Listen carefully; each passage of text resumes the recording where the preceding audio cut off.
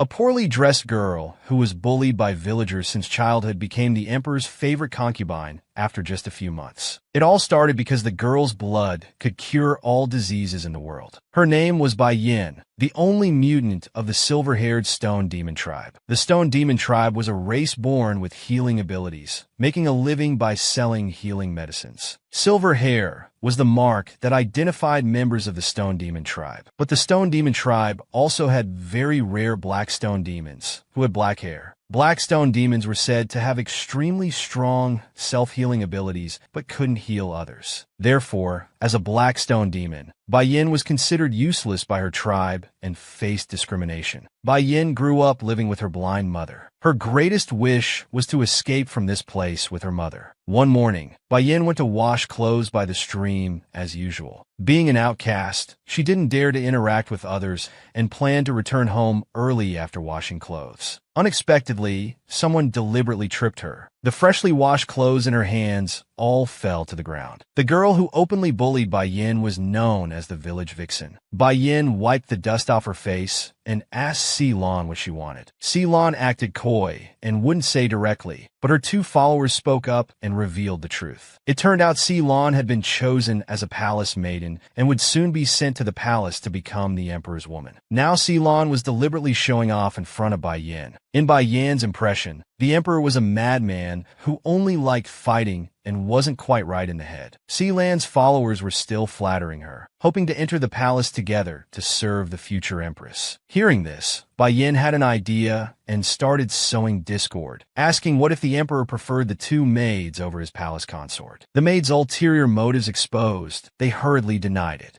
Bai Yin continued to add fuel to the fire, saying the emperor's preferences were unpredictable. Besides, haven't people often praised your beauty? After saying this, Bai Yin grabbed her clothes from the ground and headed home with her bamboo basket. Ceylon watched Bai Yin's departing figure with a gloomy expression. Although she was a mutant, her face was quite pretty. Perhaps she took after her flirtatious mother. On the way home, village children pointed at Bai Yin and cursed. Useless black stone demon waste. They even picked up stones from the road and threw them at her. Ceylon stood there for a long time, refusing to leave. Her two followers stood beside her, gossiping. A bastard demon who doesn't know who her father is, such a disgrace to the village. Days later, Ceylon left for the empire, leaving her two followers behind. Because of this, Bai Yin was beaten again. The two followers who couldn't go to the palace vented all their anger on Bai Yin. Surrounded by the two, Bai Yin's clothes were torn, her arms aching as she limped home. 3 days later, Ceylon's corpse was sent back to the village. Seeing her daughter's mutilated body, Ceylon's mother went mad on the spot. The tribe members whispered around Ceylon's corpse. Do we still need to send someone to the palace? Who would send their daughter now? At this moment, the villagers remembered that during previous discussions, a girl had been chosen as a backup. It was Alu, one of Ceylon's followers. Hearing the villagers' words, Alu's father was terrified. This girl was selected to enter the palace as a maiden. She thought she would live a luxurious life as a palace consort. Unexpectedly, she died suddenly after 3 days. In a horrible state, her body returned to the village. The protagonist, Bai Yin, was still unaware of this and went to collect supplies from the village as usual. It was now cold winter, and Bai Yin's home was isolated from the village. Due to this isolation, she needed to collect food supplies in advance. Usually, the villagers despised the mutant Bai Yin, either splashing water to drive her away or giving her garbage food. But today, the villagers' attitude was exceptionally kind, especially Alu's father. He even gave her half a month's extra food and a piece of pork belly. Bai Yin found today's treatment very strange, but felt grateful in her heart. She hummed a cheerful tune and skipped home. At this moment, Ceylon's follower called out to her from behind. Bai Yin was startled, thinking the girl had come to bully her. Unexpectedly, the girl nervously took out a piece of meat from her pocket. Bai Yin thought this was a prank and dared not accept it. The girl became angry and threw the meat on the ground. She kept muttering that she shouldn't feel grateful to a mutant. This unusual behavior aroused Bai Yin's curiosity, and she asked with a dark face what the girl was grateful for. The girl looked smug.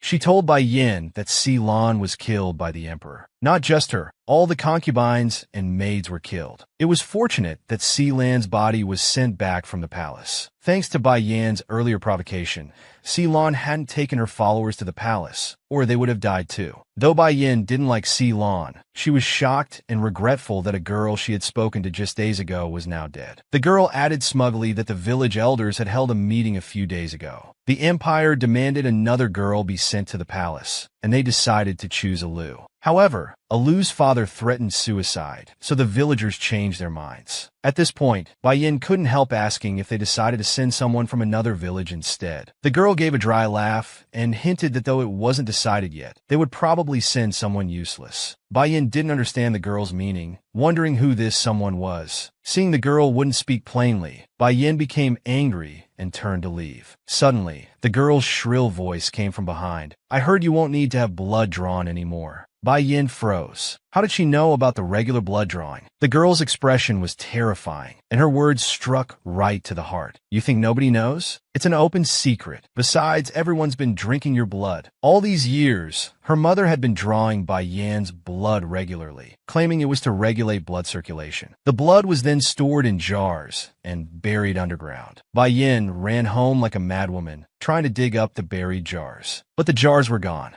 The next moment, Bai Yan pushed open the door and loudly questioned her mother's whereabouts. After hiding it for so many years, her mother finally confessed to her daughter. Before Bai Yan came of age, her blood could enhance the Stone Demon tribe's healing abilities. It was essentially a spiritual medicine. Hearing this, Bai Yan recalled something. As she grew older, more and more villagers suddenly developed stronger healing abilities. So it was because they had drunk her blood. Even so, the villagers still looked down on her. But all these years, her mother had refused to leave the village. Had her mother sold her to the villagers? If your mother drew blood from your body and distributed it to villagers to drink, wouldn't you be terrified? When Bai Yan learned that her blood was a spiritual medicine that enhanced healing abilities and her mother had allowed it to be shared among villagers, her first thought was that her mother had sold her. Hearing this, her mother unhesitatingly gave her a flick on the forehead. Then she scolded her foolish daughter, saying she would never do such a thing no matter how much money was offered. Bai Yan stood there stunned, rubbing her stinging forehead. Then she smiled happily, relieved it wasn't her mother's doing. Before Bai Yan came of age, she had to control her energy. Her mother had tried other methods, but all failed. So she simply offered Bai Yan's blood, telling the villagers about its power. In exchange, the villagers agreed to provide Bai Yan and her mother with a safe place to stay. Bai Yan realized the deeper meaning in her mother's words and hurriedly asked what she meant, wondering if her mother was in danger. Her mother fell into deep thought, afraid that the villagers would reveal who Bai Yan's father was. As a child, Bai Yan had overheard a conversation between her mother and the Grand Elder. Her mother had told the Grand Elder that she was his daughter, but he strongly denied it. Hearing this, her mother's expression turned grave. She loudly refuted, "That man is not your father. You have no father." Mother grabbed Bai Yan's arm so hard it hurt. She kept shaking her daughter, repeating, "You only have mother, only mother, understand?" Bai Yan didn't understand why her mother was so agitated, so she tried to comfort her. "Mom, I understand. Please calm down." At this moment, her mother recalled the nightmarish experience of her youth and haltingly told her daughter the horrifying truth. Grand Elder Ali's father, Gomei's father, Sealan's father. They were beasts in human skin. Mother's body trembled. Her voice choked as she continued, "I was deceived and defiled by those well-dressed beasts." Hearing this, Bai Yan's mind went blank. Childhood memories flashed through her mind. Those men who had bullied and beaten her since childhood. Could one of them be her father? At this thought, Bai Yan's tears flowed uncontrollably. She apologized to her mother. "I'm sorry, Mom, for being such a daughter." Mother cried with Bai Yan, gently patting her back while saying, "This isn't your fault. I don't regret giving birth to you at all." In her youth, Mother was a powerful and outstanding witch. Ironically, she couldn't see her daughter Bai Yan's destiny clearly. Because Bai Yan's fate symbol was like that of a ruler, Mother broke the witch's taboo and secretly looked into her daughter's future. To seek the best future for Bai Yan, Mother lost her divine power and influence. But that was also the first time Mother felt grateful for having magical powers. This was happiness only a mother could understand. Bai Yin sobbed in her mother's embrace, asking what she had seen. Mom only gave a cryptic response. Give the black silk to the outsider with red silk. This will guide your destiny. Bai Yin said she didn't understand. Mother lovingly stroked her daughter's head. Don't worry. When the time comes, you'll understand naturally. How far can a mother sacrifice for her daughter? The former which Mother had lost her divine power and influence for Bai Yin. Learning that in her youth, Mother was defiled by 4 village elders and gave birth to herself of unknown origin, Bai Yan's heart ached. Grand Elder Alu's father, Gomei's father, Sealan's father. She would never forgive these people who had hurt her mother and drank her blood. She wanted to go right now and expose these beast crimes to everyone. Make them kneel before her mother in repentance and receive proper punishment. But who would believe her? These people held high positions in the village, while Bai Yin was just a despised mutant. While cooking the meat received today, her mind was filled with thoughts. There must be a chance. They must pay the price. Must leave the village quickly, become stronger soon. Never let them near Mother again. When the food was ready, Bai Yin put on a smile and served it to her mother.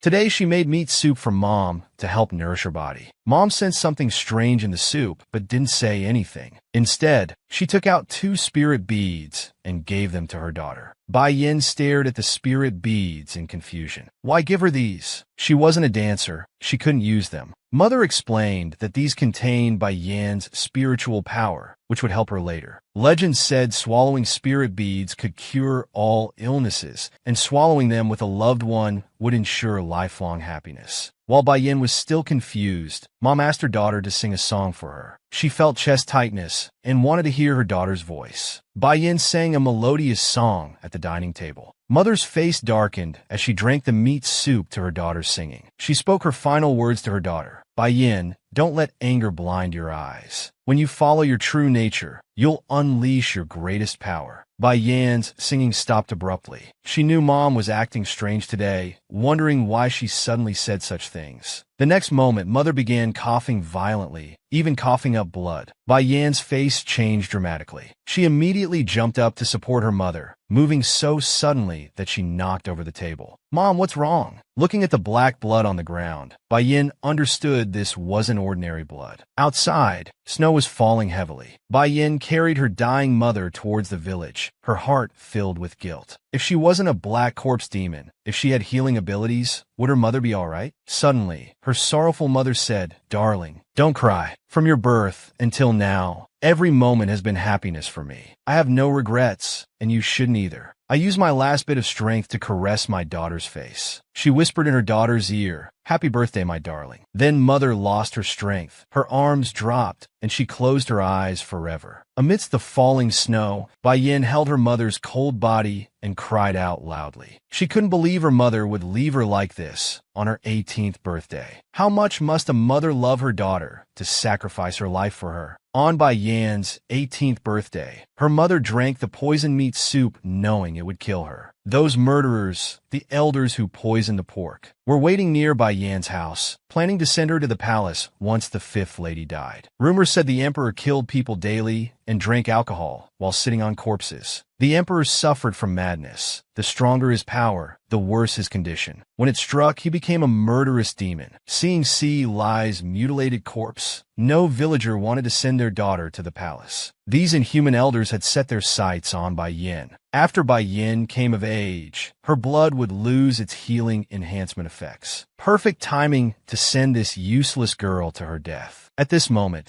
the Grand Elder's son Zihan overheard their conversation. The boy who secretly loved Bai Yin lied to the 2 uncles, saying the Grand Elder was looking for them. He asked the 2 elders what they were doing here. The elders made up an excuse, saying they feared landslides after the snow melted, so they were standing guard. Zihan offered to stand guard for them, telling them to hurry to the Grand Elder. The 2 elders were reluctant, but left anyway. Watching their silhouettes disappear in the snow, Zihan quickly stood up. He ran frantically towards Bai Yan's house. He had to tell her this news and help her escape. Arriving at Bai Yan's house, Zihan pushed open the door. Seeing no fire in the hearth, he thought Bai Yin had already fled. But then he glimpsed her crouching in the corner, hair disheveled, eyes lifeless, as if her soul had been drained, leaving only an empty shell. Bai Yin slowly exhaled, proving she was still alive. Zihan rushed over and pulled her up, saying, "Bai Yin, snap out of it. There's no time." Being pulled by the man, Bai Yin redirected her anger. Using all her strength to push him away, she shouted, "Don't touch me." Knowing time was critical, Zihan quickly told the truth. "Bai Yin, run. If you're sent to the Empire, you'll die." Hearing the word die, Bai Yin found it jarring. She slowly uttered, "Mother is dead." Only then did Zihan notice that Bai Yin had been holding the dance lady's corpse all along. Extremely shocked, Zihan didn't know what had happened. Bai Yin hugged her mother tighter, muttering, "The house is too cold. Mother hates the cold most." Zihan knew Bai Yin must be heartbroken, but escape was urgent. He kept repeating for her to run, but Bai Yin said her hands and feet were frozen. She couldn't run. As a sure Yao clan member with healing powers, Zihan instantly restored Bai Yin's limbs, saying, "Now there's no problem, right?" Sensing Zihan's healing power had grown stronger, Bai Yin mockingly said, "Did you drink my blood too?" Hearing this, Zihan's heart sank. He quickly explained that at first, he didn't know it was Bai Yin's blood. Blinded by anger, Bai Yin frowned and asked, "So even after you knew, you still drank it?" Even Zihan, who had always loved her, was complicit with the villagers. Bai Yin felt overwhelming rage. She stood up and quickly went to the kitchen. Checking the meat brought back this morning, they had indeed poisoned it. She knew nothing and had accepted it with gratitude. Looking at the evidence that killed her mother, Bai Yin grabbed a knife from the stove. She wouldn't run away. She wanted revenge for her mother. Having discovered the poisoned pork that killed her mother, she couldn't contain her anger and wanted to fight the elders to the death with the knife. The poisoned meat that killed her mother, she would force those demons to eat it themselves. Zihan stood aside, urging Bai Yin not to be rash. Bai Yin's face was terrifyingly dark. If she couldn't kill them, the village would just choose another consort. Seeing Bai Yin's resigned-to-death expression, Zihan feared she would do something foolish. He tearfully begged Bai Yin to run. Bai Yin had lost all reason. She told Zihan to either watch or be used as a hostage, since he was the Grand Elder's son. Sensing Bai Yin had gone mad, Zihan's voice trembled. Bai Yin slammed the knife on the stove with a bang and demanded loudly, "You think I don't know you're one of them?"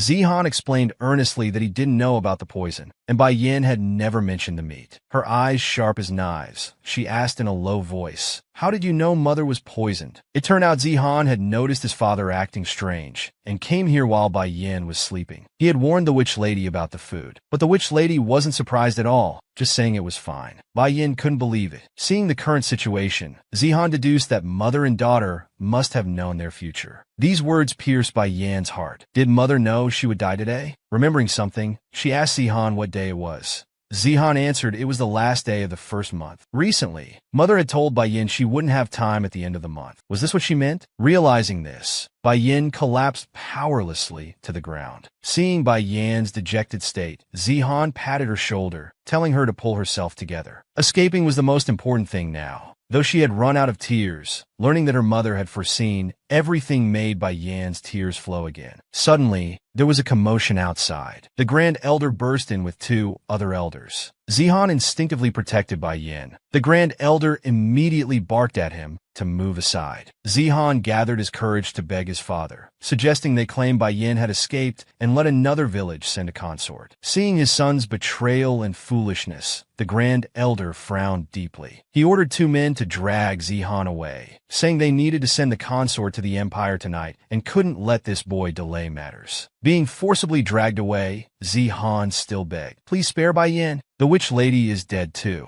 Bullying the weak, isn't that shameful?" The Grand Elder scoffed. "If the witch lady were alive, how could we send this girl to the palace?" These words struck Bai Yin like lightning. Was entering the palace the future her mother had seen? Was this what Mother wanted? Understanding everything, Bai Yin suddenly stood up, her eyes sharp, her tone cold, as if she'd become a different person. "Let's go." Everyone in the room was shocked. Bai Yin emphasized again, let's go. I won't resist. Just release Zihan. Seeing Bai Yan's cooperation, the Grand Elder waved his hand, ordering servants to take her to prepare and dress. Before leaving, Bai Yan gave Zihan a trusting look and told him, please take care of Mother. As the Grand Elder left, Bai Yan made the biggest decision of her life. Mother wanted her to go to the palace. If she could take revenge on these inhuman beasts, she was willing to die. This was the only thing she could do for Mother now. He was the most perverted man I've ever seen, actually having ill intentions toward the future palace consort. Bai Yan changed into the red ceremonial dress sent by the Empire and sat properly in the small room. Hallie's father was responsible for bringing food to Bai Yan. Having watched her grow up, he now harbored evil thoughts. Whenever he saw her cherry-like lips since she was young, he would feel tempted. Indeed, she had grown more beautiful. Bai Yan was disgusted by the elder's frivolous words. So his past kindness was all because he wanted to. In the dim room, the old man who acted as Bai Yan's father slowly approached. Bai Yan's face darkened as she shouted, "Stay away! I'll scream for help." The old man showed no fear, saying there was no one outside as they were all eating. He placed his hand on Bai Yan's shoulder while speaking. Disgusted, Bai Yan bit the man's hand hard. The man cursed in pain and grabbed Bai Yan's wrist, intending to use force. Just then, the wooden door creaked open, and a red-haired man suddenly appeared. He was an imperial general, responsible for escorting Bai Yan to the palace. He observed the scene inside. A woman in ceremonial dress was being grabbed by the wrist, pushed to the ground, with a man using force against her. The general immediately understood the situation and questioned whether the Yao tribe didn't take the empire seriously. Fortunately, the general's sudden appearance saved Bai Yan from disaster. The Grand Elder berated Hallie's father for being stupid, saying he should have done it quietly instead of making a scene and getting caught by the guards. At this moment, Bai Yan was in disarray, with messy hair and disheveled clothes. The general told the two elders that from the moment she put on the bestowed red dress, she became His Majesty's consort. How dare you lock the consort in a storehouse and attempt to assault her? Are you mad? The cowardly father of Halu quickly knelt and kowtowed, shifting all blame to Bai Yan. He claimed Bai Yan had always had a bad reputation and had seduced him first. Hearing the two elders' arguments, Bai Yan's heart sank. The general smiled gently and said, "So you plan to send a woman of bad reputation into the palace?" Seeing the situation worsening, the elders were terrified and dared not speak further. The general turned to ask Consort Bai Yan if she had anything to say. Fearing exposure, the Grand Elder stepped forward, asking the general why he would listen to this girl, insisting everything she said would be lies. However, the general questioned sharply, "Are you Emperor Wu?" The two elders stood frozen, not understanding his meaning. The general's eyes turned cold as he said, "In this world, only Emperor Wu can command me." His powerful presence terrified the elders, who kowtowed and apologized. The next moment, the general knelt before Bai Yan. His fierce demeanor completely changed and gently asked, "My lady, do you have any wishes?" Facing this stranger from outside, Bai Yan clearly didn't trust him and asked, "If I tell you, will you fulfill it?" The general assured her he would. This exchange made the two elders tremble. Bai Yan's wish was to kill the two elders in the room, plus 2 villagers. However, she didn't want the general to do it, but rather to have those people brought to the room where she would kill them herself. Bai Yan was almost defiled by the village elders. She requested the imperial general to bring in those she specified, give her a sword, close the door, and let her kill them herself. The general could have helped Bai Yan do it, but this young girl in wedding attire was adamant. She must kill those people herself. The general greatly admired such courage and determination. He thought silently about this black-haired Yao woman chosen as the feared consort. Though unclear about the details, he was certain she had suffered much in the village. Her refusal to rely on others and determination to handle it herself was truly impressive. The two elders saw the general's mysterious smile and were terrified. The general laughed heartily and said though he wanted to help Bai Yan, they had delayed too long. Why not just kill the two elders here? Bai Yan's tone was uncompromising. If we kill them all. The general expressed understanding, saying there was no point in leaving others alive. He promised to create opportunities for Bai Yan in the future. Bai Yin stroked her injured wrist, her gaze determined and resolute. She told him not to worry, as she would plan everything herself. Such attitude made the general find her even more interesting, his smile growing brighter. The two elders stood aside, not daring to breathe. Their lives were in this man's hands, and they couldn't understand what was so amusing. But Bai Yin would soon die, they thought, at the hands of that madman Emperor Wu. They cursed Bai Yin in their hearts with the most vicious words. You must die. You have to die. Don't think you can do whatever you want just because you're entering the imperial harem. Once you enter the palace, you're doomed. The Grand Elder pulled out a bag of coins from his pocket and said to the general, General, shouldn't we depart now? It's a long journey. Hope this can help you. The general weighed the money bag in his hand, amazed they would try to bribe him. Then he threw the bag outside the door. In a flash, a shadow like lightning took the bag away. The Grand Elder couldn't tell if that black shadow was human or animal. Turning around, he told Bai Yin to depart, but saw the girl's dumbfounded expression. She had seemed like a mature woman before, but now looked completely like a child. The carriage was ready, and Bai Yin boarded it amid the crowd. It was her first time seeing such a luxurious carriage. Just as everyone was about to leave, Zihan came running, out of breath. Covered in mud, he had just finished burying Bai Yan's mother. Bai Yin thanked the boy. Zihan leaned on the carriage window, his teary eyes fixed on her. Bai Yin, I'm so sorry. Can you forgive us? These words made Bai Yan's heart skip a beat. Her mind quickly flashed through the years of villagers' insults, abuse, and her mother's death. In her heart, she answered, I will never forgive you. But in reality, Bai Yin reached out and pinched Zihan's dirty little cheek. You're a year younger than me. How can you be so impolite? Call me sister. Zihan held his cheek confused. She repeated her request, but he refused. Bai Yan's tone was teasing. I'm leaving soon. Can't you just say it once? Look, don't you think we look a bit alike? Zihan was puzzled, wondering how they looked alike. The general on horseback interrupted their conversation, saying it was time to leave. As the carriage moved forward, Zihan kept running behind it. He shouted to Bai Yin inside, You must survive no matter what, even if you come back for revenge. It's fine. Do you understand? Hearing the word sister, Bai Yan's tears suddenly fell. She would definitely return to the village alive, though she hoped he wouldn't be there then. Take care, my brother. This woman was being sent to the palace as a sacrifice. The villagers knew that consorts chosen for the palace would invariably die on their first night of serving the emperor.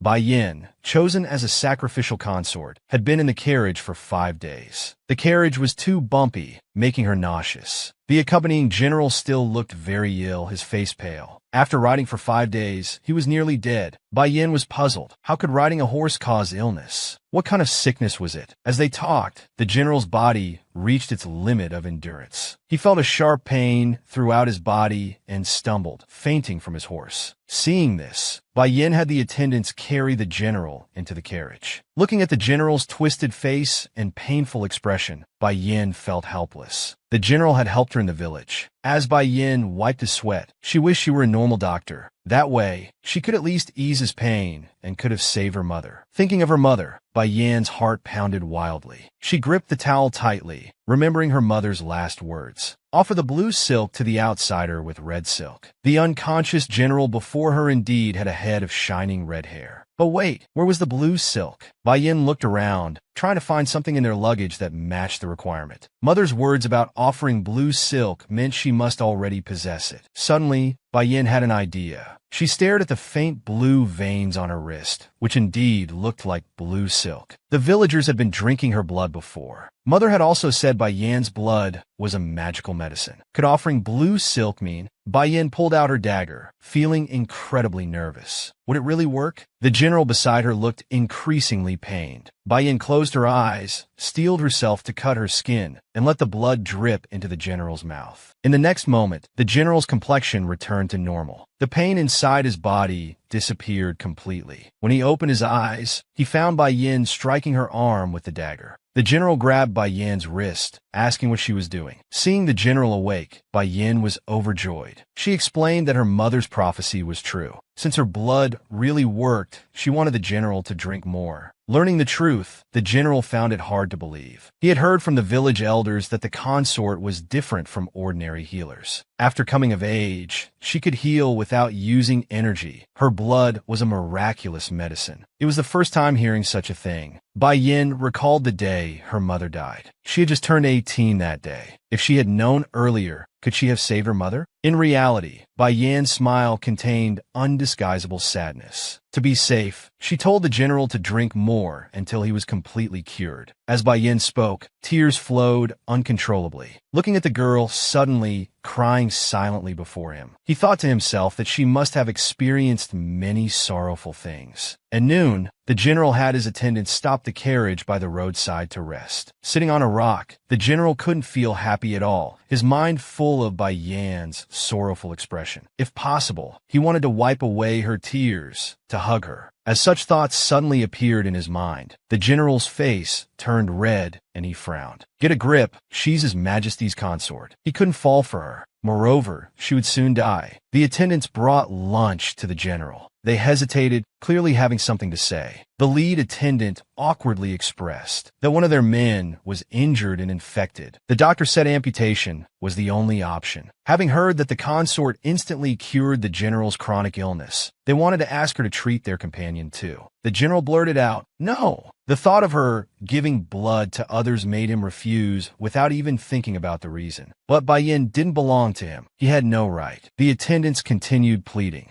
As Emperor Wu's direct troops, this was their first escort mission of this kind. Everyone knew the destination was Stone Kiln Village and hoped to cure their ailments. But the greedy villagers demanded huge payments, refused treatment, and were even disrespectful. Yet the consort, also from Stone Kiln, had cured the general's illness. The attendant's request was understandable. While the general was struggling with his thoughts, Bai Yin lifted the carriage curtain. She dripped her blood into a cup, saying, "Drink it and return the cup clean." The attendant's eyes lit up with joy. So this was the magical medicine of the corpse clan. But when they looked closely and saw it was blood, they hesitated. The lead man forced the injured attendant to drink it. The injured man found Bai Yan's blood surprisingly sweet, and the moment he drank it, his soul seemed to ascend. His discomfort instantly disappeared. Such miraculous effects were nothing short of magic. The leader excitedly thanked Bai Yin inside the carriage, vowing never to forget the consort's great kindness. The next moment, Bai Yin extended her hand, offering another cup. It turned out Bai Yin had heard the leader's shoulder was constantly in pain, so she wanted him to drink her blood for treatment too. This gesture overwhelmed the leader with gratitude. He had only mentioned it in passing. He never expected the consort would hurt herself for a rough man like him. The man drank this precious medicine with tears in his eyes. These attendants were soldiers who had distinguished themselves on the battlefield. They were loyal only to Emperor Wu, never colluding with any nobles. Known as the Special Forces, the Black Ghost General's expression turned cold. He watched as the crowd of black ghosts noisily gathered around Bai Yan's carriage. Why couldn't these people exercise restraint? The consort would die from blood loss before reaching the palace. The general's gaze could have killed these black ghosts. The black ghosts formed a long line in front of Bai Yan's carriage. Bai Yin readily agreed to help everyone. These men were all orphans, so they were like brothers. The leader watched them recover one by one, happy yet troubled. The consort's selfless acts without asking for anything in return moved the leader to tears. The general came into the carriage, reminding Lady Bai Yin that she could refuse, no need to force herself. But Bai Yin didn't feel troubled at all. Being able to help others made her happy. She was the kindest woman he had ever met. Upon learning her blood could cure all ailments, she generously cut herself and shared her blood with the accompanying black ghosts. Over 5 days, Bai Yin cured many chronic illnesses among the black ghosts. Even these usually rough men were moved by Bai Yan's selflessness. At night, the black ghosts seriously planned defenses and took turns keeping watch. Watching these suddenly conscientious black ghosts, the general secretly mocked them. Instead of assassinating them, they were now planning protection details. At the start of the journey, these men had been quite carefree. This change was all due to guilt. Thinking this, the general smiled slightly. He had thought the black ghosts were heartless, but it seemed they had some conscience after all. Deep in the night, the black ghost's snores rose and fell. The general unusually couldn't sleep. Tomorrow they would attack. Then all the chaos and confusion. and the time spent with her would scatter in the wind. Bai Yan's image lingered in the general's mind. He tossed and turned, unable to sleep. He could only stare blankly at the stars above. But the stars in the sky reminded the general of Bai Yan's beautiful eyes. These wild thoughts made the general feel he was going mad. Just then, there came a creaking sound from the carriage. The general turned alertly. The eerie scene before him made his pupils dilate. Bai Yan appeared with disheveled hair, clothes in disarray, wearing socks, stumbling toward the carriage. The black ghosts on watch stood in a row, staring at Bai Yan's strange behavior. In the winter night, Bai Yan wandered aimlessly. The general and black ghosts watched silently, not daring to make a sound. She muttered to herself, her footsteps bright, moving like a marionette. The black ghost leader picked up a cup, trembling. He immediately rushed to Bai Yan. He asked worriedly, "Consort, are you all right?" The general seemed to understand something and put his index finger to his lips in a hushing gesture. The leader immediately recalled. The general waved at the leader, signaling him to step back. The leader stepped back carefully, treading lightly. The general on the hill gestured to the other black ghosts, signaling them to surround the target. A dozen men surrounded Bai Yan. Still in her sleep, Bai Yan sighed and suddenly quickened her pace. She stepped forward, reaching both arms to the sky as if praying to the gods. "I'm willing to offer my blood. Please save my mother. Please, I beg you, save my mother." Bai Yan kept repeating these words, tears streaming down her face. The plea to save mother echoed repeatedly in the ears of the general and his men. Seeing Bai Yan's sorrowful state, everyone lowered their heads, falling into a long silence. The next morning, Bai Yan woke up in the carriage, finding her socks dirty. Her shoulders were sore, perhaps from sleeping wrong. Suddenly, the general's voice came from outside. "Sorry, breakfast isn't ready yet. Please wait a moment." Bai Yan got up, dressed, and lifted the curtain. She found it empty outside. Where had all the black ghosts gone? The general explained they'd gone hunting for cooking ingredients. Soon after, the black ghosts returned triumphantly in a large group, each carrying 2 rabbits. Seeing so many rabbits, Bai Yan was stunned. These people must have caught every rabbit on the mountain. They nervously approached Bai Yan, paying respects and asking if she slept well last night. Bai Yan smiled and nodded.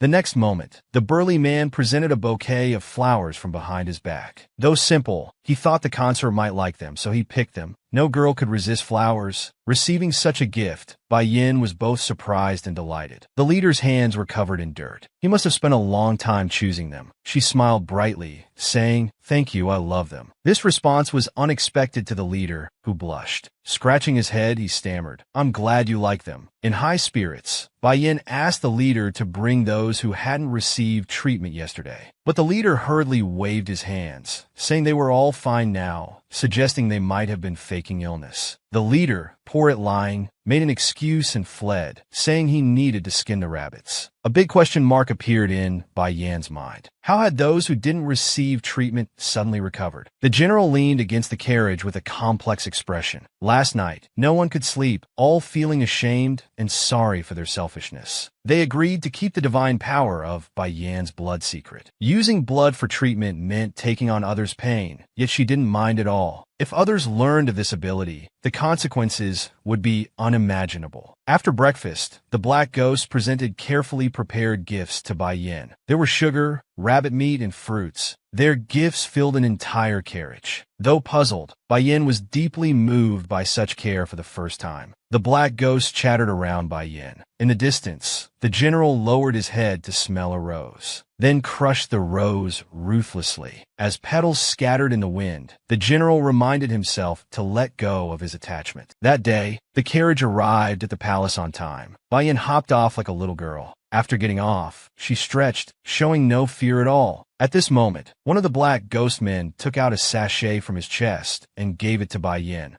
Inside was sleeping powder. Bai Yan said she slept well, wondering why they'd give her sleeping powder. The man explained meaningfully that this drug could knock out a bear. "Don't use it yourself, my lady. Just wear it around your neck. Use it when in danger. You can put it in food or throw it in someone's face." The general immediately understood the black ghost's intention. He was teaching Bai Yan how to deal with his majesty. This was treason, punishable by 3 months of torture in prison. Looking at Bai Yan's pure and beautiful profile, the general didn't stop them. He justified to himself, "It's not poison, just sleeping powder." As His Majesty's most trusted subordinate, he apologized to the emperor in his heart with a complex expression. At this time, Shanggong, who was responsible for Bai Yan's daily care, arrived. The general called Shanggong over. As the girl approached, the group of men surrounded her. Each begged her to take good care of the lady. Shanggong, overwhelmed by their instructions, questioned her life choices. It was time for Bai Yan to board her sedan chair. Before leaving, Bai Yan solemnly bid farewell to everyone. The general and Black Ghost were among the few who had shown her kindness in her dark life. She bowed deeply to everyone, saying, "Thank you all so much for this time. I will treasure your gifts." The general was overwhelmed, repeatedly shaking his head, saying he couldn't bear it. Bai Yan smiled radiantly, saying, "Who knows when we'll meet again? Take care, everyone." Hearing this, everyone fell into an awkward silence. Watching Bai Yan's retreating figure, the general prayed. He hoped this wouldn't be the last time, hoped they could meet again. This woman was being sent to the palace as a sacrifice. That day would be her death. The general returned to the palace to pay respects to His Majesty. Emperor Taiwu put down his brush. With a gossipy smile, he said, "I heard the Black Ghosts gave flowers to my consort." The general's heart fluttered, ready to tell His Majesty everything. He raised his fist slightly, trembling all over. Like someone protesting too much, he shouted, "We absolutely have no improper intentions." Emperor Taiwu chuckled softly, saying he hadn't accused them of anything. The emperor's gaze made the general shiver. Whenever those crimson eyes looked at him, he felt all his hidden thoughts were exposed. Knowing Puling would report everything to His Majesty, he had tried to control his feelings. But why was he still so worried now? The general's heart wondered if His Majesty had discovered his feelings for Bai Yan. Just as he was about to confess everything, Emperor Taiwu interrupted him. He expressed understanding for this pure-hearted virgin's budding feelings. The general, hit at his weak spot, became instantly dumbfounded. Emperor Taiwu didn't mind these things. Rather, he found them amusing. Seeing His Majesty's calm and gentle demeanor today, the general's mind flashed to scenes of the emperor's fury. At such times, His Majesty's noble and elegant temperament would vanish completely. Only a cruel murderer would remain, swinging his sword recklessly, killing and drinking blood. He wouldn't escape either. As the general stared at His Majesty's face lost in thought, the emperor suddenly said, "Don't fall in love with me." The general snapped back to reality. The casual chat was over.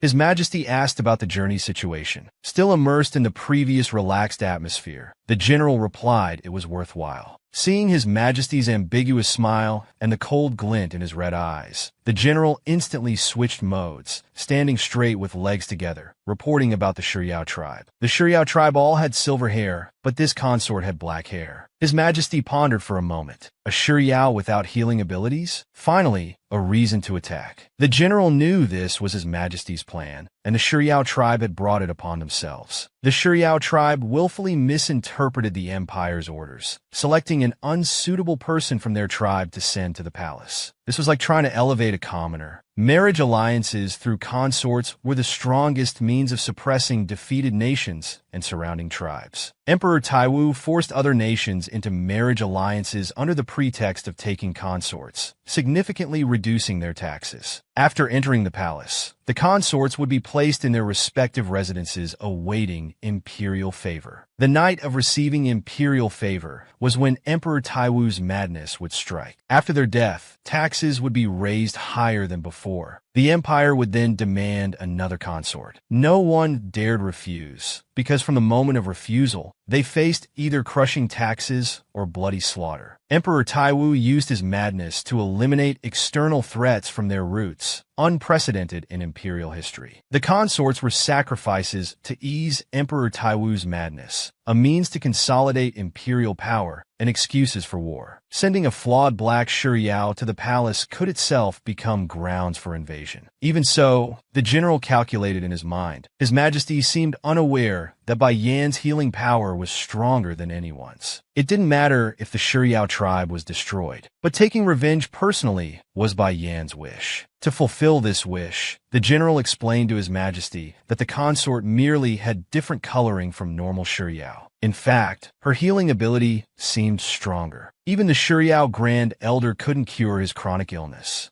But the consort had healed him. His Majesty heard for the first time that Black Shuriao also possessed healing abilities. Learning that the Black Shuriao had cured the general's chronic illness, His Majesty found it interesting and temporarily abandoned thoughts of attacking the Shuriao tribe. Meanwhile, Bai Yin arrived at her designated palace. Seeing such a magnificent palace for the first time, Bai Yan's eyes widened, mouth forming an O. She ran through to the main hall. Not only was it luxuriously decorated, but there were many rooms of various sizes. Like Lu's grandmother entering the Grand View Garden, Bai Yin admired every room. She sincerely marveled that it was amazing. The Grand Elder's house was like a warehouse in comparison. Bai Yin turned left and right, with Shanggong following behind. Suddenly her stomach growled. She was hungry after traveling all day. Shanggong hurried to prepare food in the kitchen. Bai Yin eagerly grabbed a cloth to wipe the table, frightening Shanggong. How could the consort's jade hands touch a cleaning cloth? Coming from the mountains, Bai Yin didn't understand what jade hands meant. Shanggong explained tremblingly that it referred to her hands. After explaining, Shanggong snatched away the cloth, asking Bai Yin to wait as the food would be ready soon. Once Shanggong was gone,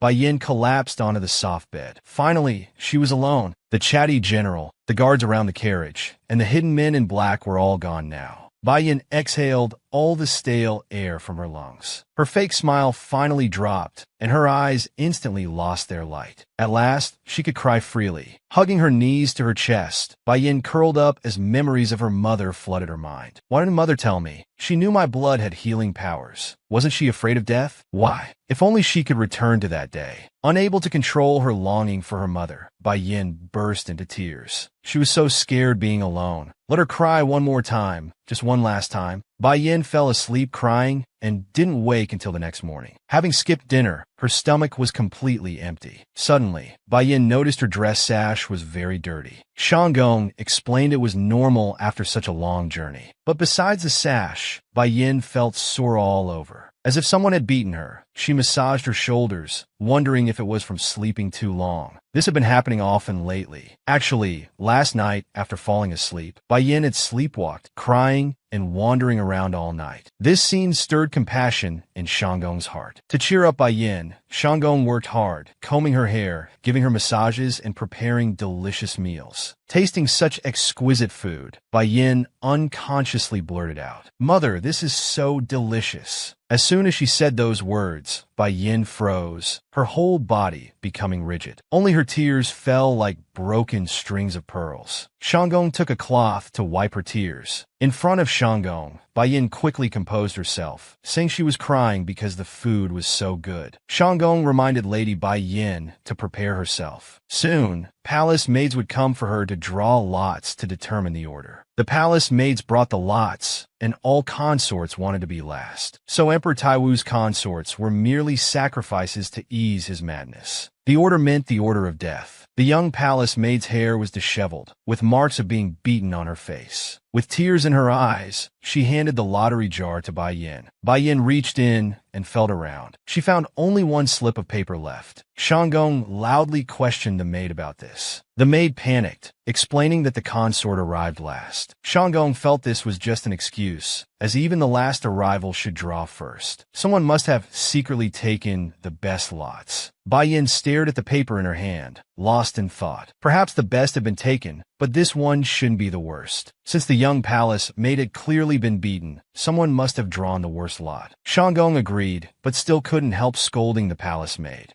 "If this says first, I absolutely won't let you off." After the maid left, Bai Yin handed the slip to Shanggong. She couldn't read and didn't know which number it was. Shanggong took the paper. It was second. Being second meant next month. It meant the consort before them wouldn't live past 2 months. But Bai Yin showed no fear, remaining quite calm. Shanggong thought Bai Yin was still in the dark and didn't know how to explain. Seeing Shanggong's hesitation, Bai Yin suddenly moved closer, asking, "What are you thinking?" She saw through Shanggong's thoughts and comforted her. "Don't worry, I'll send you far away that day." Shanggong wasn't worried about herself, but about the young consort. Was she really content to die so young? Bai Yin lowered her head, smiling as she explained she absolutely wouldn't die, because this was the best fate her mother had seen, paying with her eyes as the price. Meanwhile, Emperor Taiwu was reading scrolls about the palace. His small eyes flashed with anticipation. He muttered, "Second, won't have to wait long." The general's ears perked up, keenly catching these words. He secretly wondered if second meant Bai Yin. At the same time, Emperor Taiwu was secretly investigating who had used connections and money to get the last position. The woman who got the last position would be the wealthiest and most powerful among this batch of consorts. Interesting that such a woman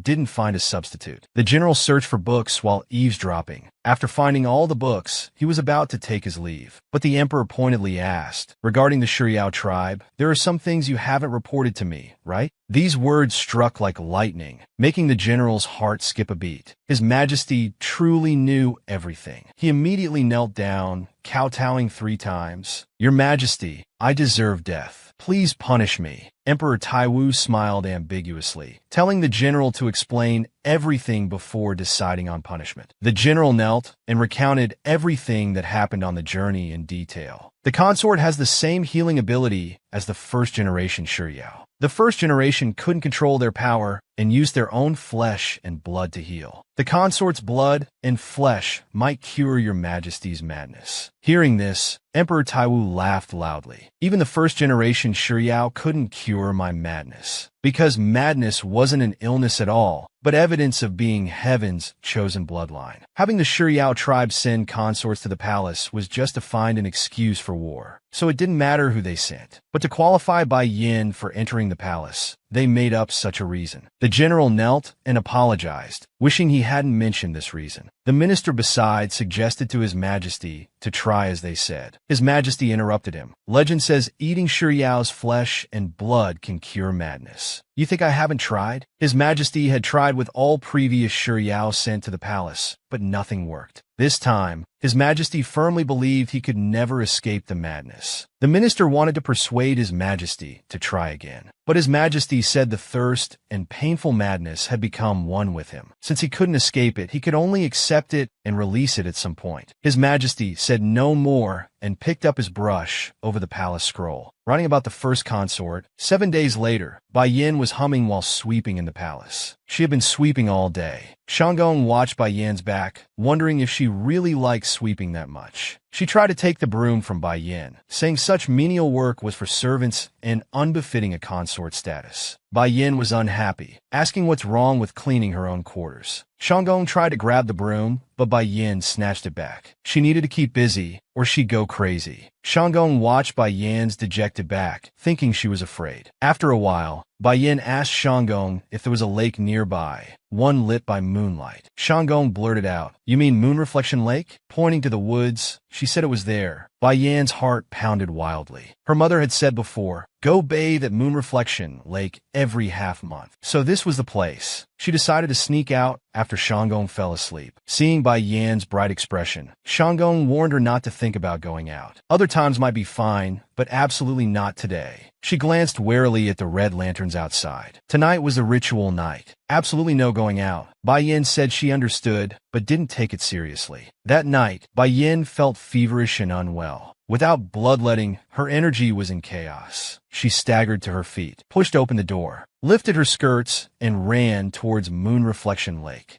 Meanwhile, Emperor Taiwu, in his madness, felt unbearably thirsty, as if his organs were burning up. Clutching his throat, the feeling was too painful. Tonight's sacrifice was at the end of this path. Killing them would temporarily ease his pain. He had to hurry. Suddenly, Emperor Taiwu sensed another presence besides the sacrifice on this path. That scent made every cell in Emperor Taiwu's body boil with excitement. His eyes widened. This was a fragrance deeply imprinted in his memory. Such rich fragrance stimulated all his senses. He stopped, carefully distinguishing the source of these scents. Deep in the woods, Emperor Taiwu keenly realized he was off the path. So he changed direction, following the scent. At this moment, Bai Yin finally found Moon Reflection Lake and jumped in with a splash. When she finished bathing and came ashore, she found a man with a knife standing by the bank. In the moonlight, Bai Yin and Emperor Taiwu met for the first time. A palace consort in night clothes who had just bathed,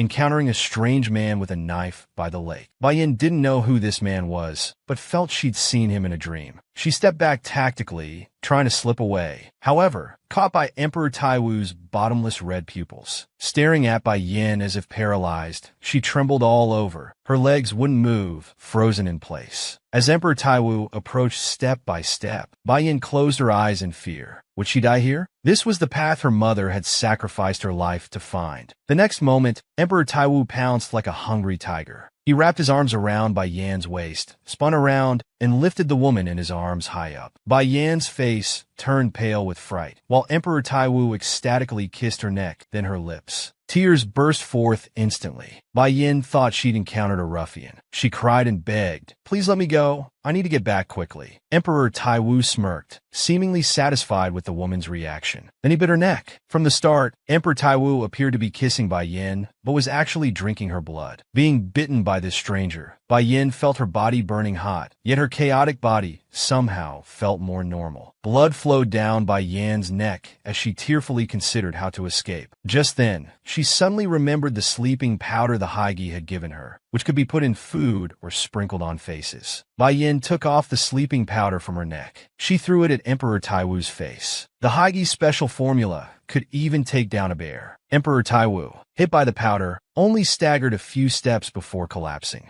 Still not satisfied after being molested by a stranger, Bai Yin picked up a large stone from the roadside and smashed it hard against the man's head. At dawn, Shanggong woke to find the consort missing and anxiously paced by the palace gate. She clasped her hands, praying nothing would happen to the consort. Suddenly, Bai Yin returned quietly to the palace, covered in blood with disheveled clothes. The horrific sight terrified Shanggong. Seeing Shanggong, Bai Yin finally felt relieved and collapsed to the ground. By then she was dizzy from blood loss. She kept repeating, "There's a monster drank my blood." Then she fainted. Meanwhile, Emperor Taiwu woke up under the first ray of morning light. He should have been in the consort's chamber last night. Why was he by Moon Reflection Lake? Blood was everywhere, but no corpse in sight. This was the first time this had happened. As Emperor Taiwu changed his clothes, a black-clad figure appeared suddenly. Puling reported that His Majesty hadn't gone to the designated consort's chamber because another woman appeared on the path. Moreover, that woman had escaped alive. Since waking up, Emperor Taiwu had felt a slight pain at the back of his head. Understanding everything, Emperor Taiwu laughed heartily. This woman dared to hit his head with a stone. How audacious. The next moment, Emperor Taiwu noticed something strange. He touched his throat. How strange. He wasn't thirsty anymore. So the madness could be cured? As if dazed by the stone hit, Emperor Taiwu laughed loudly before puling. He must find this woman immediately. By noon, this strange news had spread throughout the palace. The first consort from last night had survived. Had His Majesty's madness disappeared? Or had he found true love? The general crossed his arms, eavesdropping on the maid's conversation, secretly scoffing. How could royal madness be defeated by romance? But he too wondered what had happened. His Majesty must have killed someone, but where was the body? Was it eaten? As the general pondered, First Palace Shanggong's voice came from behind. His Majesty had suddenly summoned First Palace Shanggong, who didn't know what had happened. It turned out His Majesty wanted First Palace Shanggong to help find this woman around Moon Reflection Lake. Shanggong explained that the lake was surrounded by consorts' residences, with over a dozen women living nearby.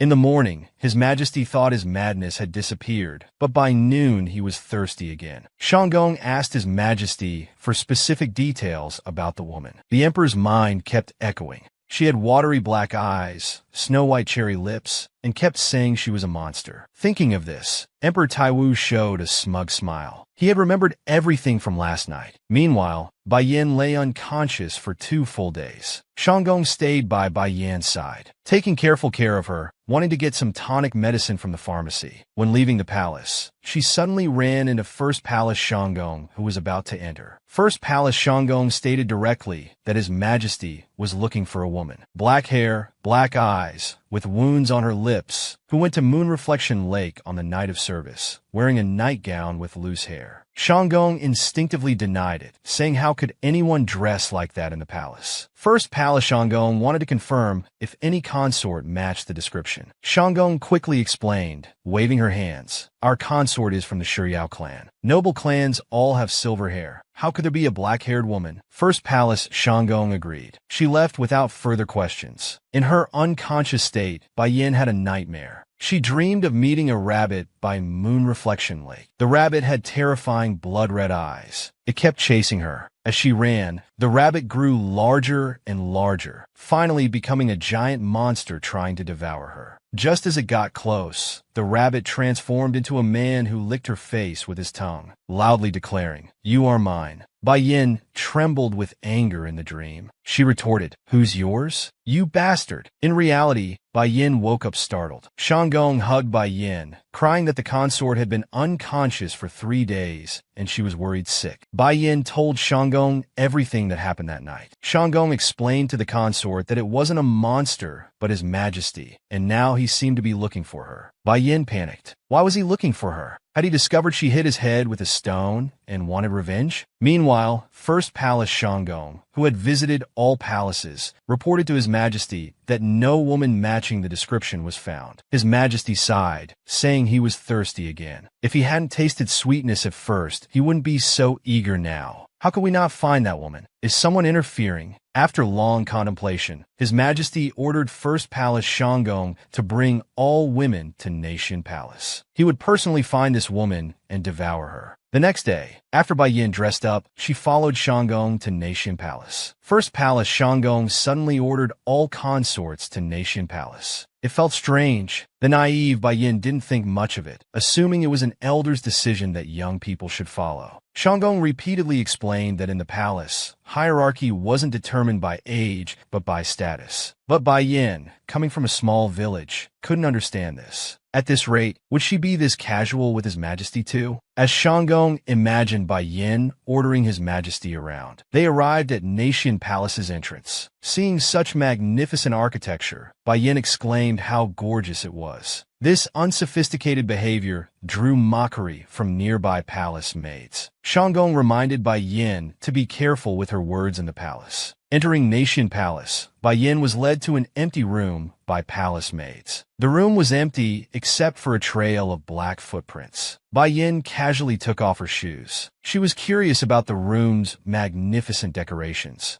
Suddenly, a strange sound came from behind the door. Startled, Bai Yin asked who was there. Receiving no response, Bai Yin took small steps toward the curtain. She lifted a small gap to peek inside. It was pitch black inside, and she only saw a slender, pale hand. Bai Yin thought it was First Palace Shanggong. She called out twice, but got no response. Why call someone over just to play mute, she thought. Passing by, Bai Yin wanted to lift the curtain with her hands. Unexpectedly, the next second, someone pulled the curtain open. Bai Yin missed her grab. She lost her balance and fell into a man's arms. Her hand rested on his firm chest. When she looked up, she discovered the smiling man before her was the monster who had sucked her blood by Moon Reflection Lake. This emperor, to find the consort he encountered by the lake, had gathered all women of the harem to Nation Palace. He had them repeat 2 words behind a curtain, searching for that person by memory of their voice. Bai Yin, naturally lacking in etiquette, was called to Nation Palace. She actually dared to lift Emperor Taiwu's curtain. Unexpectedly, she lost balance and fell into the emperor's embrace. When she looked up, she found the man sitting on the bed was the monster from that snowy night, and she blurted out, "How is there a monster?" Before she could finish, Bai Yin realized she almost called him a monster in front of the emperor and quickly covered her mouth. Emperor Taiwu chuckled. He reached out to play with her injured lips as if admiring his handiwork. Being caressed by his rough hands like this, Bai Yan's face turned red to her ears. Emperor Taiwu, amused, couldn't resist teasing the girl before him. "Continue what you were about to say." Bai Yin awkwardly turned her head away, pretending not to understand Emperor Taiwu's words. The emperor leaned down, softly said, "Monster, that's what you wanted to say, right?" Bai Yin, her secret exposed, felt extremely guilty, cold sweat running down her forehead. Emperor Taiwu gently watched the girl, pure as a little white rabbit. Bai Yin, out of fear, her gaze wandering, unconsciously shrank back. Emperor Taiwu gripped the girl's chin, straightened her face, saying, "Don't hide." This domineering behavior made Bai Yin very dissatisfied, but he found it even more interesting. Her unwillingness was written all over her face. This woman had casually taken off her shoes when entering. Yes, this was definitely the woman he was looking for. Bai Yin trembled, closing her eyes, not daring to look at the man before her. He pressed on, insisting that Bai Yin finish what she was going to say. With no choice, Bai Yin tremblingly uttered the two words, "monster." These two words matched exactly what he heard that night. Emperor Taiwu, relieved, showed a satisfied smile. He stroked Bai Yan's head, saying, "Found you."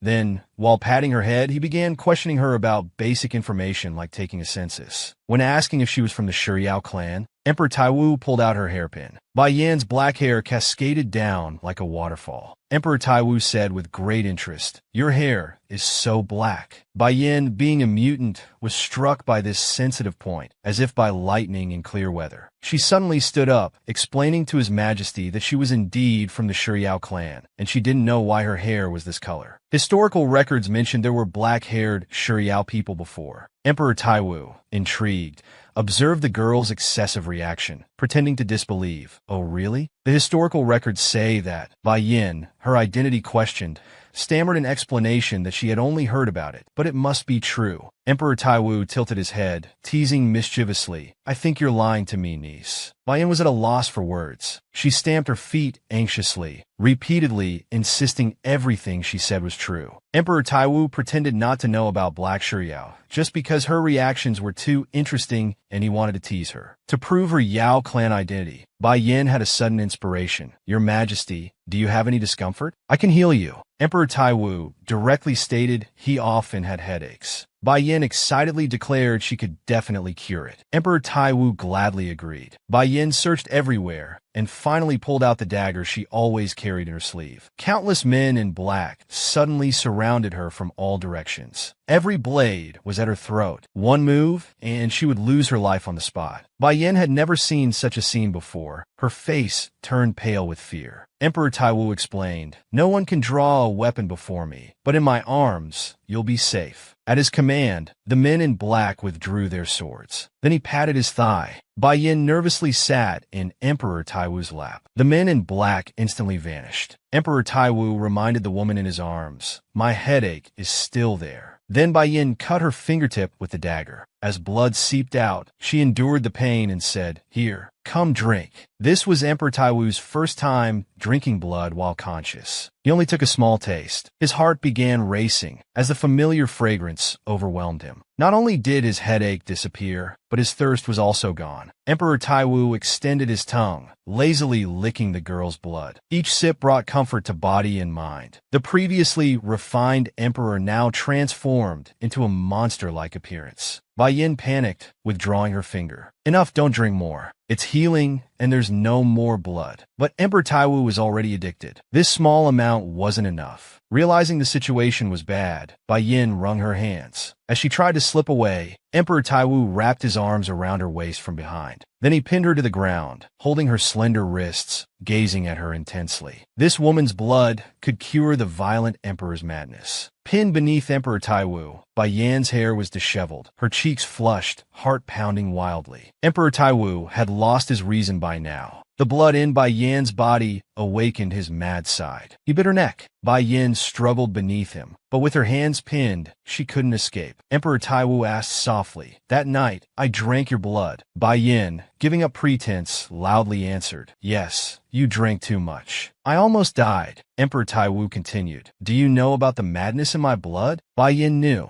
She had heard villagers discuss it before entering the palace. At this moment, Emperor Taiwu regained some sanity and smiled, telling Bai Yin her blood had calmed his madness days ago, but it only lasted 3 days. Sitting on the ground, Bai Yin was shocked. He drank so much. Only 3 days? Emperor Taiwu seemed to suddenly remember something and asked how she escaped alive. Bai Yin stammered, trying to hide her crime. "Well, I ran fast. I escaped while your majesty wasn't paying attention." Emperor Taiwu stated the truth directly, You knocked me out with a rock when I wasn't looking, didn't you? Bai Yin was thunderstruck. This monster knew everything. Emperor Taiwu reminded this impudent woman, "It's fine when we're alone, but when others are present, you must never harm me." Bai Yan's delicate face was covered in nervous sweat. She didn't know how long she'd have to be alone with His Majesty. Emperor Taiwu smiled indulgently. He gently kissed her burning cheek. "We'll be together every day from now on." Outside the palace, Shanggong paced back and forth at the entrance. He looked around anxiously, very worried. The lady hasn't come out. She's been in there so long. Could something be wrong? Just then, First Palace Shanggong's voice came from behind. "Isn't this Su Shanggong?" Su Shanggong bowed to First Palace Shanggong. He cautiously asked, "Why are you alone? Isn't Our Lady with you?" First Palace Shanggong understood and told Su Shanggong, "The lady is with His Majesty now." Hearing His Majesty, Su Shanggong was startled. With a choked voice, he said, "First Palace Shanggong, Our Lady hasn't come out. Could you check what's happening?" At this moment, First Palace Shanggong's smile faded. He said earnestly, "Why didn't you report that the palace lady is a black-haired demon?" Su Shanggong apologized quietly. First Palace Shanggong continued, "I'm not blaming you.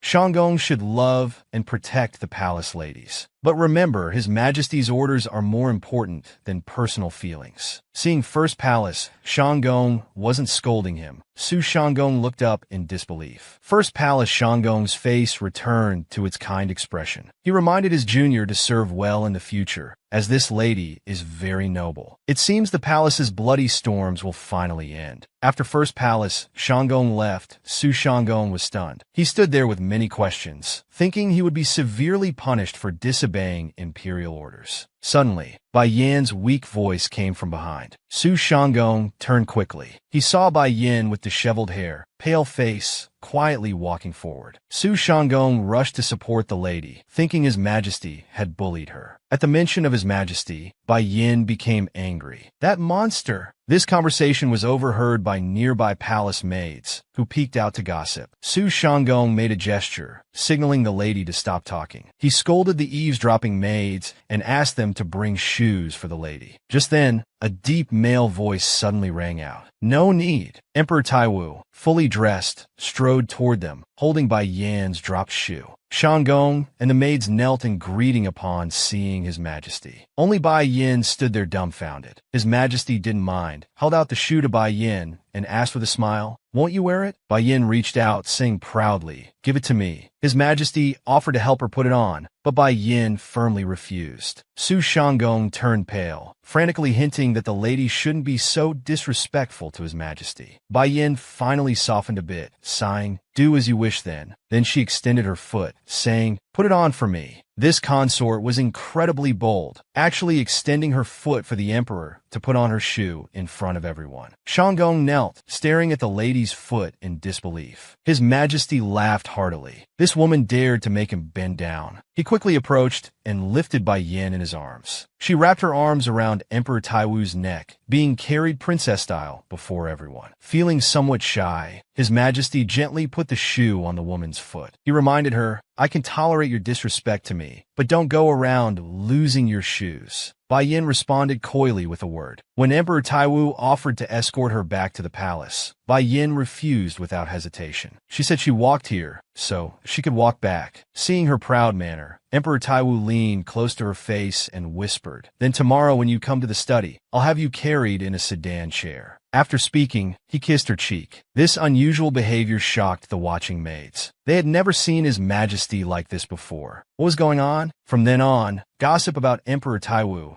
being enchanted by a consort spread throughout the palace. The palace servants all gossiped, wondering what kind of charming woman could bewitch the cold emperor. They speculated she might even become empress. In her room, Bai Yin was being scolded loudly by Su Shanggong. He had emphasized several times not to be disrespectful to His Majesty. Such behavior would normally be severely punished. How could she say no need to His Majesty? Imperial orders cannot be defied. Everything His Majesty says must be obeyed. Su Shanggong was so anxious he stamped his feet. But Bai Yin, seemingly unteachable, retorted, "That monster didn't mind anyway." Hearing the lady still calling His Majesty a monster, Su Shanggong's face reddened with anger. "You absolutely cannot call him that. His Majesty knew Su Shanggong was someone who cared for her without seeking reward. Bai Yin surrendered. She promised to be more careful in the future, but assured Su Shanggong that His Majesty would never punish him, because only she could calm His Majesty's madness. Learning the truth, Su Shanggong covered his mouth in excitement. So that's why His Majesty was only gentle with this lady. Now he understood what First Palace Shanggong meant about the palace's bloody storms ending. The next moment, Su Shanggong excitedly hugged Bai Yan's neck, congratulating her on capturing His Majesty's heart. Bai Yin immediately corrected him, saying it wasn't like that. He only exchanged blood for his life. I provide him blood. He spares my life. Even this much makes me content. He absolutely cannot die. To survive, I'll do anything.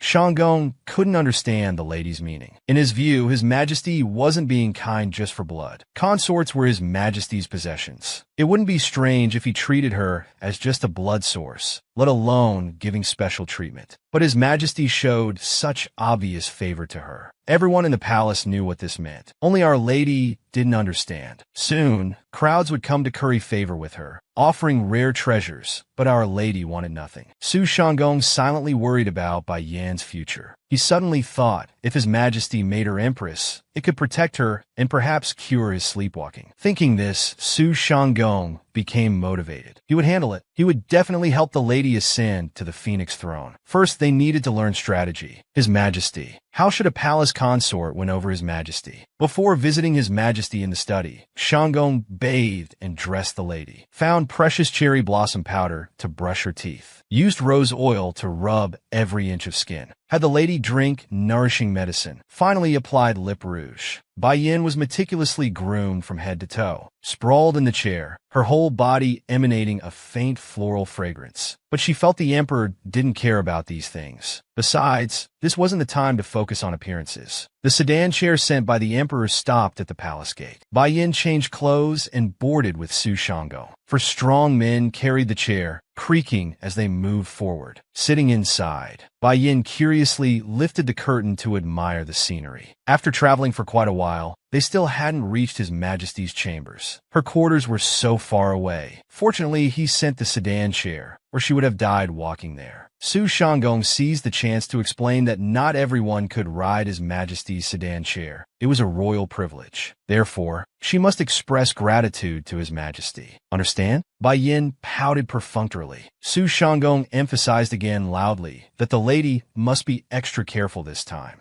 The palace was a battlefield of deception. Everyone was watching now. Some wanted to follow her, others would be jealous. They were waiting to bring her down. Suddenly, Bai Yin noticed the lotus pond outside was full of bewitching blue lotuses. Su Shanggong explained these were wave lotuses, filling the Bolin Pond, the palace's pride and symbol. Wasn't Bihu just the Emerald Pond? Bai Yin remembered her mother saying before death, "Go find the Emerald Pond." Could this be the pond her mother meant? Now she finally understood. The Emerald Pond at Inuel Lake. Mother said these things to help her meet the emperor. Before, Bai Yin planned to use her healing ability to gain allies. Now it seemed if she could make the emperor her own, wouldn't that bring her closer to revenge? Perhaps she could destroy the village in one strike. Bai Yin resolved that she must make the emperor hers no matter what. His Majesty was hearing official reports in his chambers. Investigation revealed that the consort who drew the last bedchamber slot was from the Laiwan royal family. She always wore a veil. No one could see her face. But she had gray hair. His Majesty pondered silently. Laiwan was famously difficult to approach, isolated by its geographical features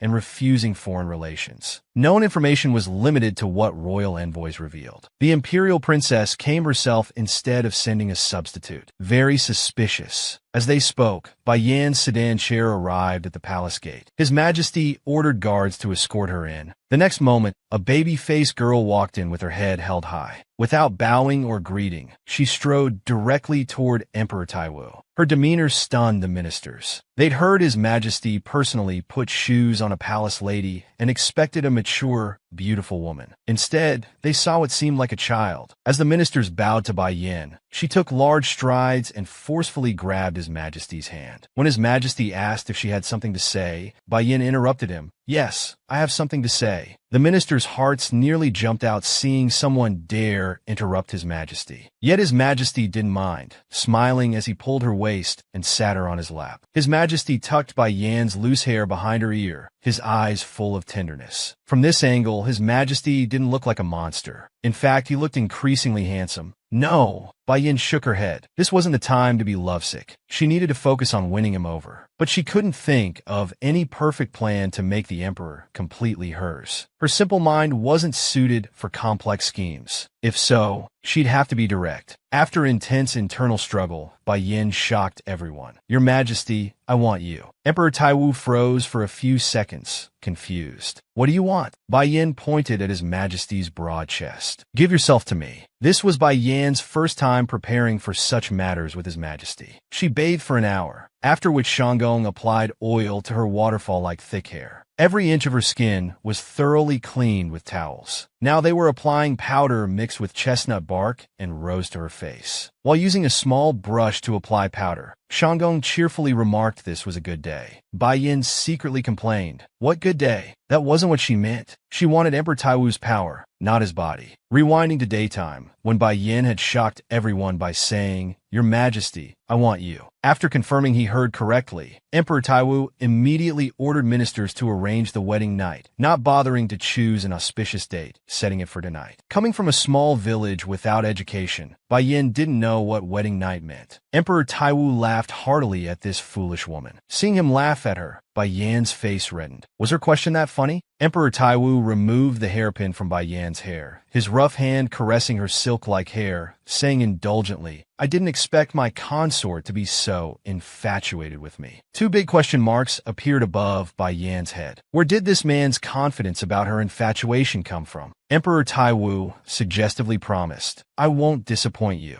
Bai Yan sensed something was off. What did Yuan Fang mean? Emperor Taiwu smiled silently, patting Bai Yan's head. After returning to the palace, Bai Yan learned from Su Shanggong what Yuan Fang meant. Only then did she realize her words were completely misinterpreted. But it was too late. The red lanterns for the occasion were already hung high on the palace gates. She could only sit in the chair, sighing, while Su Shanggong groomed her. Since learning the lady would serve His Majesty tonight, Su Shanggong was extremely excited because she was the first consort in the entire harem to be favored. She taught the lady many ways to avoid wedding night anxiety, urging her to perform well. When the auspicious time arrived, the sedan chair stopped at the palace gate. As guards announced, palace maids hurried out to welcome them. Emperor Taiwu stepped down from the sedan chair, first asking where his palace lady was. The young palace maid respectfully replied that the lady had been waiting for some time. Hearing this, Emperor Taiwu finally felt relieved. Like when he learned of her surprised reaction upon discovering what Yuan Fang meant, he found it amusing. The door creaked open. This was Emperor Taiwu's first visit to Bai Yan's chambers. Unlike other consorts' quarters, this place showed signs of poverty, without a single valuable decoration. Emperor Taiwu felt somewhat heartbroken, but then thought that after tonight, nobles would compete to send gifts. Would she maintain this innocence when faced with wealth? Emperor Taiwu neither wanted Bai Yan to become greedy nor live worse than other consorts. How contradictory.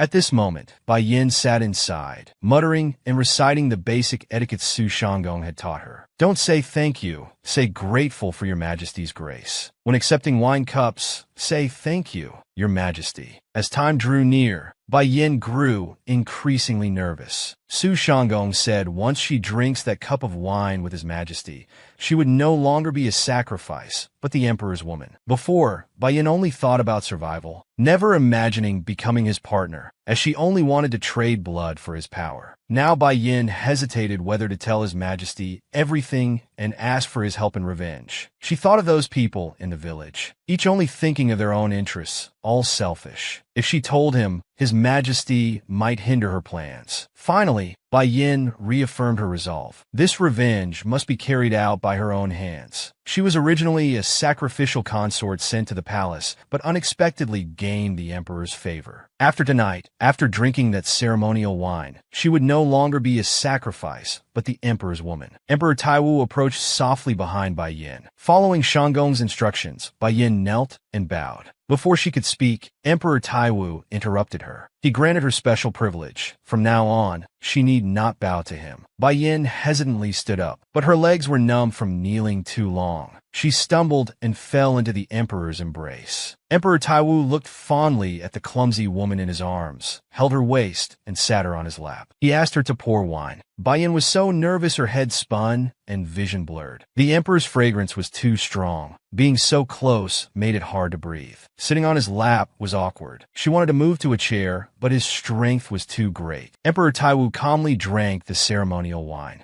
Perhaps from the wine, his face reddened. Even his lips looked especially attractive. Bai Yin stared at his lips, lost in thought. Emperor Taiwu caught her thoughts and teased. "Do you want to kiss me?" Bai Yin turned her head away, trembling as she answered, "Not yet." Earlier, she boldly said she wanted His Majesty, but when it came to reality, she was nervous as a rabbit. Emperor Taiwu stroked her shoulders to calm her. Bai Yin lowered her head and confessed the truth. Her morning words weren't meant that way. She wanted His Majesty's power. Emperor Taiwu's mind took an odd turn. Could it be you want to be emperor? These words terrified her. She hurriedly explained that wasn't it at all. She just hated her powerlessness, unable to do anything even when faced with injustice. Even if she fought back, she couldn't harm her enemies at all. So she wanted to become strong, to have supreme power like His Majesty. Just enough to take revenge would suffice. His Majesty gazed at the girl's grieved expression, full of sympathy. As a mutated black corpse demon, she must have suffered in a village of normal corpse demons. He seemed to understand because he was the same, simply because he was born with crimson eyes. The previous emperor despised him. While other princes learned various military knowledge, he could only learn basic imperial language. When he made mistakes, eunuchs would beat his legs until they were covered in wounds. From childhood, Emperor Taiwu secretly vowed to return every humiliation exactly as he received it. In reality, Bai Yin was still lost in past sorrows. Emperor Taiwu cupped her face, comforting her. "Say no more. I understand what you mean." Bai Yin blushed, timidly asking, "Since you understand now, perhaps we don't need to consummate?" Emperor Taiwu was amused by her timidity. "No, everything must proceed according to plan." Bai Yin couldn't understand why Emperor Taiwu still insisted. She couldn't comprehend why. For so many years, he had never shown interest in women. But now was different. Now he had only one thought. He didn't want to let Bai Yin go. His rough hand caressed Bai Yan's alluring lips. Such intimate scenes made Bai Yan's heart flutter. She didn't know what this feeling was. So she looked up and asked His Majesty, "Do you know?" His Majesty gently stroked her hair. "I don't know either. Because like you, this is my first time." Bai Yin spent a wonderful night with Emperor Taiwu. After tonight, she would be the emperor's woman. That night, Bai Yin had a dream. She dreamed her mother was gently stroking her head. Her mother expressed contentment, saying, "My daughter has grown so big. You're ready for marriage now."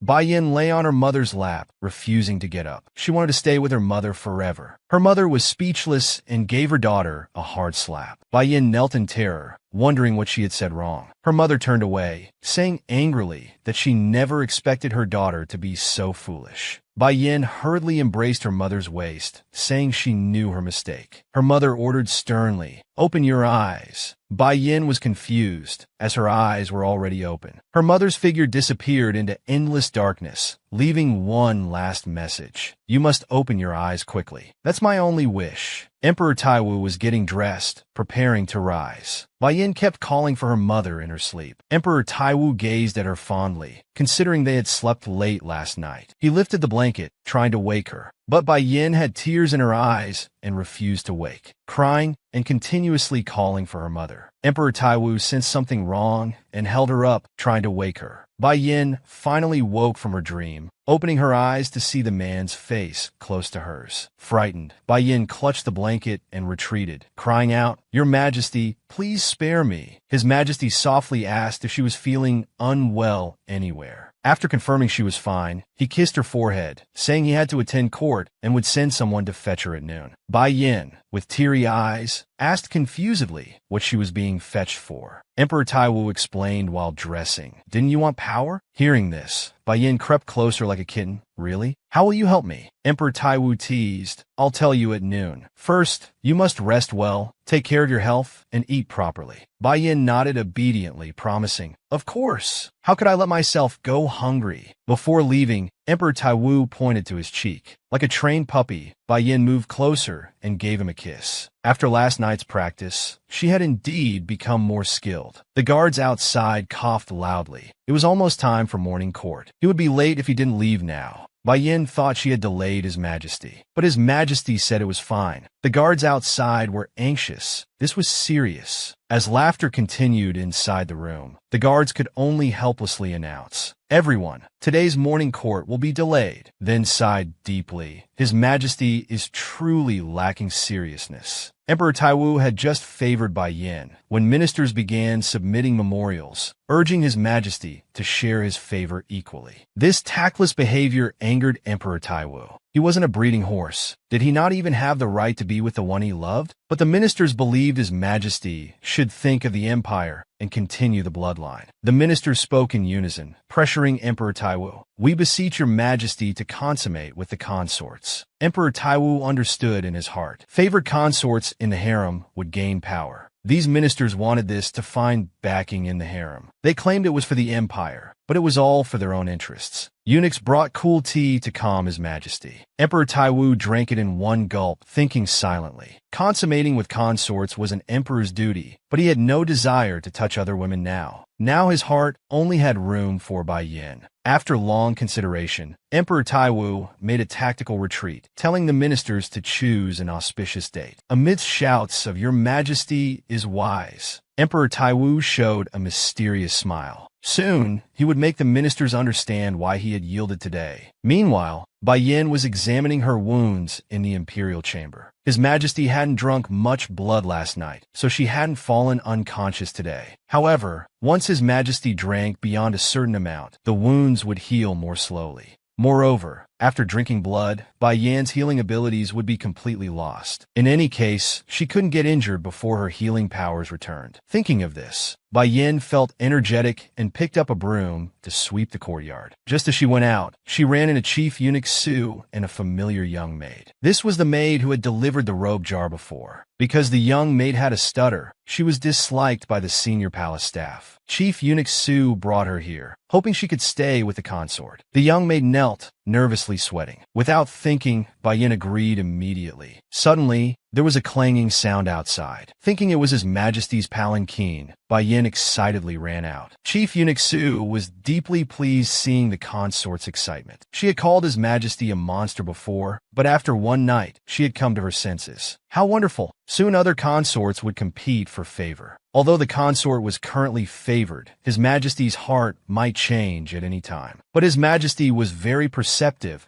and could easily distinguish insincere flattery. Fortunately, the consort was straightforward. Chief Eunuch Su calculated silently. If she remained favored, she might become empress and spend her life with His Majesty. Once she became pregnant, everything would be easier. But what concerned him most was the consort's sleepwalking. Palace people were very superstitious about sleepwalking, believing it was ghost possession. The consort's sleepwalking must be due to emotional issues, but if His Majesty was also superstitious, Chief Eunuch Su reconsidered. Last night the consort slept well, surely because she was tired from activities. If she could be similarly tired in the future, perhaps she wouldn't sleepwalk anymore. Chief Eunuch Su silently cheered for His Majesty. "You must keep up the good work." In reality, when Bai Yin rushed outside, she found it wasn't His Majesty's palanquin, but 3 large boxes of gold, silver, and jewels sent by high officials and nobles. From a mere sacrificial consort to a favored one, Bai Yan's treatment had changed dramatically. Previously her palace had been poor without any valuables, but now, just after gaining favor, the news had spread. The nobles sent 3 large boxes of precious jewelry, clearly very valuable. Bai Yin initially wanted to return these gifts, but Chief Eunuch Su felt that these gifts were goodwill from the nobles and shouldn't be directly refused. However, Bai Yin wasn't greedy, as palace life already provided all necessities. Since this happened because of His Majesty, she'd let him help resolve it. Meanwhile, His Majesty was reviewing memorials. The ministers had chosen auspicious dates for him to spend nights with other consorts. His Majesty appeared calm, but was internally repulsed. He suddenly remembered the Princess of Laiwan, who had drawn the last lot last time, wasn't on the application list. She had previously bribed people to arrange being last, and logically should have rushed to consummate with His Majesty this time. This meant she was deliberately avoiding it. What was her purpose? to understand her true intentions. His Majesty ordered ministers to prepare a banquet. He wanted to see what this consort looked like. At this moment, Bai Yin arrived punctually at His Majesty's study. As usual, she was clumsy. Walking proudly to His Majesty, she immediately told him about the noble's gifts. Those strange people have piled garbage at the palace gate. Emperor Taiwu was stunned. What garbage? Bai Yin explained it was silk, pearls, and gold bars. Emperor Taiwu hadn't expected the nobles to start flattering so quickly. He patiently explained those weren't garbage, but very precious things. Bai Yin nodded obediently. She knew they were expensive, but to her, they were just garbage. Because she didn't need them at all, she asked His Majesty to order them to take everything back. His Majesty was puzzled. Why should he order that? Bai Yin just wanted his support, explaining she had wanted to return them herself, but there was too much, and it would take several days. If His Majesty did it, it would only take one word. This reasoning made Emperor Taiwu laugh secretly. She really knew how to use people, but this proved she was content and well-behaved. Seeing Bai Yan's serious expression, Emperor Taiwu agreed to handle them today. However, Emperor Taiwu interlocked his fingers and smiled, asking how she would repay him. This question stumped Bai Yin. She only had her blood left as something valuable. Emperor Taiwu pretended to be troubled, stroking his chin. Bai Yin put her hands on her hips, laughing heartily, telling him to think about it and let her know later. Emperor Taiwu had already decided. Just looking at Bai Yin made his heart flutter. He picked up his brush and wrote a character on paper. It was his name. Bai Yin, who couldn't read, stared at the character blankly and asked, "Aren't you Emperor Taiwu?" His Majesty patiently explained this wasn't his real name. Since no one was allowed to directly call the emperor's name, they used this character instead. This complex explanation confused Bai Yin. She didn't understand why Emperor Taiwu wanted to tell her his name. Emperor Taiwu looked up and smiled affectionately at Bai Yin. Since no one dared to call it, he wanted her to do so. Such exclusive favor made Bai Yan's heart race. She confessed to His Majesty that she couldn't read because her family was poor and she never went to school. Emperor Taiwu picked up the brush and taught her how to read this character. In the imperial language, it meant son, while in the new language it meant beginning or start. Looking at His Majesty's handsome profile, Bai Yan's cheeks turned red. She had prepared to be mocked, but His Majesty was surprisingly calm. Emperor Taiwu asked Bai Yin to try calling his name. Nervously fumbling, she hesitantly called out. Hearing his beloved woman call his name for the first time, Emperor Taiwu couldn't get enough. Call it again, he repeated several times.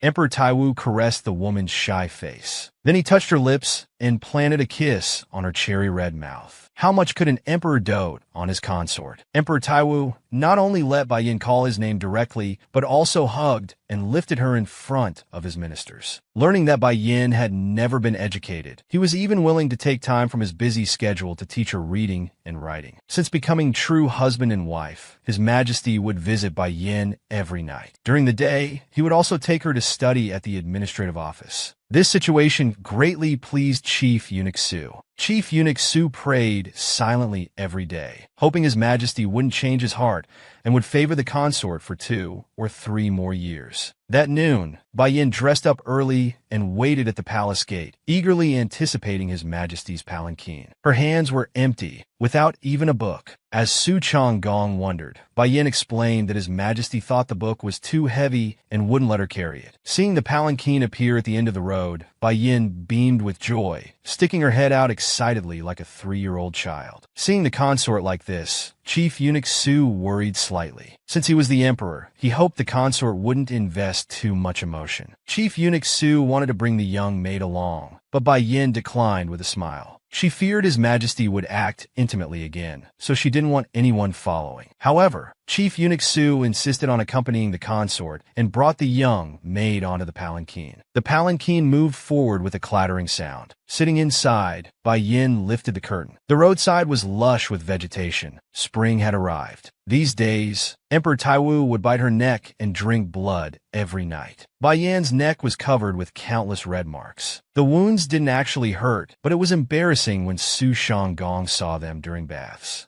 Being someone's wife for the first time, Bai Yin was both excited and shy. She thought she would never have any family besides her mother in this life. She never expected to become His Majesty's companion. However, whenever she was with His Majesty, his warm crimson eyes always soothed her heart. Just as Bai Yin was immersed in the sweetness of married life, the palanquin was approaching its destination. She suddenly remembered she hadn't memorized the characters His Majesty taught yesterday. If he found out, she would be punished. Bai Yin looked at the scenery outside the window, encouraging herself and muttering, "Don't lose heart." In Emperor Taiwu's study, the general was organizing books. While glancing at the door, he wondered when the consort would arrive. If lucky, he might catch a glimpse. His Majesty noticed this unusual behavior and suddenly asked if he had finished organizing. The general was startled and bowed to His Majesty with a red face, saying he was done. His Majesty was direct, asking the general to be honest. "Can't you forget about her?" The general's heart sank, his face turning from white to green. He frantically denied, No, I'm just curious how she's doing." Emperor Taiwu calmly peeled sweet potatoes while scrutinizing the general with sharp eyes. The general, sweating profusely, respectfully answered, "She is your harem's consort." Emperor Taiwu's tone suddenly turned serious, warning his subordinate not to let him lose a second time. The general nodded repeatedly. "Yes, your Majesty understands." Just then, Bai Yin burst through the study door with a bang, taking large strides in. Seeing the general, Bai Yin actually greeted him first. "Long time no see." This made the recently scolded general extremely uncomfortable, his mind racing. Why did she come now? Moreover, she bypassed His Majesty to greet me first. "Please don't blame the consort, Your Majesty." The next moment,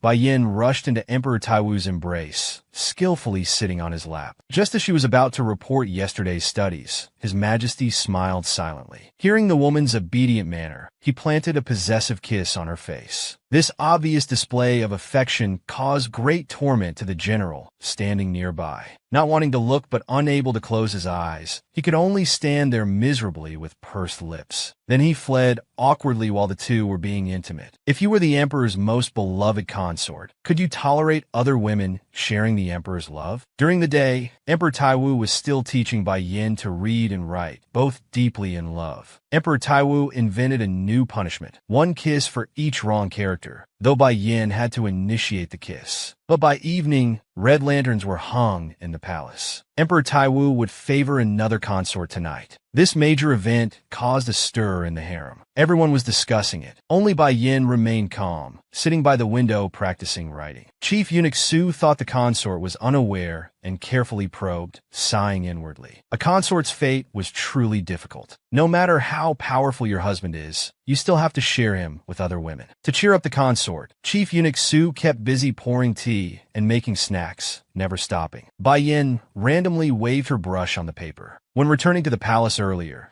she had seen the red lanterns in the palace maid's hands, identical to those hung that day. She had always known His Majesty had 4 other consorts besides her. She thought she wouldn't mind, but now Bai Yin felt utterly disappointed. This heavy, gloomy emotion grew stronger, and her mind couldn't help but wander. Would he do the same things with other consorts? Would he kiss and embrace them too? Would he look at them lovingly with his passionate gaze? At this thought, Bai Yin suddenly stopped writing. The paper before her was now a mess of scribbles, just like her tangled emotions. Bai Yin stared at the ink on her hands. Her hands were already not pretty, and now they looked worse with ink stains. Afraid that other consorts might be prettier than her, afraid His Majesty might fall in love with other consorts, Bai Yin unconsciously bit her fingertips until they bled. Just then, Chief Eunuch Su entered with sesame cakes and saw the consort's unusual behavior. He was frightened. Not wanting to worry him, Bai Yin put on a professional fake smile and said she had accidentally gotten her hands dirty. The chief eunuch brought a towel to clean the consort's hands, then offered the carefully made sesame cakes, saying they were good for the brain since the consort had been studying so hard lately. Bai Yin generously shared the treats on the table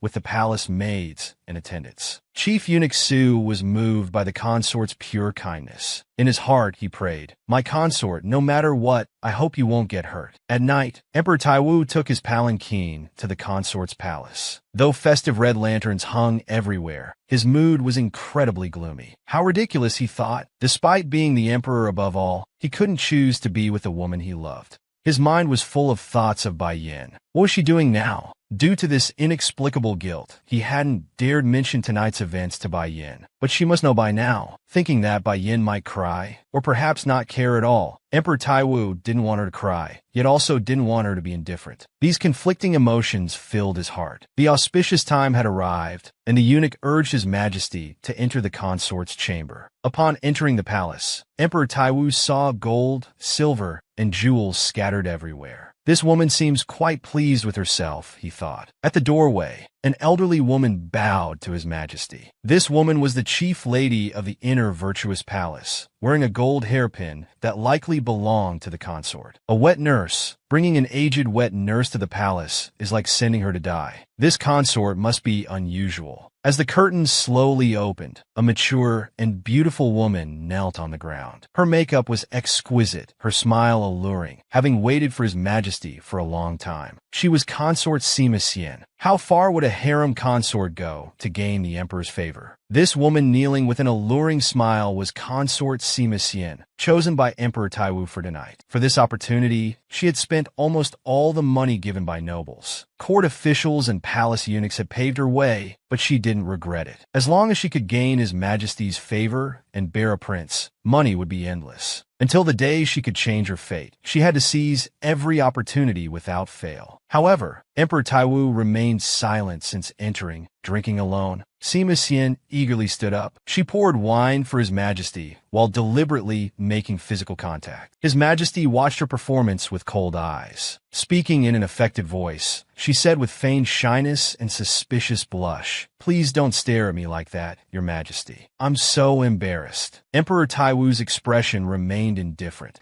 as if sitting beside not an alluring consort, but a rough man. A virile man showing no interest in women. Was he ill? As Emperor Taiwu questioned himself, Bai Yan's image flashed through his mind. He had plenty of interest when with Bai Yan. Thinking of Bai Yan, Emperor Taiwu felt like he'd taken a stimulant, suddenly blushing with a racing heart. He shyly lowered his head, leaving Sima Xian beside him completely confused. Thinking her seduction was working, Sima Xian decided to go further. She reached to help remove His Majesty's dragon robe, but he firmly refused. The atmosphere had been ambiguous moments ago, but as soon as she approached, His Majesty turned cold as ice again. This contrast left Sima Xian panicked and frozen in place. She changed into different clothes. Outside, the eunuch asked how much time remained. The official replied, "Half an hour." Time silently slipped away. Sima Xian and His Majesty had only sat drinking for a while, and now only half an hour remained. This situation struck the woman like lightning. His Majesty meant that regardless of consummation,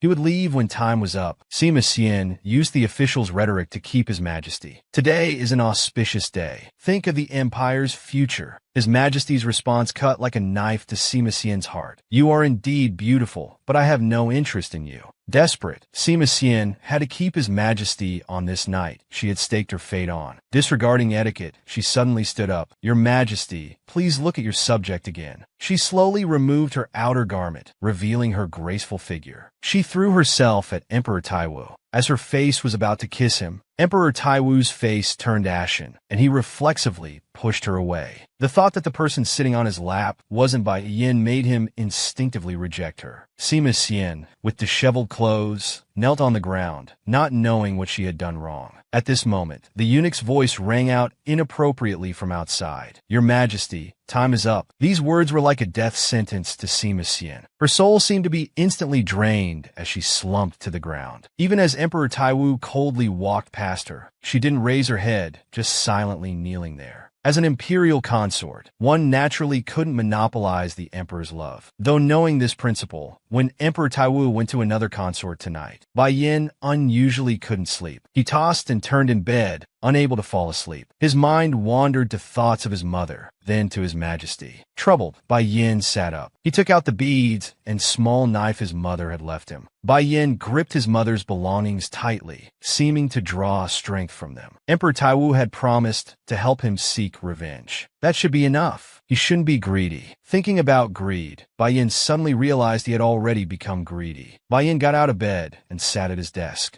Emperor Taiwu had taught him that knowledge is power. To gain knowledge, one must first learn to read. After all, An empty head achieves nothing. Bai Yin picked up his brush and diligently practiced writing. In the dim candlelight, his figure appeared very lonely and desolate. Chief Eunuch Su kept watch at the palace gate. The consort had turned off her lights half an hour ago, but he wasn't sure if she was asleep. Though there was no movement now, he was still worried about her sleepwalking. Last night, Chief Eunuch Su had specially added sleeping powder to her medicine. Just recently, the light in the consort's room was still on. Had the sleeping powder failed? Chief Eunuch Su feared that the emperor favoring another consort might trigger her sleepwalking again. Because the fire suppressed in her heart couldn't be released, it would explode in her dreams. The consort had been doing well lately. He truly hoped she could completely overcome her sleepwalking. Just then, a sleepy palace maid came out, rubbing her eyes and asking the chief eunuch why he was still outside so late. The chief eunuch was worried about the consort's sleepwalking, so he kept watch at the door. But to keep the secret, he made up an excuse. Suddenly, the palace maid's expression tensed as she stared ahead, asking about the consort. "What's wrong?" Chief Eunuch Su hadn't realized who the palace maid was talking to.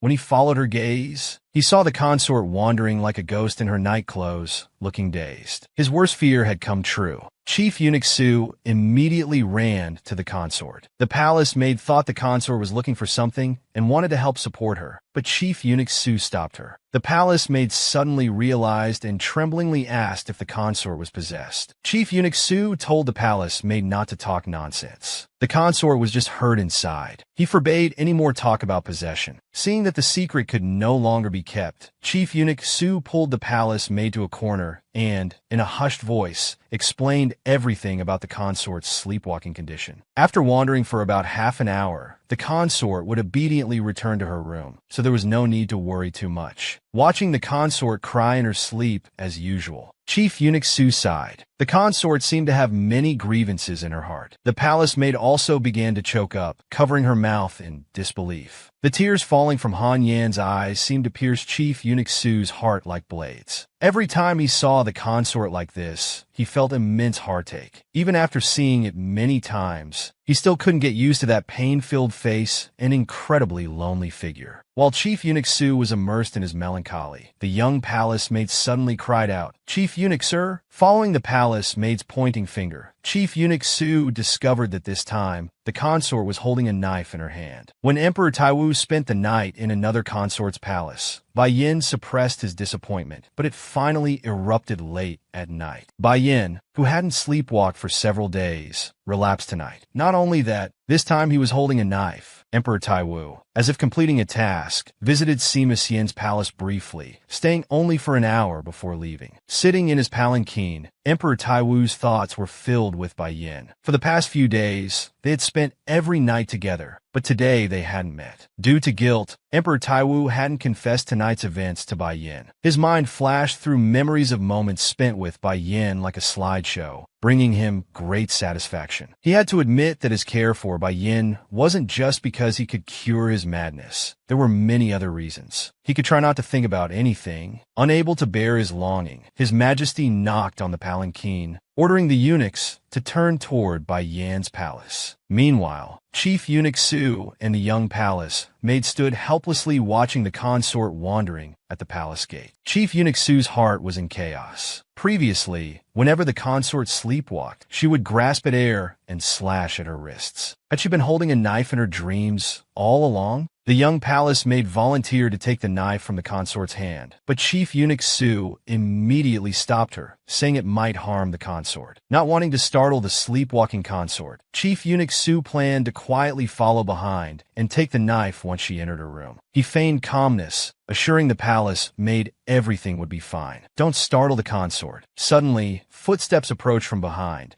and Emperor Taiwu's loud voice rang out. "Why is everyone out so late?" Seeing His Majesty approach with his eunuchs, Chief Eunuch Su sensed trouble and hastily bowed. They saw Bai Yin wandering at the palace gate with tears streaming down his face, stumbling. Emperor Taiwu was shocked by this scene. He strode forward, wanted to get closer. The next moment, several men in black uniforms stood in front of His Majesty. Emperor Taiwu ordered them to move aside. The guards refused, saying it was their duty to keep anyone with a weapon away from His Majesty, as the consort was holding a knife. Only then did Emperor Taiwu notice the knife in Bai Yan's hand. His face changed dramatically as he angrily ordered the guards to move. The guards knelt before Emperor Taiwu, but remained unmoved, insisting His Majesty's safety was paramount.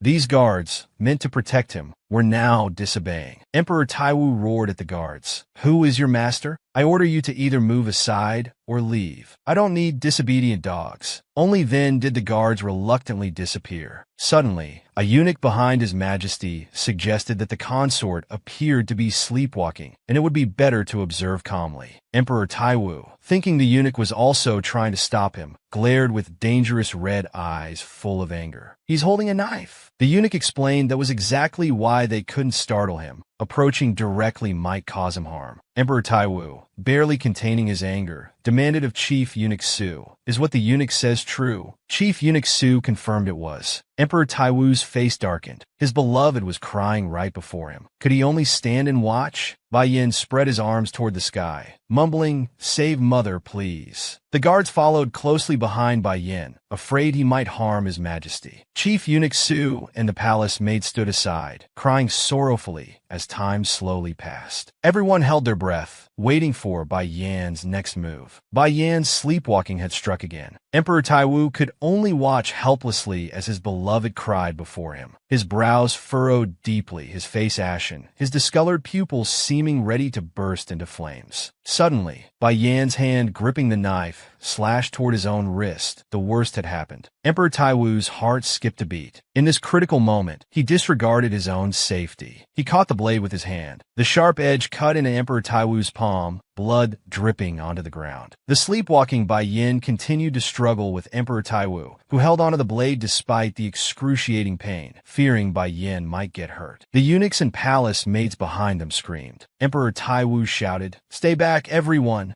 Deep in his terrifying midnight nightmare, Bai Yin kept struggling, mumbling, "Mother, take me with you. Don't leave me alone." He kept hitting the man's chest with his other hand. Sweat beaded on Emperor Taiwu's handsome face. He gently whispered in Bai Yan's ear, "Bai Yin, wake up. I'm here. I'll stay with you. Open your eyes and look at me." Whether it was Emperor Taiwu's words that worked or not, Bai Yin stopped struggling. Tears fell like broken strings of pearls. Seeing his words had effect, Emperor Taiwu gently coaxed, "Say my name. I taught it to you before. In imperial language it means son. In star language it means beginning. Bai Yin, say my name, please." The man's gentle words were like a beam of light in the darkness, illuminating Bai Yan's clouded consciousness. He finally muttered, "Your Majesty." Seeing Bai Yan's expression soften and his grip loosen, Emperor Taiwu smiled despite his pain. As Bai Yan's knife-holding hand slowly lowered, Emperor Taiwu pulled him into his embrace, soothing him like a baby, speaking softly, "I'm here." The next morning, Bai Yin opened his eyes groggily. He felt warmth behind him, and the room was filled with the familiar scent of magnolia. The next moment, he jolted awake. Why was His Majesty here, holding him tightly from behind? Bai Yan's face turned red to his ears. What happened? Hadn't he gone to another consort's palace? Why was he here? Bai Yin turned to face His Majesty, his heart pounding as he stared at his handsome sleeping face. Usually His Majesty would rise before dawn. What was different today? He reached out to touch His Majesty's face. It was very pale. Had something happened? When Bai Yan's hand touched His Majesty's skin, he suddenly discovered his own hand was covered in blood. Bai Yan's heart stopped. His palm was covered in blood. What had happened? Pulling back the covers at midnight, he discovered His Majesty was severely wounded. Blood had soaked the entire bed. He cried out, "Your Majesty." His cry alerted the eunuchs and palace maids waiting outside. They burst in and saw His Majesty lying in a pool of blood. The eunuch rushed forward to check while Chief Su hurried to call the imperial physician. The eunuch frantically tried to stop His Majesty's bleeding with medicine. Bai Yin stood aside in panic, completely unaware of what had happened. When the imperial physician arrived promptly and examined His Majesty's condition, he became furious, demanding to know how the eunuchs had let His Majesty get so severely injured. Had they forgotten that severe injury could trigger His Majesty's condition? The eunuch lowered his head in silence. He should have checked His Majesty's wound last night. Flashing back to last night, after taking the knife from Bai Yin, His Majesty had carried him back to the palace. When the eunuch suggested treating his wound first, His Majesty firmly refused. The eunuch sighed, knowing he couldn't persuade His Majesty. Previously on the battlefield, His Majesty would often fight while wounded, ignoring everyone's advice. They could only hope the consort would wake early so they could treat His Majesty's wound then. In the present, the eunuch looked at the large bloodstains on the sheets, extremely worried. He hadn't expected the injury to be so severe. He should have insisted on treating the wound first. How much must an emperor love his consort to risk himself like this? Even with his palm cut by the blade, he still protected his beloved first. In the present, Emperor Taiwu had fallen unconscious from blood loss. The cut was too deep and hadn't been treated in time. The situation was grave. Now fully alert, Bai Yin finally understood the situation. He asked the eunuch for a short knife. The eunuch obediently handed over the knife. The seated imperial physician became alert, demanding to know what Bai Yin intended to do. Without answering, Bai Yin rushed to His Majesty's side, pushed aside the imperial physician, wanting to treat His Majesty himself. The next moment, Bai Yin stabbed the short knife into his palm. The inexperienced imperial physician thought Bai Yin was attempting suicide. He trembled in fear as he watched Bai Yan's determined expression. Enduring the pain, Bai Yin grabbed Emperor Taiwu's hand. He let his own blood drip into the emperor's wound. A golden light flashed, and where the blood dropped, the wound visibly healed. The imperial physician thought he was witnessing magic. The eunuchs and palace maids were also seeing such a scene for the first time. After the palm wound healed, Bai Yin leaned down. He tried to drip blood into Emperor Taiwu's mouth, but the unconscious emperor wouldn't open his mouth. Bai Yin held Emperor Taiwu's face, anxiously calling out, "Open your mouth and drink my blood quickly." The perceptive eunuch lifted His Majesty's face. He instructed the imperial physician to use acupuncture to make him open his mouth. The physician was about to approach with his needle box, but Bai Yin didn't want Emperor Taiwu to suffer from acupuncture. He refused with a gloomy face. "That won't be necessary. Let me handle this." Until now, the imperial physician still didn't believe in Bai Yan's abilities. The legendary healing powers of the Shi demon clan weren't supposed to be that miraculous. They only treated symptoms, not the root cause. Even multiple Shi demon clan members working together produced similar results. This was the conclusion from the physician's years of research. Yet this Black World demon had completely cured the illness with his power alone, and the treatment was simply his own blood. The physician stared at Bai Yin, secretly wondering where such powerful abilities came from. Bai Yin had healed His Majesty's palm wound with blood, but he remained unconscious.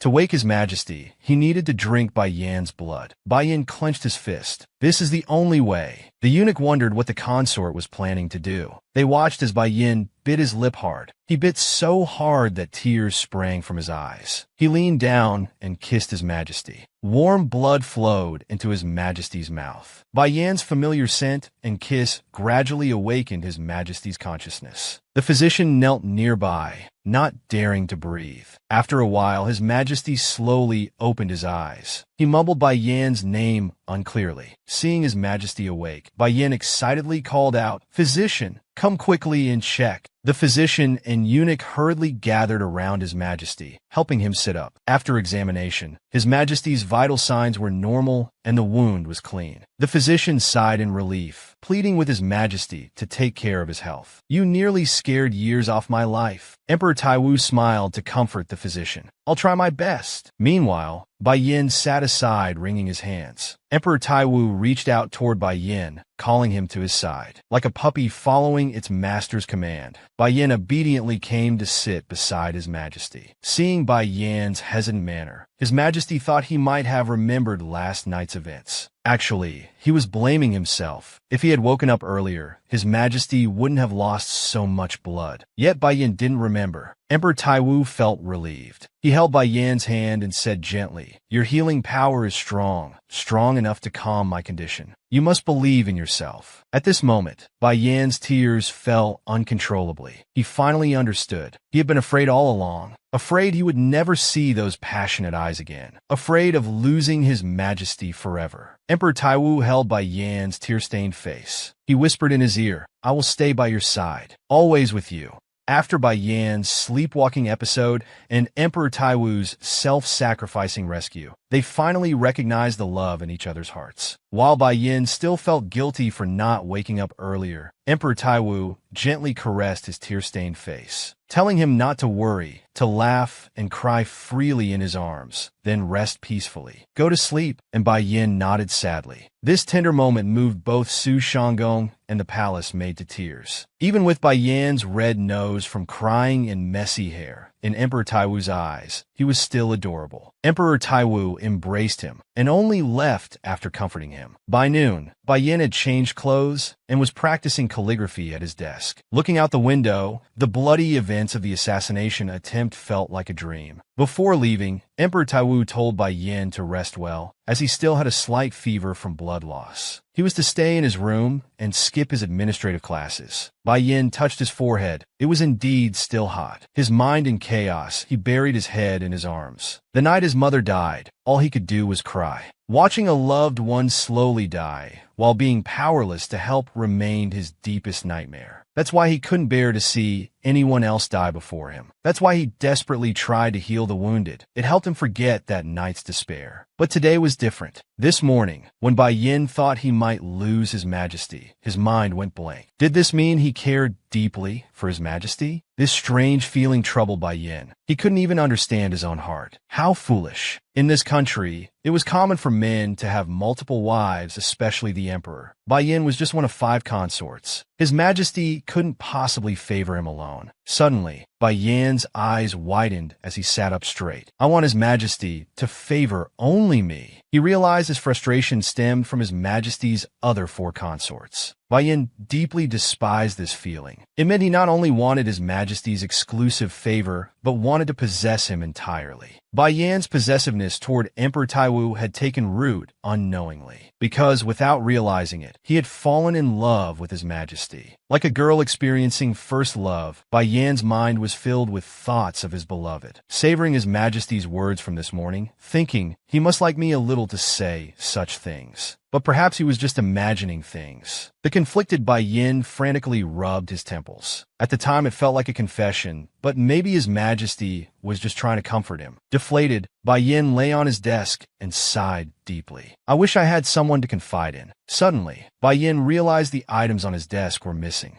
He searched the entire room, but couldn't find his mother's sacred beads and knife. If you had 2 sacred beads, one to eat yourself and one to give to your beloved, to ensure you stay together forever, who would you give it to? Bai Yin understood his feelings now. He loved his majesty. He wanted his majesty all to himself. At that moment, he remembered his mother's belongings. As Bai Yin was searching frantically, Su Shanggong appeared with a familiar pouch. There were too many people this morning, so I kept it safe. Opening the pouch, everything was there. Bai Yin finally relaxed. The small knife had been bloodstained, but Su Shanggong had cleaned it. I didn't know these were your highness's mother's belongings. I was careless. Thinking this, Su Shanggong took out a new pouch for the consort, noting his old one was worn. Such precious items shouldn't be kept in such an old pouch. Bai Yin held the finely crafted pouch with both hands, smiling. While doing your highness's hair, Bai Yin still cherished the pouch. If I'd known your highness would like it so much, I would have given it earlier. At this moment, Su Shanggong couldn't contain his curiosity and asked, Your Highness, what is that red bead? Bai Yin smiled and explained it was a sacred bead left by his mother, possessing strong spiritual power. It was said that swallowing it could cure all illnesses and help unite lovers forever. At this thought, Bai Yin had a sudden inspiration. He jumped up from his chair and rushed to find his majesty with the sacred bead. Su Shanggong was startled by his highness's impulsiveness and prepared to arrange a sedan chair. But Bai Yin refused, saying he would run there. Meanwhile, Emperor Taiwu had summoned 5 people to the administrative office. He wanted to investigate Bai Yan's sleepwalking condition. The 5 stood in a row, not daring to breathe. The room was silent as the emperor just looked at his documents without speaking. The general was restless, extremely nervous, wondering if he had done something wrong recently. Suddenly, Emperor Taiwu asked, Black Ghost, I heard your sister also had sleepwalking disorder? Black Ghost respectfully replied it was his younger sister, and detailed the symptoms and subsequent treatment. Unexpectedly, Black Ghost's sister, who had sleepwalking disorder, was thought to be possessed, and took her own life. This answer made the room's atmosphere heavy. The imperial physician's expression grew grimmer. So he stepped forward to explain. Previously, Su Shanggong had gotten several prescriptions from the Imperial Hospital for sleep aid and cooling medicines, showing he was trying to alleviate His Highness's symptoms. The Emperor stared at his palm thoughtfully. His palm had healed, leaving only a deep scar. Shanggong had been getting medicine for Bai Yin, but his condition hadn't improved. He had thought Bai Yin lived without worries, so when he spoke of wanting power, he didn't take it seriously. He never expected that behind that innocent face lay such deep hatred. Emperor Taiwu came back to his senses and asked the imperial physician if the symptoms alternated between sleepwalking and peaceful rest. The physician confirmed. If His Highness fell asleep from exhaustion, he wouldn't sleepwalk. The Emperor stroked his chin thoughtfully. No wonder he didn't sleepwalk when they were together. Most importantly, how to treat the sleepwalking? The physician was direct. It was a mental condition, not something curable by medicine or acupuncture. They needed to find the root cause and help His Highness find peace. At this point, His Majesty understood. It was about the Yao tribe village. They could find an excuse to eliminate it. But would that be what Bai Yin wanted? He needed to investigate what Bai Yin had experienced in the past, why he would cry out for his mother so heartbrokenly. What happened to his mother? Emperor Taiwu was planning how to cure Bai Yan's sleepwalking. First, he ordered the imperial physician to regularly check his pulse and prescribe medicine, sparing no expense, even using the emperor's personal precious medicines. Then he turned around, ordering the general to immediately go to Shiyao village to investigate Bai Yan's background, from birth until entering the palace, in as much detail as possible. The general pointed at his own face in disbelief. "I'll go," His Majesty added. "For Bai Yan's future, whatever you discover must not be leaked. His background could become his greatest weakness." To the emperor, the general was most suitable as he had met the villagers before. However, the general was hesitant as he had no good impression of that village. The general suddenly remembered the unspeakable events from when His Highness entered the palace. Time was pressing. He had promised His Highness revenge later, but only now remembered it. The villagers must hate him now. How would they open up to him? With so many people present, the general couldn't speak directly. He could only make an excuse. Everyone knew His Highness was favored. The villagers probably wouldn't tell him the truth. He suggested not interacting with them directly, just inform them that because the emperor favored His Highness, their village would be exempted from taxes. The general thought His Majesty truly intended to do this. His Majesty shook his head meaningfully. Of course not. The once weak and powerless Black Lion Yao has now become a phoenix. The elderly villagers might not dare to speak much, but what about his peers? Those girls of Bai Yan's age. Might they speak ill of him to the general out of jealousy? If there are such people, pay special attention to them. Emperor Taiwu's crimson pupils emitted a piercing red light. He would spare their lives. Hearing this, the general sensed His Majesty was about to unleash a bloodbath. He swallowed hard and gathered courage to bow. "Your Majesty, I have something to tell you in private." Emperor Taiwu dismissed everyone else. The general revealed everything about the shameful incident in the village. Actually, on the day His Highness departed, he was bullied by two men from the village, possibly even violated. The emperor's heart sank, though he remained outwardly calm. "So, how did you punish them?" The general broke into a cold sweat, stammering that he wanted to kill them and several others from the village, saying he wanted to do it personally. But time was pressing, so they had to leave immediately. Hearing this, Emperor Taiwu called out, and Puling instantly appeared before him. Although Puling was also present at the scene and witnessed everything, His Majesty could no longer contain his anger and demanded loudly why it wasn't reported. The general and Puling thought it was a minor matter, so they hadn't reported it. Both trembled and knelt, begging His Majesty to calm down. His most beloved consort had been violated. Emperor Taiwu's rage could not be suppressed. He stood up suddenly, his gaze sharp as a knife, questioning the kneeling general. "Don't you love him? Then you should have told me about this even more." With the general's position, he could not only speak freely but had the authority to deal with those villagers. Emperor Taiwu's expression grew darker, murderous intent rising as he berated the general. The person you love suffered such treatment. Yet you turn a blind eye. How could you possibly care about the people suffering? The eunuch saw His Majesty's words growing more severe, as if wanting the general to die for his crimes. He quickly stepped forward to plead, "Your Majesty, please give him another chance." Unexpectedly, Emperor Taiwu cut off the eunuch. No one is allowed to plead for him. The general repeatedly knocked his head on the ground, apologizing that he had been too selfish. At that time, he was only lamenting falling in love with the emperor's consort, completely forgetting about His Highness's ordeal. Just as it seemed someone might die, the eunuch turned pale, hoping someone could calm His Majesty's anger. Suddenly, footsteps approached, and the guards announced the arrival of the imperial consort. The eunuch glanced meaningfully at His Majesty. His anger instantly vanished, replaced by the shyness of meeting his beloved. Indeed, only he could calm His Majesty. Emperor Taiwu was furious, and the red-haired general was about to lose his life. Just then, Bai Yan arrived in time. Hearing Bai Yan's name, Emperor Taiwu's demeanor softened like spring breeze, his murderous aura dissipating, a slight blush appearing on his face. Like a tamed lion, he sighed, unable to continue the meeting. He ordered Puling to investigate Bai Yan's background in Shiryao village. As for the general, after his repentance, his military command was revoked, temporarily returning him to the Black Ghost unit. Though stripped of his position as general, Red Hair didn't care, thinking tearfully that being able to continue serving His Majesty was enough. Outside, there was an argument as guards blocked Bai Yan. They wouldn't let him in, but Bai Yan insisted. His Majesty sighed helplessly. The next moment,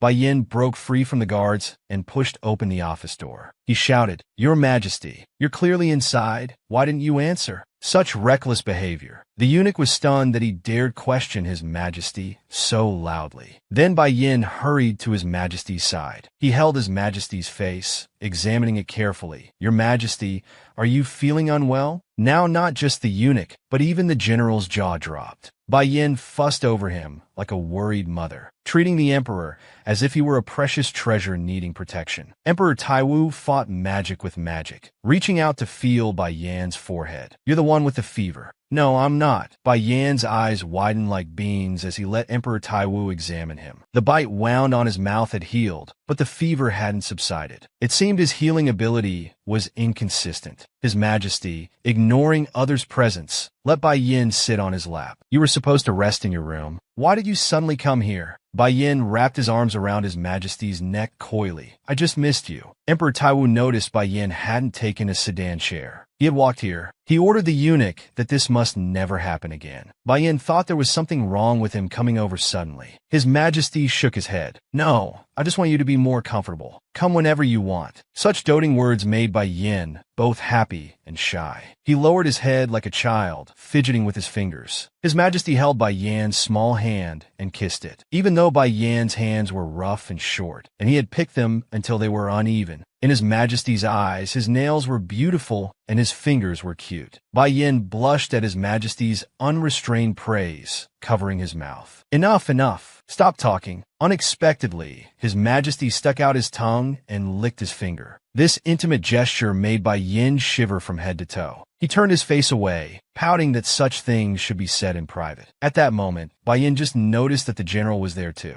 The general knelt on the ground, barely noticeable, like a big third wheel. He had knocked his head too hard earlier, and blood was flowing down his forehead. Bai Yan noticed the general's injury and couldn't help but ask about it. The general worried internally. "It's over. His Highness will surely use his blood to heal me. His Majesty, just calm down. Now he'll be angry again." He smiled and knelt, trying to brush it off. Unexpectedly, His Highness, sitting on His Majesty's lap, didn't follow the usual pattern, saying righteously, "You must go see the palace doctor. Even small wounds can become serious if infected." The general knelt and bowed to His Highness, suddenly freezing. "Wait, palace doctor? Won't your Highness heal me personally?" Sensing the general's confusion, Emperor Taiwu smiled and concluded, "That's right. Palace people should seek treatment from palace doctors. You may leave now." The general withdrew with a dejected face, feeling both relieved and heartbroken. Have you ever loved someone? Love brings out selfishness and possessiveness in people. Since realizing his love for His Majesty, Bai Yan's attitude toward others had changed. He was no longer the naive person he used to be. Now he didn't want to use his blood to heal others. He wanted to save all his blood for His Majesty. He thought His Majesty would find him selfish, but when he expressed his true feelings, His Majesty gave him an intense kiss. "I like you just like this, so just be yourself." These words sounded like a confession. Bai Yin sat beside him, his heart pounding. He quickly changed the subject, demanding to know why His Majesty was injured last night. His Majesty wanted to make up an excuse, but Bai Yin persisted, staring at him with puffed cheeks. Seeing this, His Majesty had to lie reluctantly, saying he accidentally hurt himself while practicing sword fighting last night. "Weren't you spending the night with another consort last night? How could you be practicing sword fighting?" Bai Yin brought up this matter calmly. His Majesty was surprised and asked with a blush, "Aren't you jealous at all?" On this topic, Bai Yin was full of grievances. He patted His Majesty's chest and said shockingly, "If you were from the Shiryao tribe, I would have beaten you half to death by now." The eunuch standing nearby was stunned by these words. The young lady was truly bold. Bai Yin, not realizing anything improper about his words, continued on. "The Shiryao tribe remains faithful for life after the bonding ceremony. If you were an ordinary Shiryao," His Majesty was full of questions. "So how does the Shiryao tribe conduct their bonding ceremony?" Bai Yin explained enthusiastically, "It's simple. After the man proposes, the woman gives her most precious possession as a token to the man. This proves they are officially bonded. Even if one dies, the other rarely seeks another partner. Because if infidelity is discovered, death is the only outcome." At this point, Bai Yin sighed. These were Shiryao tribe's rules, and he naturally couldn't impose them on His Majesty. The empire practiced polygamy. Although he disliked and resented it, he had to adapt to local customs. After hearing Bai Yan's long speech, Emperor Wu thought he had accepted that he would spend nights with other consorts. Feeling a bit disappointed, but the next moment, Bai Yin glanced sideways and nervously announced, "I will follow you everywhere from now on." Emperor Tai Wu didn't understand what this meant. This was Bai Yan's carefully thought-out solution. "No matter when, I will follow behind you." His Majesty asked directly, "Even when I'm with other consorts?" Bai Yin shyly poked his fingers. "At those times, I'll wait outside the door." His adorable manner made His Majesty laugh. She was actually threatening him. This was probably the best solution she could think of after careful consideration. It was truly surprising. His Majesty couldn't resist teasing her. "Following me is fine, but only in the administrative office. Not when I'm with other consorts. Those nights were the most important." This way, Bai Yan's plan was ruined, and he cried silently inside. Suddenly, His Majesty grabbed Bai Yan's hand and explained, "It's not that I don't want to, but others would see it as jealousy." Bai Yin still tried to argue.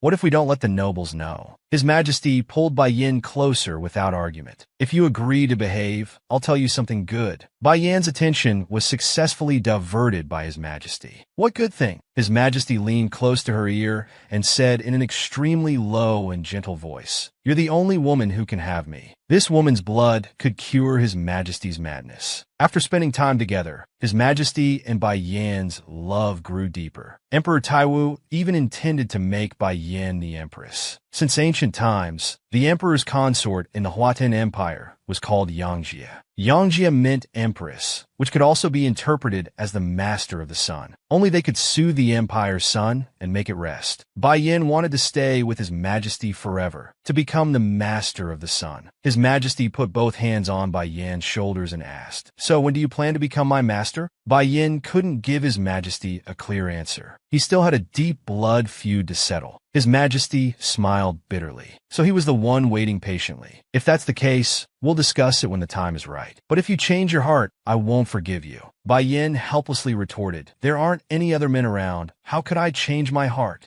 His Majesty shook his head. "Not just men. You're not allowed near swaying wild grass, dancing butterflies, or even honey-gathering bees." Grateful to see His Majesty jealous for the first time, Bai Yan's eyes widened. His Majesty suddenly moved close to her face. "I'm a very jealous person," then kissed her fiercely. The intimate scene was perfectly timed. The two made efforts to produce an heir in the administrative office. A few days later, the palace became unusually lively. Everyone was preparing for the upcoming palace banquet. All the consorts wanted to make a good impression at this banquet. Only Bai Yin remained focused on his studies, ignoring outside matters. Because His Majesty assigned too much homework, Bai Yin didn't even have time to prepare formal attire. Every day was immersed in books about military and political matters. To shed the title of illiterate and become His Majesty's true companion, she had to give it her all. With His Majesty's support by her side, she would surely improve gradually. That day, Bai Yin rode in His Majesty's exclusive sedan chair to the administrative office for lessons as usual. From the rattling sound of the sedan chair, His Majesty knew it was him.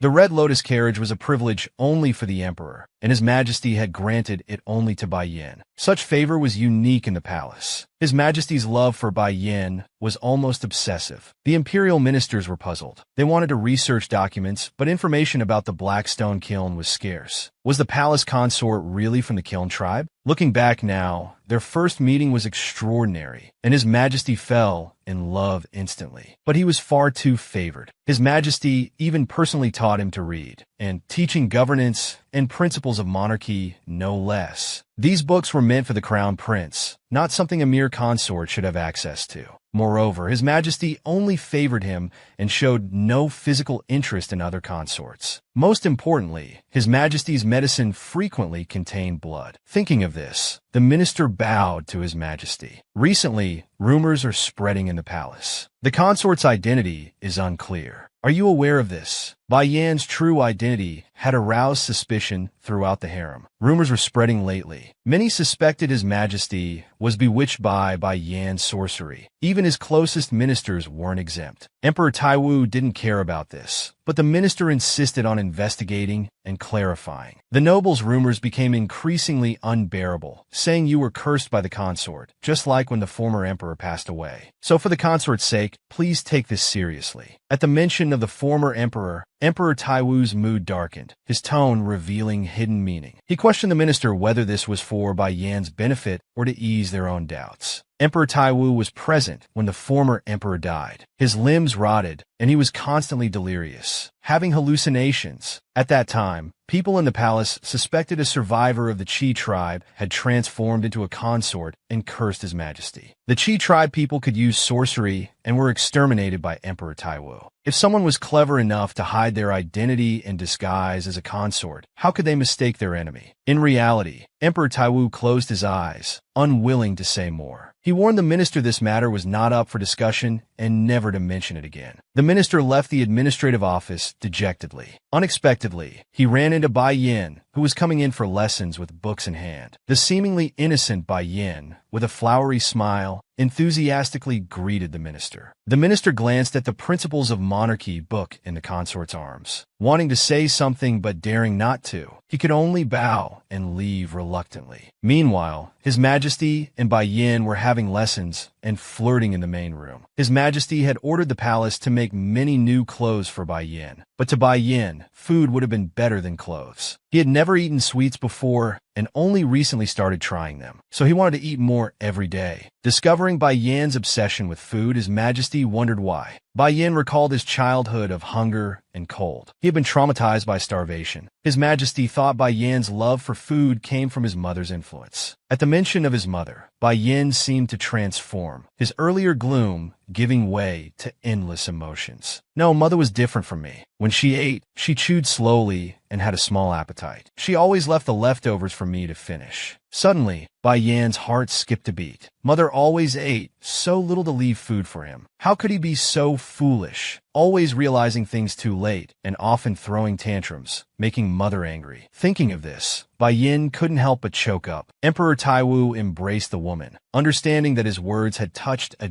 deep wound in her heart. Gently stroking her hair, he casually mentioned his own childhood. Emperor Taiwu's childhood was also dark. The former emperor tortured him in every way possible, and nobles mocked him daily. Although he had eunuchs by his side, they were still servants. No one was truly close to him. His heart was cold and bitter. Bai Yin wrapped both arms around His Majesty's waist, holding him tight. Two people with wounded childhoods embraced each other, warming each other. This woman was the most favored consort in the harem. Today was her first attendance at a banquet. Other palace consorts were all eager to see her face. Bai Yin woke up early, carefully dressed by senior maid Su and the young maids. His already pure and cute face became even more delicately beautiful. He changed into the pre-ordered formal attire. Bai Yin rode in the emperor's exclusive sedan chair to the banquet. Before leaving, senior maid Su encouraged the consort. "You now have His Majesty's sole favor, so don't mind the other consorts in the harem. Don't be timid." His Majesty's exclusive red sedan chair had just stopped at the palace gate, causing discussion among the harem residents. The young palace maids gathered around chattering, finally able to see him. However, Bai Yan's appearance didn't meet the onlookers' expectations. Not only was he a black-haired stone demon, his looks weren't stunning either. "We thought he would be some great beauty. How disappointing," the onlookers discussed without restraint, wondering if His Majesty had been bewitched. Senior maid Su waited beside the consort, glaring angrily at those gossiping workers. Bai Yin pretended not to hear, strutting into the banquet hall with senior maid Su. The banquet hall was very noisy, filled with not only harem consorts, but also many civil and military officials. Bai Yin scanned the room and found the only empty seat next to consort Sima, so he walked there. Seeing Bai Yin appear, the harem consorts whispered and giggled, discussing something unknown. Bai Yin sat down with a long sigh. This feeling of isolation and gossip reminded him of his childhood. In Stonekiln Village, he was bullied for being a mutant. He was used to being beaten and scolded for no reason. But the officials and palace maids seemed to care a lot. Suddenly, a tall palace maid approached Bai Yin with a smile. Her appearance startled Bai Yin stiff. How could she be so tall, almost 2 meters? The maid handed Bai Yin a letter, saying it was from her mistress. Bai Yin and his companions were confused about why someone would write to him.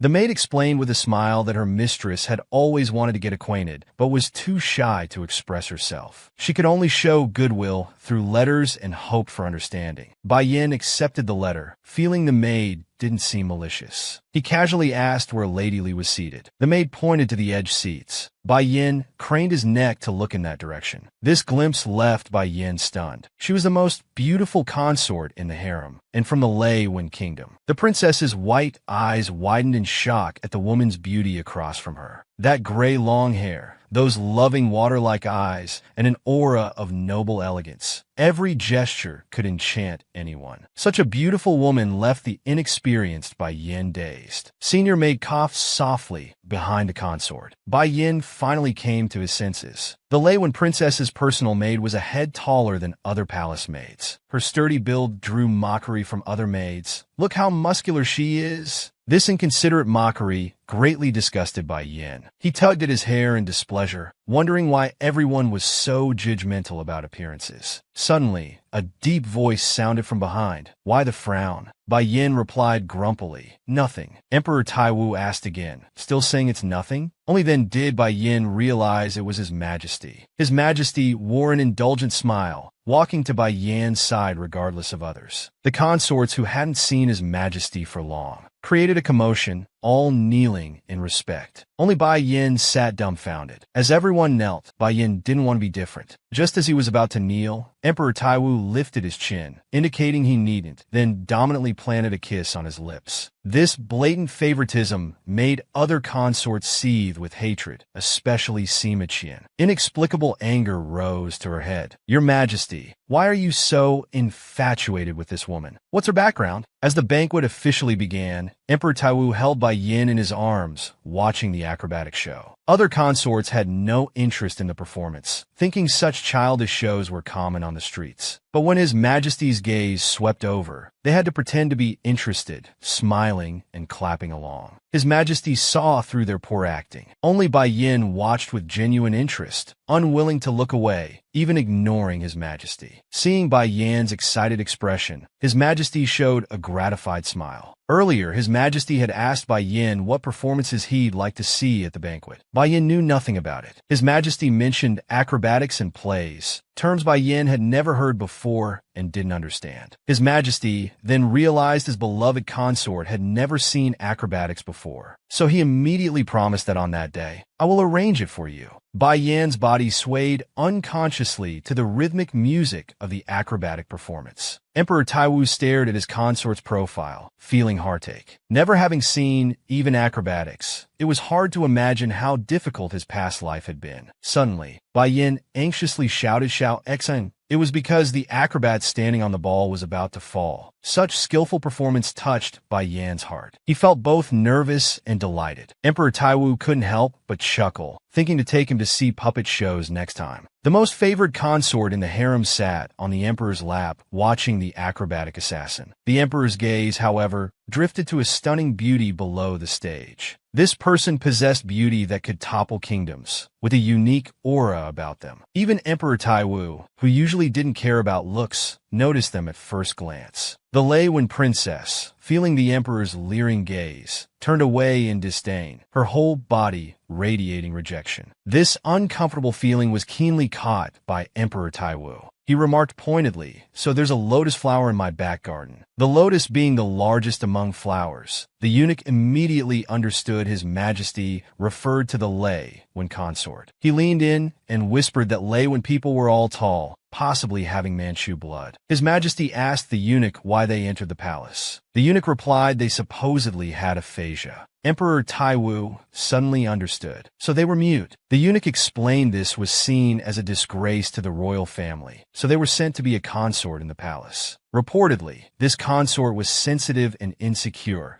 dismissing palace maids and never leaving their quarters. Emperor Taiwu stared at the person's profile below, doubting this. They seemed quite composed. If they were truly as sensitive as the eunuch claimed, they would be restless and looking around anxiously. This person was suspicious. Emperor Taiwu decided to keep watch. Just then, the acrobatic performance ended. Bai Yin enthusiastically applauded the performers. Emperor Taiwu nuzzled his consort's small face, saying, "You've been ignoring me for so long." Bai Yin was very satisfied with today's banquet, grateful for His Majesty's thoughtfulness. He knew this was specially prepared for him, as others seemed quite disinterested. Emperor Taiwu traced Bai Yan's chin, promising to take him to see puppet shows next time. What are puppet shows? Bai Yan didn't know. His Majesty explained there were puppets as disobedient and as beautiful as him. Saying such things in front of so many people made Bai Yan blush instantly. Such words should be said in private. Emperor Taiwu didn't mind. His eyes could only see Bai Yan. During this intimate moment, His Majesty prepared to leave with Bai Yan to visit the young prince in his chambers. Bai Yan shyly nodded. Just as they were about to leave, a minister rushed forward to stop them. "On such a good day, we must have the beauties entertain. Remember during the previous emperor's time, the harem consorts would perform. Why not take this opportunity to let the consorts showcase their talents?" Halfway through the palace banquet, as His Majesty tried to leave early with Bai Yan, a pockmarked official stopped them, suggesting the harem consorts perform their talents for entertainment. His Majesty lowered his head in thought. The nobles had indeed started forming factions. They constantly schemed in the shadows to support their backed consorts and princes. It was said they not only sent succubi into the palace, but also smuggled and banned abortifacient herbs and disfiguring pollen. These were all old tricks used by the previous emperor's consorts, nothing new at all. However, smuggling such dangerous herbs into the palace must have required considerable noble backing. Emperor Taiwu coldly looked at the ministers sitting below. These people who claimed to act for the empire's sake were truly ridiculous. If he left with Bai Yan now, they would surely spread rumors and slander behind their backs. He couldn't give them any opportunity. In reality, Emperor Taiwu's expression was displeased. He reluctantly agreed. Below the stage, several consorts could barely hide their smiles. They seemed eager to perform, especially Sima Xian, who could barely contain her laughter. Everything was going smoothly. Only Bai Yan looked confused, wondering why they suddenly had to showcase their talents. "Do I have to perform too?" But performing talents wasn't enough. The ministers pushed further, hoping His Majesty would offer rewards. The consort with the best performance would get one wish granted. With such a reward, the consorts would surely be motivated. Emperor Taiwu inwardly clicked his tongue. So this was their plan. He suggested letting the consorts state their wishes first. The minister laughed. That wouldn't be interesting. Seeing this, Emperor Taiwu had no choice but to comply. He agreed. Below, the consorts remained composed, wearing slight smiles. They seemed well prepared. Only Bai Yan appeared very nervous. It seemed the consorts had planned this and isolated Bai Yan. Emperor Taiwu waved his hand, deciding to make this performance more interesting. He ordered the eunuch to bring paper and brush, wanting to set a theme for the performance. This development was unexpected by the ministers, who panicked. Breaking into cold sweat, His Majesty quickly wrote 2 characters, masks. The upcoming performances must reflect this theme.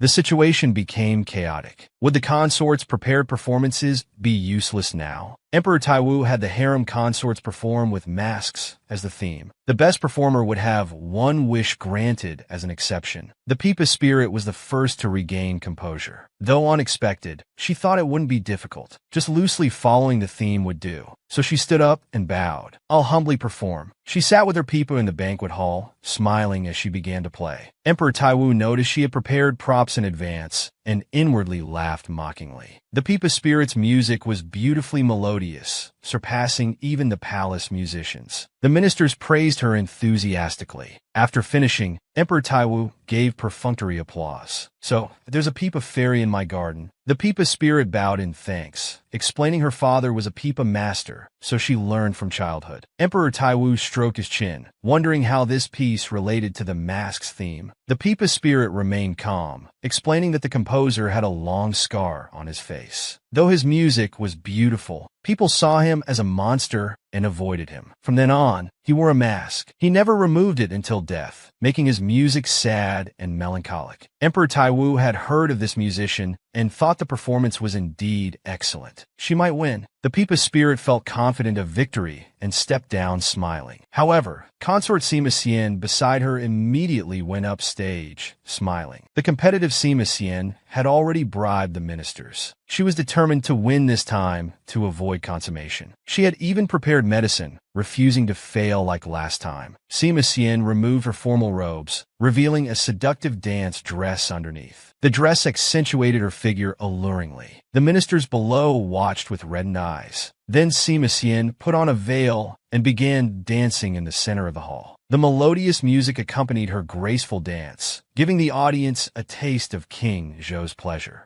Seeing Sima Xian dance so well, another consort turned pale with anger. She had also prepared a performance but couldn't compare to Sima Xian. When the dance ended, Emperor Taiwu and Bai Yin sincerely applauded Sima Xian. Sima Xian removed her veil, saying she named it the mask dance, fitting the theme perfectly. Determined to win, Sima Xian glanced at her conspiring minister, who immediately nodded in agreement. Emperor Taiwu called for the next consort. This consort declined to perform. She forfeited directly. The last one was the Lei Wen princess. Everyone eagerly anticipated what talent this heavenly beautiful princess would present. Unexpectedly, the princess turned her head away reluctantly. Her personal maid stood in front of the princess, explaining, "Your Majesty, my lady is naturally shy and really cannot perform in public." His Majesty waved his hand, indicating he understood. Now only Bai Yi remained without a response. Emperor Taiwu stared at the woman in his arms, Mei Yin. She looked unwell, having made no preparations. She must be very nervous now. After 2 consorts had performed their talents, the ministers below argued endlessly about whose performance was better. The minister who first proposed the performance cleared his throat. He had clearly been bribed by Sima Xian, continuously praising the mask dance. Emperor Taiwu wasn't fooled by their scheme. Neither consort had truly captured the theme. Their careful plans were about to fail. The ministers panicked and asked, "Your Majesty, isn't the mask the theme?"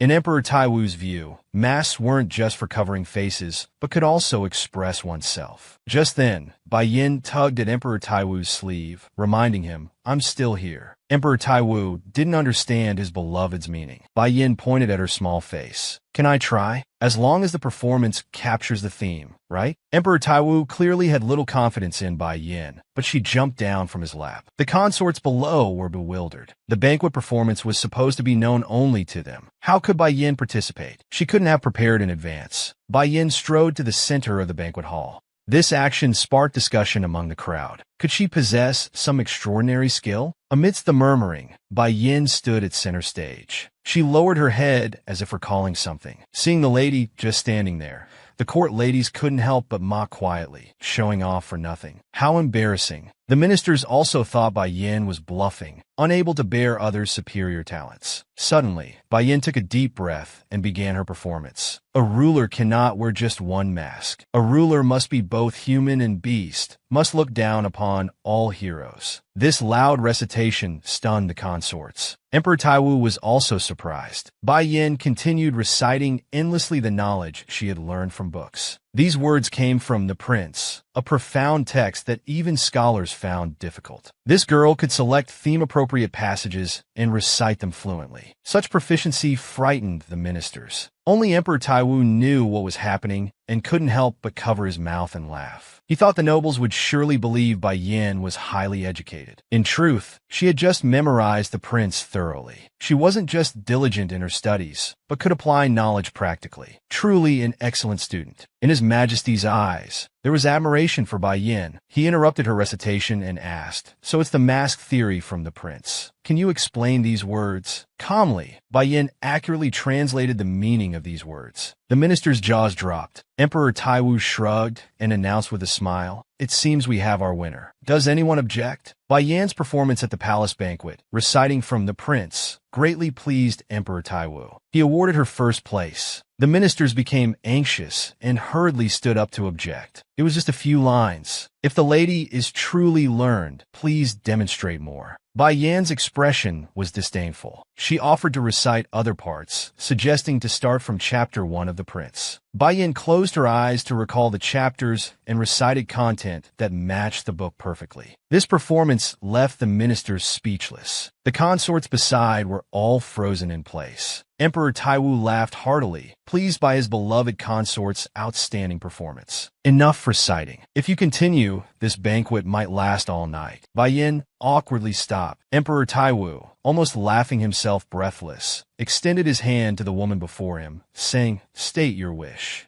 Below the stage, silence fell. No one dared to object to His Majesty's decision anymore. As the ultimate winner, Bai Yin shyly scratched her small face. Then she ran to His Majesty's side and whispered gently in his ear. The Pipa Spirit and Sima Xian were grinding their teeth in anger. It was their scheme, yet Bai Yin benefited from it. After hearing Bai Yan's wish, His Majesty's pupils shook. Bai Yin nodded repeatedly. Yes, that's right. The ministers' minds were full of questions about what she had said. The next moment, Emperor Taiwu announced to everyone that he was promoting consort Bai Yin to 4th rank consort. This caused an immediate uproar. The ministers and consorts exploded with reaction. They all advised His Majesty that even if he favored her, he shouldn't promote someone 2 ranks at once. The pockmarked minister who had been bribed by Sima Xian was particularly agitated. "Your Majesty, it was just an entertainment performance. This reward seems excessive." Emperor Taiwu sneered. "Wasn't this your idea? You said revealing wishes beforehand would spoil the fun." The minister was speechless, then stammered. "Though that's true, the lady only recited a few memorized lines." Emperor Taiwu could no longer contain his anger and let out a contemptuous laugh. "You hypocrite! I remember during the previous emperor's reign, people could be promoted just for singing and dancing." These words hit home. The minister had no more arguments and could only stand there trembling with rage. Thus, Bai Yin became famous overnight and was promoted to 4th rank consort. After the banquet, Su Shanggong and the little palace maid couldn't hide their admiration for their mistress. "Such difficult text, yet you memorized it all." The scholarly Bai Yin scratched her face embarrassedly. Su Shanggong's gossip spirit burned brightly, eyes shining, asking what reward the lady had requested from His Majesty. It turned out Bai Yin had whispered to His Majesty that after the banquet, she wanted to walk back hand in hand with him. Su Shanggong was stunned by her mistress's modest request. "You performed just for that? That was too risky." Bai Yin smiled and shook her head. She had intervened because she didn't want His Majesty to spend the night with other consorts. She hadn't had time to think about what wish to make. Su Shanggong was surprised. My lady had already seen through those consorts' ulterior motives? Bai Yin sighed. "I'm not stupid." Their eyes were all fixed on His Majesty. Seeing that her mistress wasn't as naive as she appeared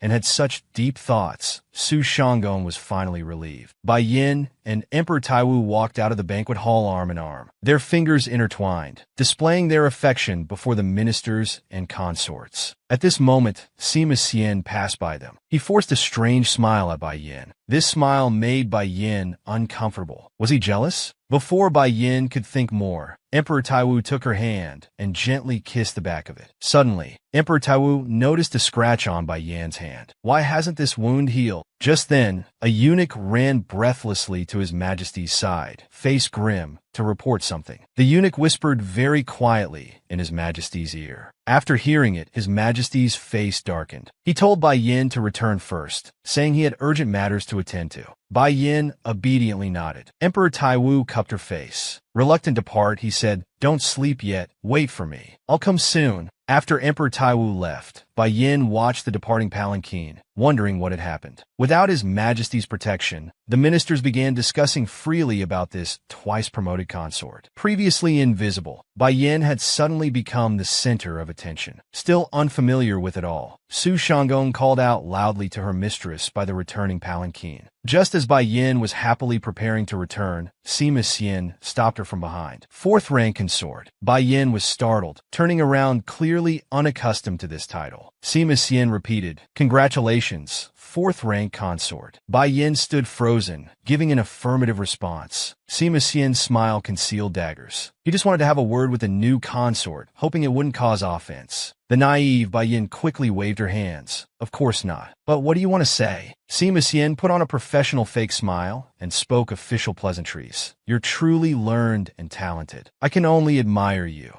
I'm really embarrassed." Bai Yin felt uncomfortable amid the woman's excessive flattery, thinking to herself how strange it was. Though being praised, she felt very uneasy. It felt like mockery. Perhaps it was because she wasn't used to being praised. After finishing his flattery, Sima Xian took his leave, as if he had been stalling for time. The palanquin rattled along toward the palace. Inside, Bai Yin let out a sigh. The banquet was finally over. Just then, she remembered that at the start of the banquet, the Princess of Laiwan had sent her personal maid to her. She took out the letter from her bosom and opened it, finding only one cryptic sentence. "Once the bow is drawn, there's no turning back. Have you thought it through?" Bai Yin couldn't understand its meaning. The foreign princess was truly strange, writing such a mysterious letter to Bai Yin. Bai Yin put the letter aside and sighed deeply. Today had really exhausted her. Just then, her right hand accidentally touched a small box. She picked up the box and examined it carefully. How could there be a woman's powder box in the palanquin? Where did it come from? She hadn't noticed it on the way. With strong curiosity, Bai Yin slowly opened the box. The next moment, countless flower powder burst out. The pollen scent was so pungent that Bai Yin couldn't breathe. She urgently called for the servants to open the windows while lifting the curtains for air. But the powder's effect was extremely strong, like a poison gas bomb. Even with the windows open, the suffocating pain didn't decrease at all. Bai Yin lay in the palanquin, gasping for air. Unexpectedly, drops of blood fell from her nose. Bai Yin reached out in disbelief to touch the blood on the floor. That's when she noticed her hands were covered in black spots, and her entire face was nearly disfigured. Meanwhile, Emperor Taiwu was listening to ministers' reports in the government office. He learned that the poisonous frost powder had been smuggled into the palace. During the banquet preparations, when the makeup artist entered the bustling flower tower, it seemed that was when it was secretly brought in. Emperor Taiwu questioned if they had tracked the person's whereabouts. The minister reported that the person had visited all consorts' quarters except fourth-rank consorts. Emperor Taiwu stroked his chin in thought. All consorts. Frost powder was a highly toxic pollen that caused excruciating pain upon contact and left burns. It became a tool used by noble ladies against their rivals. The previous emperor's consorts each had plenty. However, currently all items going to Bai Yin were checked by the head eunuch and personal eunuchs. Moreover, Bai Yin possessed strong healing abilities. Frost powder shouldn't cause her much harm. What worried Emperor Taiwu was whether this incident could turn the situation around for Bai Yin. He wanted to use this opportunity to send all consorts out of the palace, making them behave, to let Bai Yin smoothly ascend to the position of empress. In reality, Emperor Taiwu ordered the minister to arrest the makeup artist for future prosecution. Suddenly, a woman's urgent voice came from outside. "Let me in." The guards were blocking her entry. The commotion outside caught Emperor Taiwu's attention. The woman begged the guards to let her in, saying she had urgent matters for His Majesty. Seeing the guards wouldn't budge, she began shouting, "Your Majesty must know. I have urgent news about fourth-rank consort. Please. Emperor Taiwu then realized this person's voice and tone were like Bai Yan's little palace maid. His heart skipped a beat, sensing something was terribly wrong. He quickly ordered the guards to let her in. The little palace maid was panting and crying. Through tears, she reported to His Majesty, fourth-rank consort, something terrible has happened. She had been framed and severely injured, with large areas of her body rotting. Chief Su sent a palace maid to deliver a message to His Majesty. He stayed by the consort's side to care for her. Before the royal physician arrived, he had the maids give her painkillers. However, the painkillers had no effect on Bai Yan. Chief Su darkly shouted at the maids, "There must be something wrong with this medicine. Try something else quickly." The little palace maid frantically explained, "This is already the strongest medicine. It contains substitution components. Using too much would harm the consort's body." Hearing this, Chief Su said no more. They could only wait for the royal physician. Bai Yan's skin was severely ulcerated. She lay in bed silently, neither crying out nor struggling. She just gritted her teeth and endured. The pain was so intense that her lips were bleeding from biting them. Seeing the consort like this, Tion's tears burst forth as she covered her mouth, sobbing. She had known that the consort's healing ability would temporarily fail after being with His Majesty, but now even painkillers had no effect. It was too strange. A few days ago, when the consort drank soup mixed with sleeping powder, her sleepwalking still occurred. Could it be that the consort's constitution was naturally this way, immune to all medicines? As Chief Su was lost in thought, Emperor Taiwu burst through the door, breathing heavily. He had clearly run all the way there. Along with Emperor Taiwu came Chief Su moved aside to let the royal physician check her pulse. After seeing the situation, the physician shook his head. The consort's injuries are clearly from frost powder. Even the slightest touch now would cause her unbearable pain, so don't touch the wounds. Emperor Taiwu's face was covered in fine beads of sweat. Heartbroken, he bent down close to Bai Yan. Seeing His Majesty arrive, Bai Yan painfully uttered two words, "Your Majesty." Emperor Taiwu quickly moved closer to hear Bai Yan's words. She just repeatedly said, it hurts so much." Each word cut like a knife, making Emperor Taiwu's heart ache terribly. He gripped the bedsheet tightly, trying not to cry, but his body still trembled uncontrollably. How could this happen? Emperor Taiwu suddenly remembered that at the end of the banquet, Bai Yan had a wound on the back of her hand. He had said it should have healed already. Why hadn't it? He turned to instruct the physician. "Quick, use medicine to ease the consort's pain." As the physician prepared the medicine, a maid standing nearby carefully said, "We've already tried, but it didn't work." The physician asked what the maid had used. She replied it was Maxin. This shocked the physician. Maxin was the strongest painkiller, yet it had no effect. He shook his head helplessly. "Then let's use sleeping powder to let her sleep through it." When the sleeping powder was brought, the physician administered it to Bai Yan. Just like during her episodes, it had no effect. Bai Yan didn't fall asleep, still clenching her fists, her whole body trembling. Seeing this, the physician's conclusion seemed clear. Her constitution was naturally this way, immune to all medicines. Emperor Taiwu's face had darkened by now. What could he do? Could he only watch Bai Yan suffer? Everyone in the room fell silent. Emperor Taiwu bent down, whispering in Bai Yan's ear, "Those who harmed you will be caught. Should we cut off their limbs? Or perhaps flay them alive? I'll do whatever you wish." Bai Yan struggled to answer, "Your Majesty, just hold me." These words completely broke Emperor Taiwu's emotional defenses, making him nearly cry out in anguish. Bai Yan, injured by the frost powder, had large areas of ulcerated skin. Because of their intimacy the previous night, her healing ability was temporarily gone. She could only grit her teeth against the heart-wrenching pain. During this time, Emperor Taiwu stayed awake all night, watching over Bai Yan. Until the next morning, her healing ability slowly returned, and the burns on her body began to fade. Emperor Taiwu held Bai Yan in his arms. After the last trace of swelling disappeared, he immediately called for the physician to examine her. The physician was amazed by Bai Yan's miraculous healing ability. Her pulse was steady, and the scars had vanished. This was incredible. No literature had ever documented that the Shiryao clan possessed self-healing abilities. Moreover, her healing method was different from ordinary Shiryao clan members. Was this the power of the Black Shiryao? Seeing Bai Yin sleeping peacefully like a baby in Emperor Taiwu's arms, he silently marveled that even with such strong healing abilities, the pain during injury was still unavoidable. Yet she endured it without making a sound. Truly remarkable. The physician nodded to His Majesty, confirming the consort's recovery. Chief Su stood nearby, beaming with joy.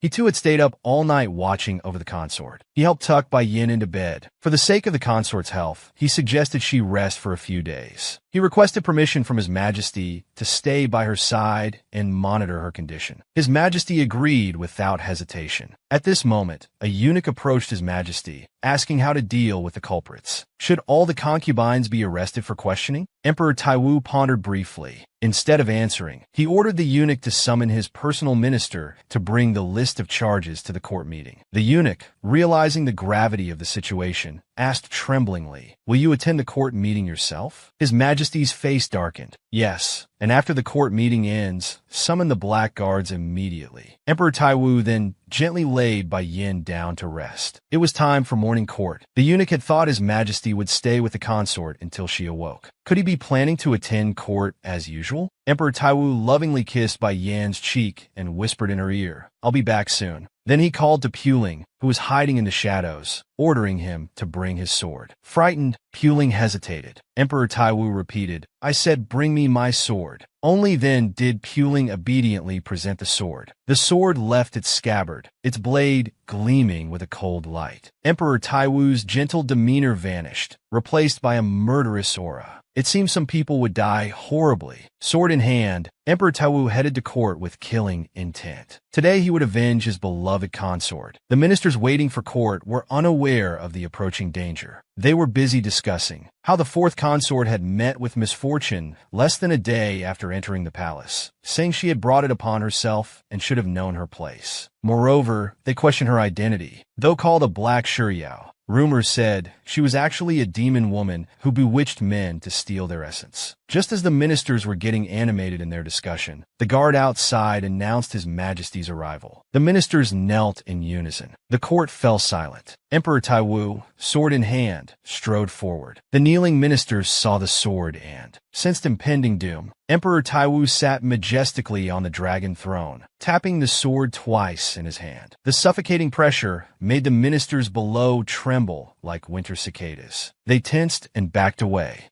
They assumed His Majesty's dark mood was due to consort Siren's misfortune last night, and knew they must watch their words carefully. Though it was time for morning court, the hall was completely silent. No minister dared speak. Emperor Taiwu spoke first. "Regarding the management of the inner palace, I seem to have been too negligent." The ministers secretly wondered if consort Siren's face had been ruined, and if His Majesty planned to promote other consorts. Then Emperor Taiwu announced loudly, "I have decided to promote Bai Yin to Jingpin." Jingpin is third rank among palace women, just 2 ranks below Empress. Bai Yin had received multiple promotions shortly after entering the palace, which the ministers couldn't accept. They wanted to stop His Majesty together. But given the situation, no one dared to speak first. After pushing each other around, finally one bold minister was pushed forward. This unfortunate minister bowed to His Majesty. He said with a forced smile, "This consort was just promoted yesterday. It's only been 1 day. This decision seems inappropriate. Moreover, her background is unclear." The words "unclear background" touched His Majesty's raw nerve. His face darkened instantly, his eyes blazing with unlimited fury. He demanded, "What do you mean by unclear background?" The minister was terrified. He had heard too many rumors and accidentally spoke without thinking. He still struggled desperately, defending himself. "Isn't it about fair rewards and punishments? Your subject thinks rewards should be based on merit." Emperor Taiwu feigned sudden understanding. "Fair rewards and punishments? Indeed, that makes sense." The minister thought he had escaped danger, repeatedly bowing. The next moment, Emperor Taiwu smiled maliciously. He called to his personal minister, who took out the list of charges. As he began turning the pages, the ministers below swallowed nervously. The personal minister finally found the content he was looking for. He read aloud: tax evasion, forcing women into marriage, usury, corruption, and bribery. Other minor charges need not be mentioned. Emperor Taiwu responded in kind,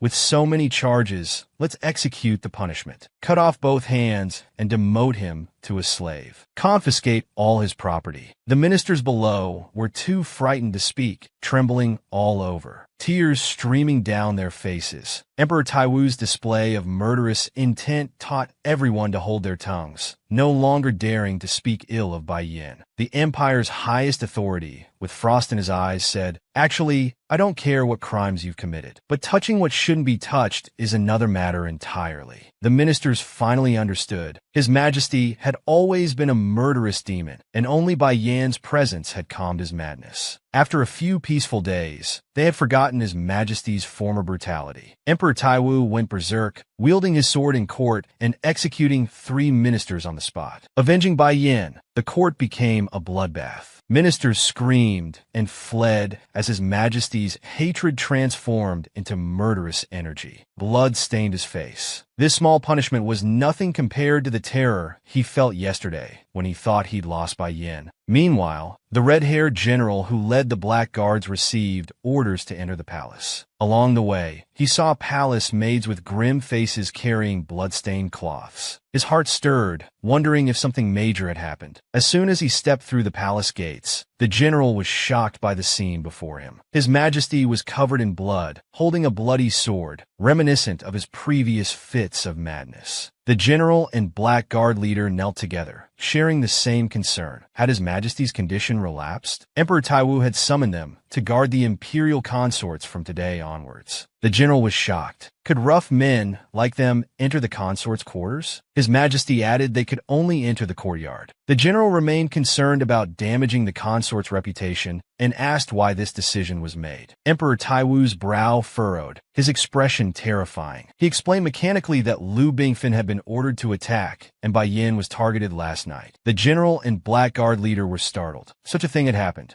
Who did it? Emperor Taiwu said it didn't matter. Those who tried to bring down Bai Yin were all in it together, so he had just executed 3 nobles. The general, who had always been by His Majesty's side, thought killing only 3 was fewer than expected. Emperor Taiwu turned away, saying it was just to make an example. The general was more confused. If so, the consort shouldn't need protection anymore. After this incident, who would dare approach Hua Soa? The general was right, but His Majesty had his own considerations. Soon, he would promote the imperial examination system to bring in talent for the empire, eliminating the nobles. After today's events, those nobles would surely realize that once the examination system was implemented, they would have no way out. They would struggle desperately then, attacking Bai Yin, as she was Emperor Taiwu's only weakness. The general understood, but asked why use the Black Guards instead of the Shadow Guards. Emperor Taiwu suddenly turned, speaking deliberately. "I want them to see with their own eyes how much I care for Bai Yin, and what consequences they'll face if they harm her." The general fell into thought. His Majesty wanted not just to protect her, but to assert his authority. But the Black Guards weren't suitable as guards. They were professional assassins, skilled only in killing. Just then, the silent Black Guard leader spoke up, vowing to protect the consort. She had healed the Black Guards before. They could protect both her safety and keep her abilities secret. The two agreed, and the task was given to the Black Guards. "Starting tomorrow, whether willing or not, I won't allow her to be hurt again." Such a domineering command left the red-haired general bewildered. After handling state affairs, Emperor Taiwu came to watch over Bai Yan's bedside. In her unconscious state, Bai Yan had a nightmare where her mother angrily told her daughter not to worry about revenge and to wake up immediately. In reality, Bai Yin was mumbling mama in her sleep. When she slowly opened her eyes, she saw Emperor Taiwu's concerned face up close. Though Bai Yin was the one injured, Emperor Taiwu looked even more haggard. To ease his worry, Bai Yin struggled to sit up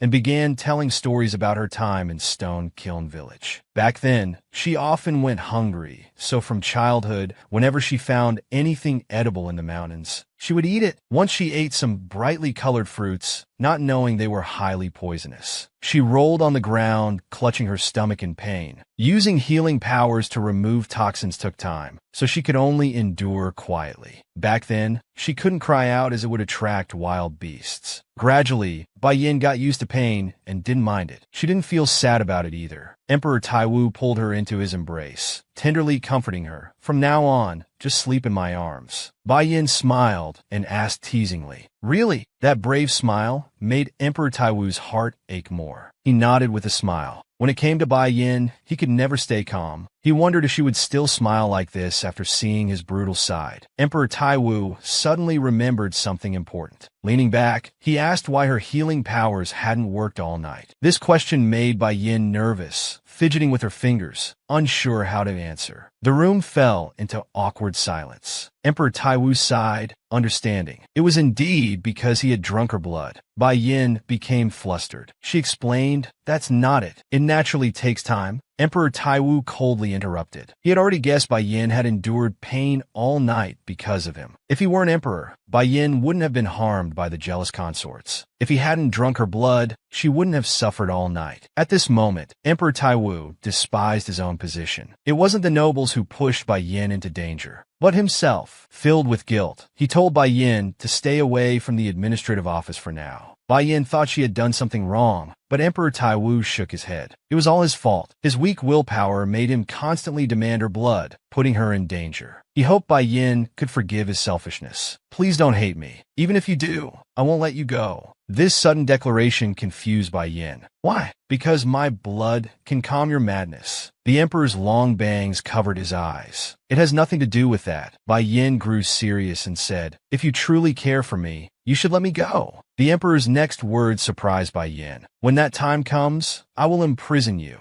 keep you where no one can find you, watch you constantly. Even if you cry and scream, I won't let you go. I'll make you look only at me, talk only to me." After hearing this terrifying and dark declaration, Bai Yin burst out laughing. This response left Emperor Taiwu dumbfounded. "I like you, so you can't easily let me go." Emperor Taiwu had revealed his darkest thoughts. Even if Bai Yin's heart changed in the future, he wouldn't let her go. Instead, he would imprison her, keeping her only for himself. Bai Yin laughed instead of getting angry. "If I ever change my heart, you can do as you please." Not only accepting her lover's dark thoughts, but finding them endearing. This must be true love. Having slept all day, Bai Yin was hungry. Emperor Taiwu ordered servants to bring a table full of delicacies. Bai Yin ate happily, smacking her lips. Emperor Taiwu couldn't help asking if it was really that delicious. For Bai Yin, who came from poverty, eating such luxurious meals was undoubtedly the happiest thing. Seeing his beloved eat so heartily, Emperor Taiwu felt satisfied just watching. Suddenly, Bai Yin brought up something. If she couldn't go to the administrative office, where would she study? Emperor Taiwu said he would build a study in Bai Yin's quarters. Bai Yin bit her chopsticks, deep in thought. This way, she would spend less time with His Majesty. Before, at the administrative office, she could use organizing as an excuse to stay longer. The emperor saw through her thoughts and added with a smile, "I'll come too." Emperor Taiwu suddenly put down his chopsticks and spoke seriously about the assassin, asking how she wanted to deal with them. At the mention of the assassin, Bai Yan's face immediately darkened. When Liu Bingfen burned her, Bai Yin felt excruciating pain throughout her body. Before, she thought the people from Kiln Village were the worst. She never expected the people in the palace to be even worse. If she didn't have healing abilities, she would have had to live with ugly scars for the rest of her life. At that time, lying in bed enduring the pain, Bai Yin clenched her fists, silently vowing, "No matter who you are, you're dead. I will never let you go." In reality, Bai Yin asked His Majesty how much power a fourth-rank official had. Emperor Taiwu then told her that she was now a Zhengpin. Zhengpin's rank was higher than fourth rank, and she could command everyone in the harem. Learning she had such great power, Bai Yin rubbed her chin thoughtfully. She needed time to consider this matter. However, she made it clear that she wouldn't let this matter slide. Not only was Emperor Taiwu not bothered, but with his crimson eyes gleaming, he murderously offered, "Do you want my help?" Bai Yin shook her head, not wanting to trouble Emperor Taiwu. But to Emperor Taiwu, this wasn't trouble at all. Even if Bai Yin killed all those consorts in anger, he wouldn't mind. Such blatant favoritism made Bai Yin blush instantly. Her previous anger towards the culprit vanished, replaced by pure sweetness. Emperor Taiwu picked up a napkin to wipe the food from Bai Yan's mouth. He informed her that starting tomorrow, Black Ghost would be responsible for protecting her. She could do anything she wanted, except leave the palace. Hearing that the kind old man Meng Yao, who had escorted her into the palace, would come, Bai Yin beamed with joy. This reaction immediately made His Majesty jealous. He had said before that he was particularly possessive. After dinner, Emperor Taiwu asked Bai Yin to follow him to the bedroom. Bai Yin immediately understood what His Majesty wanted to do. Blushing, she waved her hands in refusal. "Aren't you busy, Your Majesty?" Emperor Taiwu dominantly pulled Bai Yin into his embrace. "No matter how busy I am, I must cherish you." Having been poisoned yet recovering completely overnight, Bai Yan's special constitution aroused the royal physician's suspicion. That day, when the royal physician came to check Bai Yan's pulse, he found it unusual. Connecting this with Bai Yan's immunity to all medicines, the royal physician nervously asked, "My lady, are you really from the Shiryao clan?" This question stunned Bai Yin momentarily. Su Shanggong loudly reprimanded the physician. "What do you mean? That's too much." Bai Yin remained surprisingly calm. She sensed the physician wasn't mocking her, but was genuinely concerned. So she revealed her background. "My mother was a famous witch in Stone Kiln Village." The physician immediately asked, "Was your father also from the Shiryao clan?" Bai Yin had no idea who her father was and just vaguely responded with a yes. After learning about her parents' identities, the physician stepped back and bowed to apologize for being hasty. Bai Yin asked why the physician suddenly questioned this. The physician directly stated that no Shiryao clan member had abilities like hers. The Shiryao clan couldn't use blood to heal others, cure serious injuries, nor did they have self-healing abilities. Therefore, my lady's abilities were unheard of. The physician's expression turned serious. Great power inspires both reverence and evil intentions. Not to mention my lady is already the target of everyone's envy, and last night's incident has spread throughout the palace. If those uninformed people see you unharmed like this, who knows what rumors they'll spread? Bai Yin naively asked. Surely they wouldn't? The physician shook her head. They already have. Some are using your black hair to spread rumors. They're widely claiming you're not from the Shiryao clan, but from another vicious tribe. These sharp words angered Su Shanggong greatly. This is complete nonsense. Bai Yin wanted to know about this vicious tribe they mentioned. Is it the kind that uses dark magic? The physician confirmed. Yes, that's them. The Nachi tribe was wiped out in the previous war. Legend says the Nachi were born with black hair, but they were pale and emitted a strange odor. This confused Bai Yin. Since their physical characteristics were different, why would they suspect she was from the Nachi tribe? The physician sighed. Those people don't care about facts. They just want to ruin your reputation. Besides, there's another concern. My lady isn't immune to poison or medicine. This means even the best medicine won't work on you.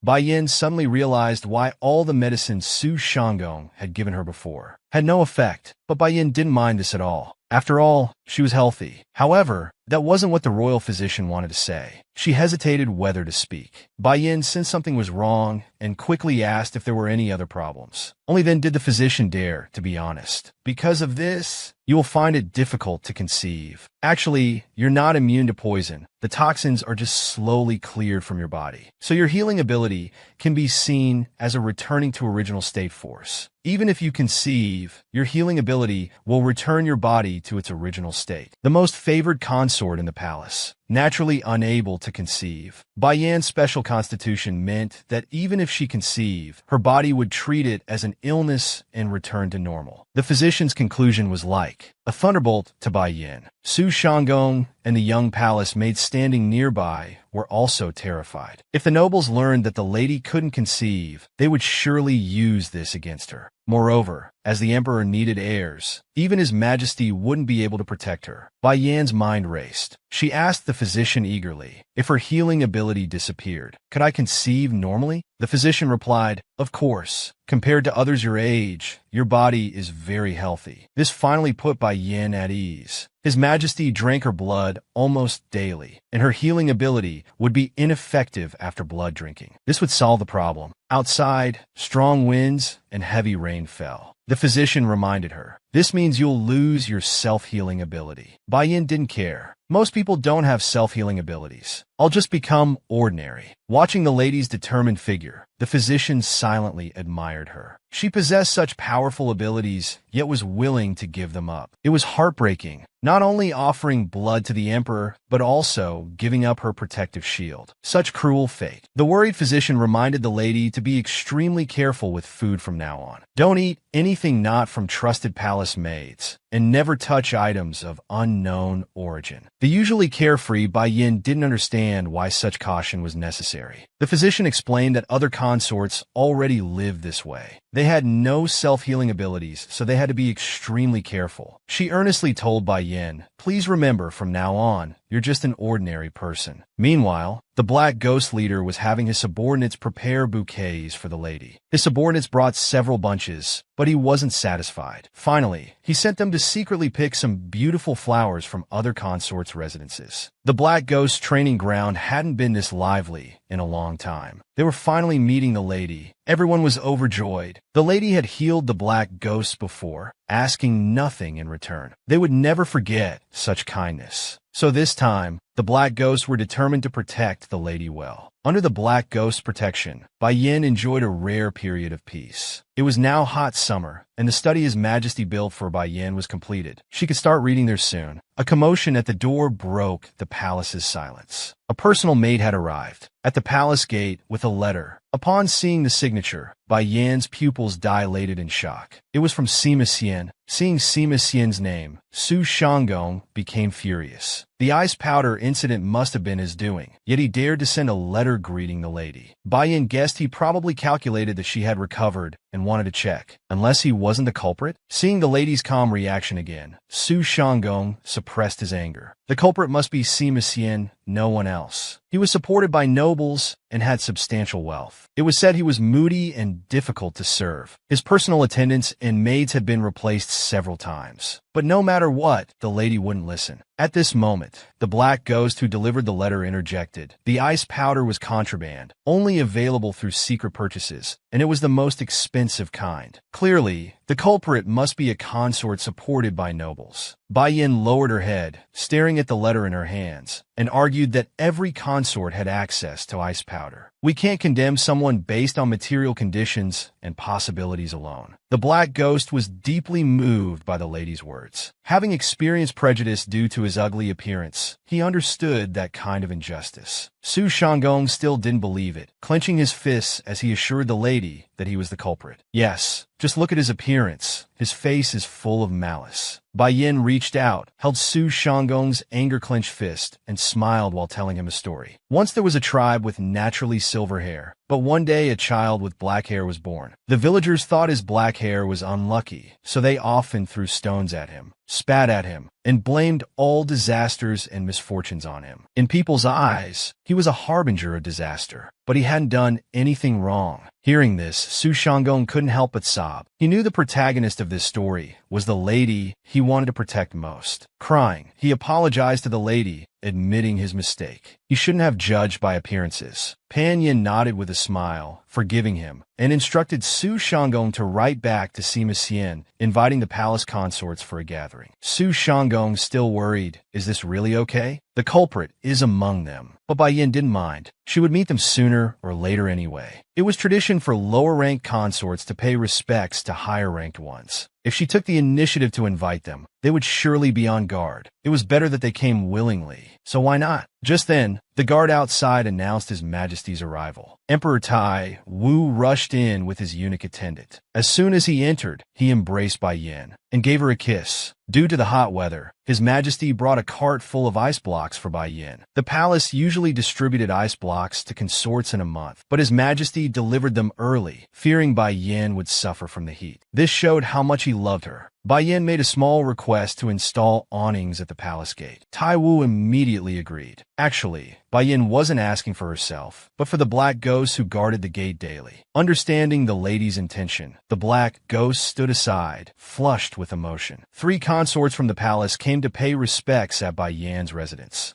Though Sima Xian had arranged for the 3 to come, when they arrived at the palace gate, he was late. The 3 consorts stood in the scorching sun for a long time before seeing Sima Xian's sedan chair arriving slowly. The Peepa spirit, holding a fan, sarcastically remarked that he had changed sedan chairs again, wondering where he got so much money. The princess and the blonde consort remained silent. The blonde consort stared at the princess's veil curiously and asked, "Aren't you hot?" The princess nodded. Wearing a high-neck ceremonial dress with a veil in such hot weather, you must be really weak. The blonde consort felt sympathy. Such a beauty, yet mute. What a pity. Sima Xian stepped down from the sedan chair. Today he was heavily made up, wearing elaborate jewels, like a gorgeous red rose. The blonde consort greeted him first. "Hello, it's really hot today." Sima Xian walked forward without looking aside, giving a perfunctory response. Indeed, as soon as he got down, he started gossiping. As everyone knows, the fourth lady recently encountered misfortune. "It's heartbreaking." The little Peepa's spirit immediately corrected. "You mean the Zhengren lady?" Sima Xian sneered. "Seems you don't understand the situation. His Majesty dismissed court after executing Gui, so that proposal was naturally invalidated. If you disagree, you can call her that yourself." Though displeased, the little Peepa's spirit dared not argue. She could only frown in anger. Sima Xian continued rambling, not knowing Bai Yin had recovered, thinking this incident was a great opportunity for them. "His Majesty still visits the lady regularly, but that's just out of concern. I think His Majesty will notice us soon." The little Peepa's spirit crossed her arms, displeased. "It's inappropriate to say such things now." Sima Xian's face instantly turned cold, speaking seriously word by word. "Things have come to this point. Let's be honest. Isn't this what you all think too? After all, for consorts to establish themselves in the palace, this issue must be resolved sooner or later. I also feel sorry for the fourth lady's situation, but the empire's future is more important. As consorts, we should serve His Majesty wholeheartedly and ensure heirs for the royal family." However, he hadn't expected that Lady Ci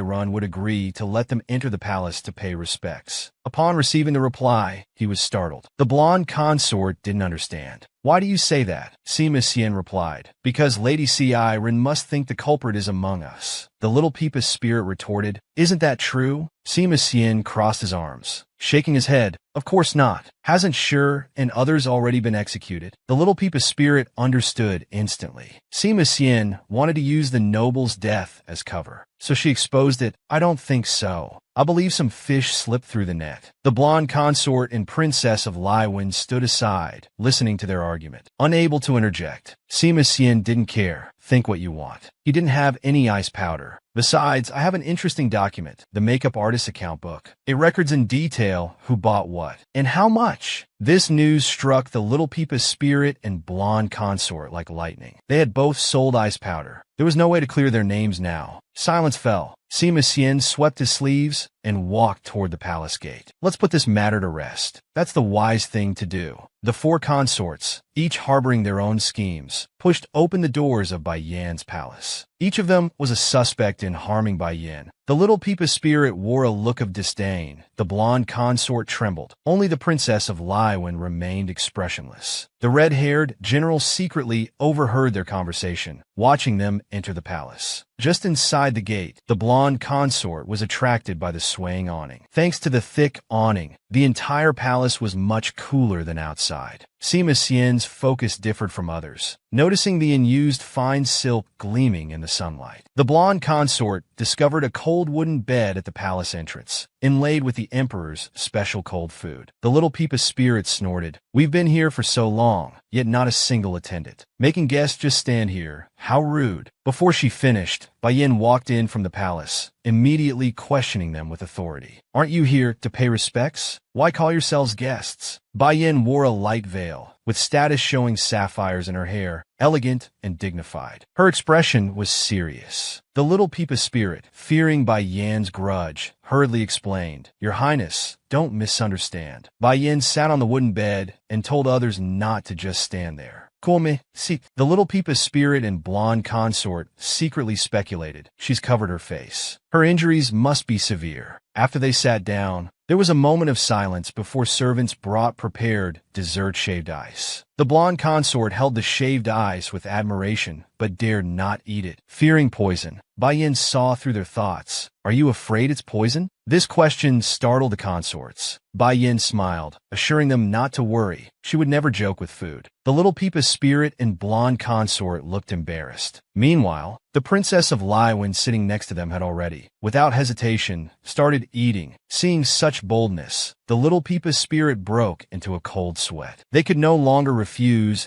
and ate the shaved ice with resignation. Sima Xian thought differently. He wasn't concerned about poison in the shaved ice. only about how long until ice would be distributed. Where did she get her ice from? Did she coax it from His Majesty? This thought ignited jealousy in his heart. She really gets whatever she wants. No wonder she refused the noble's favors. After all, she has the emperor's support. Sima Xian ate the ice in large bites to hide his envy and jealousy. The blonde consort noticed Bai Yin wasn't eating and asked flatteringly, "Don't you want any?" Bai Yin explained it was inconvenient with her veil. The blonde consort suggested, "You could remove it to eat." Bai Yin shook her head in refusal. The blonde consort didn't know what to say next. The injuries must be very severe. So she bowed and apologized. The scene once again fell into awkward silence. For consorts from the palace came to pay respects to Bai Yin. While others were cautious, only Sima Xian was bold. After finishing the shaved ice and putting down his bowl, he began gossiping. "When we heard about your misfortune, we were so worried. How could such a thing happen?" Before Sima Xian could finish, Bai Yin interrupted, "I think you misunderstand. I didn't encounter any misfortune."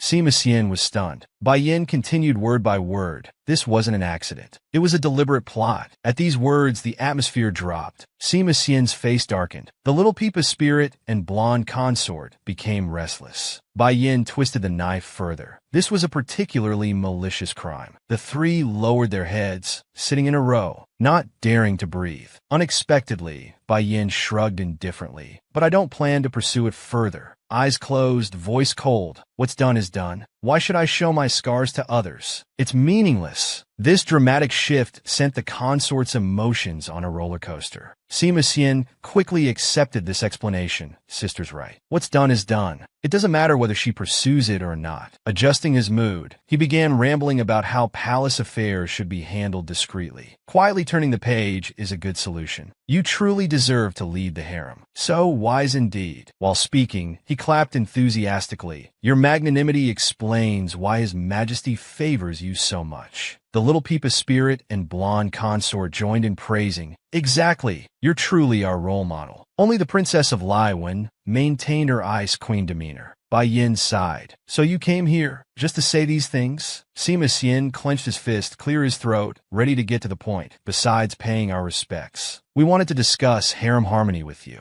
His expression was terrifying, like a venomous snake. Bai Yin sat there, unmoved, letting Sima Xian speak. Sima Xian began his performance. Though His Majesty has several consorts, there's still no heir. This isn't good for the empire's future. Hearing this, Bai Yin frowned, anger rising. They weren't concerned about royal stability, only their own interests. Sima Xian grew animated. Consorts bear the burden of continuing the royal line. It's both our right and duty. Please grant us this, Your Highness. Bai Yin was speechless at this long speech, could only clench her fists and reply. Your words make sense. This matter is indeed important. But internally, she thought of Shao Qing, pushing His Majesty toward other women. She couldn't do it. Honestly, Bai Yin hated His Majesty sitting down. Among the 3,000 palace women, she had given herself completely to His Majesty. Why should she share with other women? Sima Xian came to Bai Yin's palace with ill intentions. As soon as he arrived, he asked Bai Yin to persuade His Majesty to share his favor, as producing heirs was most important for the empire. These words pierced Bai Yan's heart, unwilling to share with other women. As head of the harem and Emperor Han Wu's most beloved consort, she decided to reorganize harem order. First, she would strip rights from one of the 4 consorts. This person not only brought forbidden ice powder into the palace, but also harmed others. Bai Yin ordered the 4 consorts to investigate themselves. To find out who it was, Sima Xian was displeased. Bai Yin had just said she wouldn't pursue the matter. Why bring it up again? Bai Yin explained seriously. While willing to set aside personal grudges, she couldn't let criminals roam the palace. This concerned His Majesty's safety. The blonde consort panicked, asking tremblingly, "But why leave it to us to handle?" Bai Yin replied, "You said palace matters shouldn't be made public. Unless you want me to whisper to His Majesty and have you all thoroughly investigated?" The little Peepa spirit panicked too, quickly denying involvement. Bai Yin felt today's talk should end. She stood up slowly, saying there's no rush. Take your time investigating. When you need something from me, come back to report on each other. Then she dismissed them. You may leave now. The little Peepa spirit stood up trying to keep Bai Yin,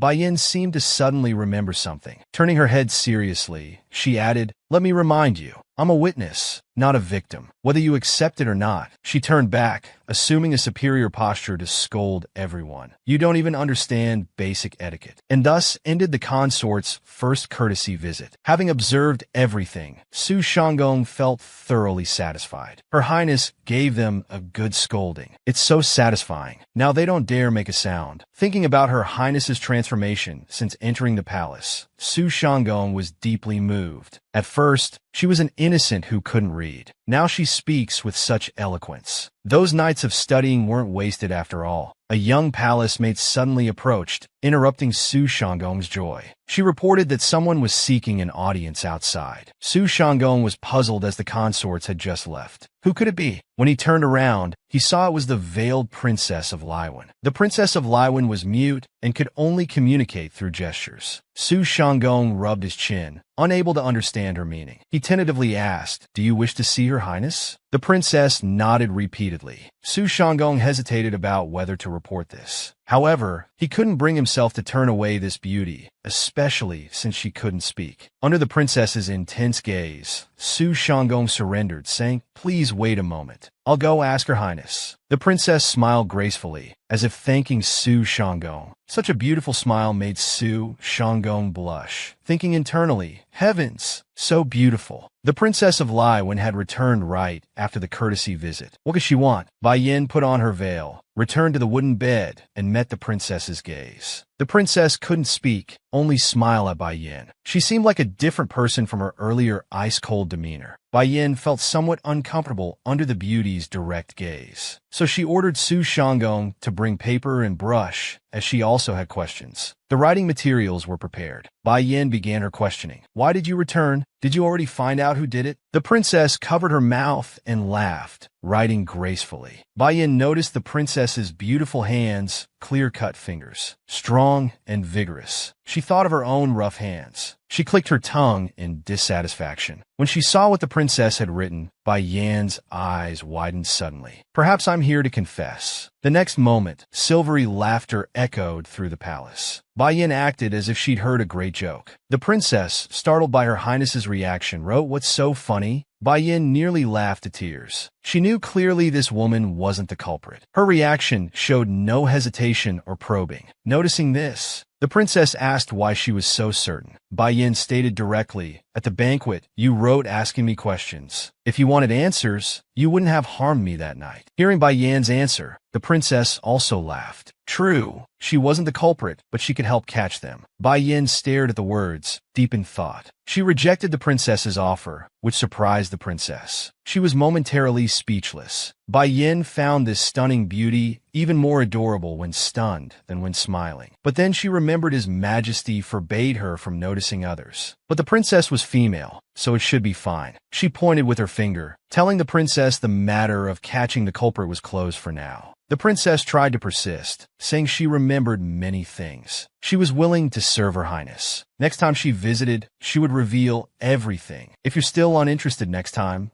I won't persist." Seeing the princess's confidence, Bai Yin felt something was off, but she wouldn't easily trust her. She could only refuse. Bai Yin realized the princess wasn't seeking favor. Then what was it for? Unexpectedly, the princess wrote stay. Bai Yan's jaw dropped. "I want to be close to you, because only you, Your Highness, can fulfill my wish." As she wrote this, the princess of Laiwan bloomed into a smile. Only Bai Yin was completely confused. What on earth was she talking about? As the weather grew warmer, Emperor Han Wu's relationship with Bai Yin also heated up. Every night, Emperor Han Wu would visit Bai Yan's chambers and stay until morning court, reluctant to leave. The two were as affectionate as any newlywed couple. His Majesty decided to implement the imperial examination system, which doubled his administrative duties. Thus, the time he spent teaching Bai Yin decreased. Whenever he wanted to put down his court documents to find Bai Yin, the senior ministers would warn him with their glares. But Bai Yan's studies couldn't stop either. She would one day become empress, the true ruler of the inner court. She would need to handle many affairs, from palace finances to personnel allocation. Everything would be under her management. She needed to learn accounting, and develop decision-making abilities. Even if it was tiring, Emperor Wu would do everything to help Bai Yin learn these skills. In reality, Emperor Wu was still cuddling and playing with Bai Yin. Morning court time was approaching, but he showed no intention of leaving. The eunuch stood aside, face darkening, clearing his throat while clenching his fist. Bai Yin noticed the eunuch was reminding her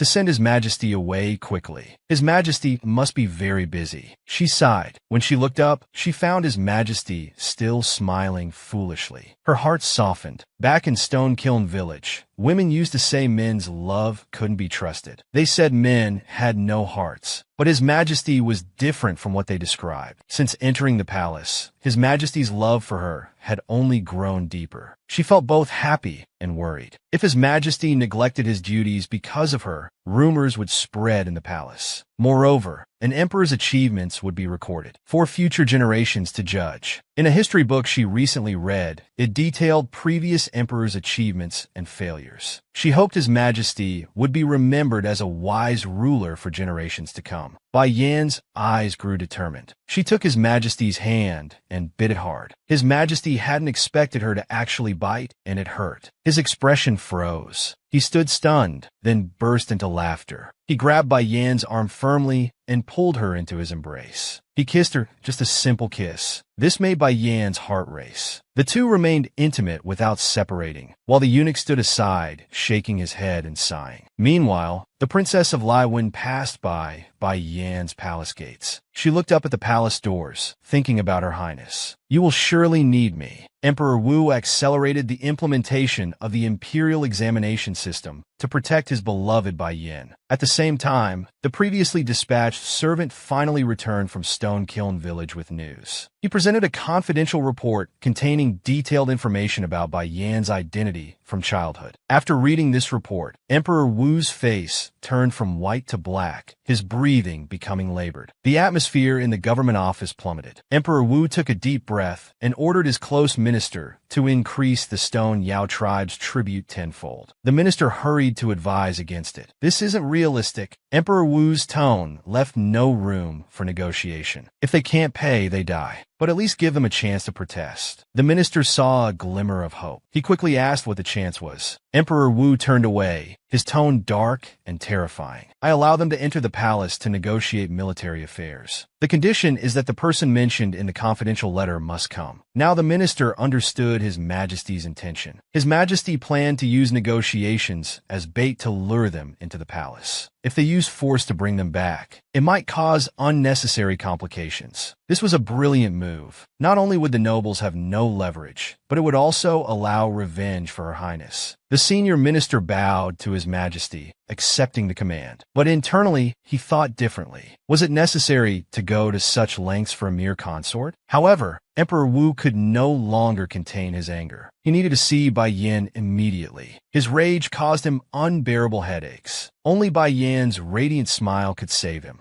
He immediately ordered the eunuch to go to witness consort's residence. The next moment, Emperor Wu collapsed to the ground with a severe headache as if having a manic episode. This terrified the ministers and eunuchs standing nearby. His heart was pounding wildly. Breathing became difficult. Emperor Wu clutched his chest and struggled to stand up. It's nothing, he said, immediately heading to the witness consort's residence. Entering the palace, Emperor Wu looked around but couldn't find Bai Yin in the main hall. She wasn't reading on the wooden bed either. A guard at the palace gate reported to His Majesty that someone had visited Her Highness today. It was the Princess of Laiwen. The princess and Her Highness communicated through writing, so the guard didn't know what they discussed. However, he guessed the princess wanted to befriend Her Highness. His Majesty frowned. The princess had been avoiding consummation since entering the palace, yet now she suddenly approached Bai Yin. What could be the reason? Obviously not for favor. Emperor Wu instructed the guard to keep a close watch. Inside the room, Su Shanggong was handling dirty clothes when he noticed His Majesty's arrival. Just as he was about to announce it, His Majesty put a finger to his lips. Making a gesture for silence, Su Shanggong indicated that Her Highness had been in the study since noon, never coming out. She hadn't even eaten. His Majesty quietly lifted the study's curtain. He approached silently. Bai Yin was sitting at the desk, writing intently, completely unaware of His Majesty's presence. After meeting the Princess of Laiwen, her thoughts were in chaos. She had shut herself in the study, practicing writing randomly. She didn't even notice when His Majesty entered. Emperor Wu's sudden voice startled her. The moment she saw His Majesty, all her gloom disappeared. Smiling brightly at him, she asked when he had arrived. Bai Yan's smile was like medicine for His Majesty. Seeing her smile, not only did his dejection vanish, but even his earlier headache completely disappeared. His Majesty couldn't resist pinching her cheek. After careful consideration, Bai Yan made a request to His Majesty. "I want to study under consort Kaelin," Kaelin being the Princess of Laiwan. This request ignited His Majesty's jealousy. How impressive that after just a few meetings, she could make Bai Yan make such a request. Suppressing his anger, His Majesty asked why she specifically chose her. Bai Yan made a joke, saying it was because she had beautiful hands. Emperor Wu's expression turned ice cold as he coldly questioned if she had held hands with her. Sensing His Majesty's jealousy, Bai Yan hurriedly explained it was just a joke. She chose to learn from her because she was truly knowledgeable and talented. She knew the Prince and other classical works by heart and could recite them backwards. She was not only well-versed in ancient mythology, but also expert in imperial law. There was much to learn from her. As Bai Yan spoke more excitedly, there was undisguised suspicion in His Majesty's eyes. How could a mute royal princess be so knowledgeable? Moreover, as a woman, she had no right to inherit the throne. Who taught her? The prince? Bai Yan used to be happy with his teaching, but now she was swayed by Kaelin. This was unbearable. He clenched his fists, growing angrier. She had abandoned her companion for a stranger. What did all their time together mean then? In reality, Bai Yan changed her tone, saying this was how it should be. She blamed herself for being too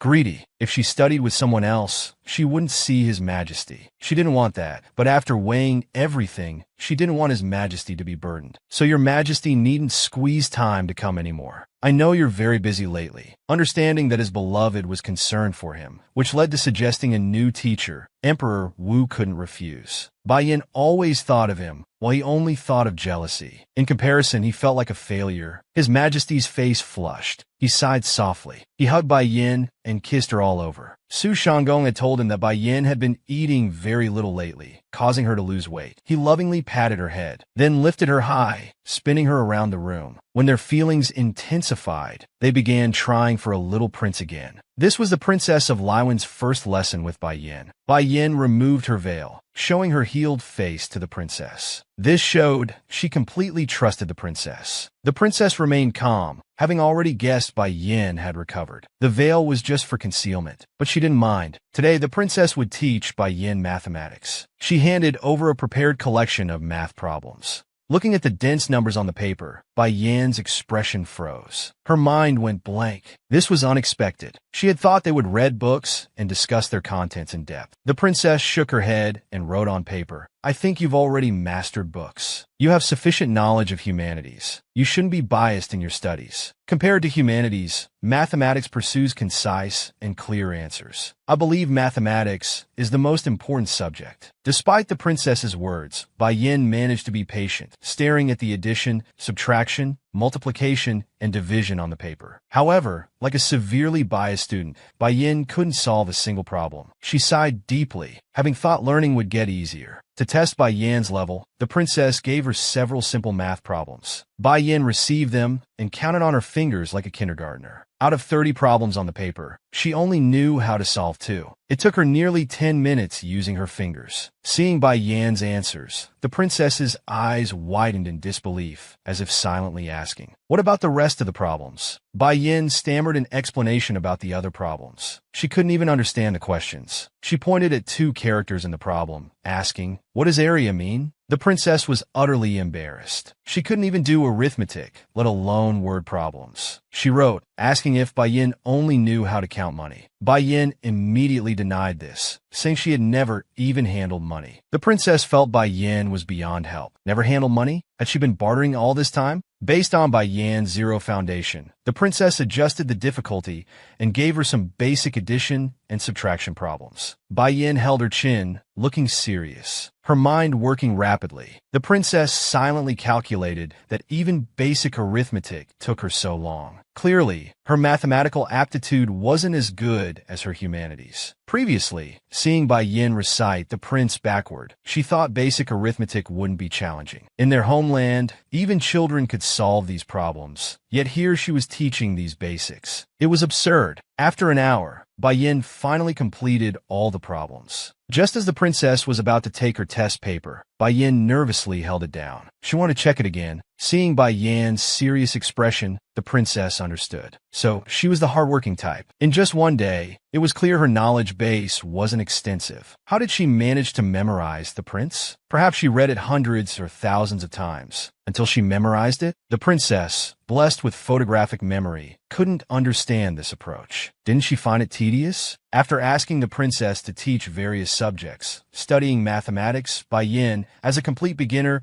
could only do the simplest problems. She still got 2 problems wrong on the test. Bai Yin immediately took back the paper to correct them, redoing the incorrect problems. Finally, they were all correct. Today, the princess only taught Bai Yin basic arithmetic. As the princess prepared tomorrow's teaching materials, Bai Yin suddenly asked, "Why do you force yourself to smile?" This question made the princess's heart skip a beat. Bai Yin stretched her arms on the table, casually saying, "Haven't you noticed? Your smile is unnatural. It looks unwilling, as if someone instructed you how to smile at certain times." The princess's hand stopped midair holding her pen. Bai Yin continued, "You don't need to force a smile in front of me. You should only smile when you want to. Forced smiles feel very unnatural." The princess's mind went blank. She's saying I force my smiles? Then how should I smile? Suddenly, Su Shanggong burst in with a bouquet of flowers. The flowers were for Bai Yin. She took the dirt-covered bouquet and smelled it. Su Shanggong smiled and asked, "Aren't these flowers beautiful, Your Highness?" The bouquet's roots were covered in soil, and some flowers were crushed. Thinking they were from the guards, Bai Yin sighed and asked Su Shanggong to tell them the flowers were beautiful, but they needn't send more. Su Shanggong quickly interrupted, "No, they're from His Majesty." Hearing His Majesty's name, Bai Yin was incredulous. After repeated confirmation, her pupils brightened. Those previously wilted flowers suddenly seemed filtered through rose-colored glasses. She rearranged the bouquet, as if it were the world's most beautiful. Su Shanggong whispered in her ear, "I heard from the eunuchs that His Majesty's royal robes were covered in twigs. His Majesty picked these flowers himself." Imagining His Majesty searching through the grass to pick flowers for her, Bai Yin couldn't help but smile with happiness. Observing everything, Lai Wenhua, the princess put down her pen. She had wanted to ask how to smile more naturally, but now it seemed unnecessary, because she had seen that the most natural smile is one that comes from within. Suddenly, the princess realized that after watching Bai Yin for so long, her heart had started racing unexpectedly. This was the first time she had felt this way, having asked the princess to become Bai Yin's teacher in place of His Majesty. During the teaching process, the princess's feelings for Bai Yin had changed. It was beyond control. She had fallen in love with Bai Yin. When classes ended and dusk approached, the princess walked back to her chambers alone. Passing palace maids gossiped about the princess's tall stature. If she were more petite, she'd surely be favored. How pitiful. What good is heavenly beauty if you're so big? What man likes a giant? The princess heard all their idle chatter. She paused, turned around, and gave the maids a brilliant smile. The maids were stunned by the princess's beauty, frozen in place for several seconds. After coughing and hurrying back to the palace, the princess's smile vanished instantly, replaced by disgust and disdain. As the sun set and dusk settled, the princess finally reached her chamber doors. Upon entering, her attendant eagerly greeted her. "Your Highness, you're back. It's hot, isn't it? Let me help you remove your makeup." The attendant served the princess at her dressing table, brushing out her long gray hair. The princess cautiously asked if the door was locked. The attendant confirmed it was. After removing the thick makeup and elaborate accessories, the princess revealed a handsome male face. He removed the chest padding and partially took off his outer robe, exposing broad shoulders to get some air. The whole day had been stifling. While patiently helping to undo his braids, the attendant asked about the day. The princess stated that Bai Yan's math fundamentals were terrible. Problems that children could solve with their eyes closed took her ages to figure out. Remembering how Bai Yin struggled with the test paper, the princess couldn't help but laugh. That scene was too amusing. Then the princess's tone changed. "However, she's particularly sensitive. Though she seems to have lowered her guard with me, that's not really the case.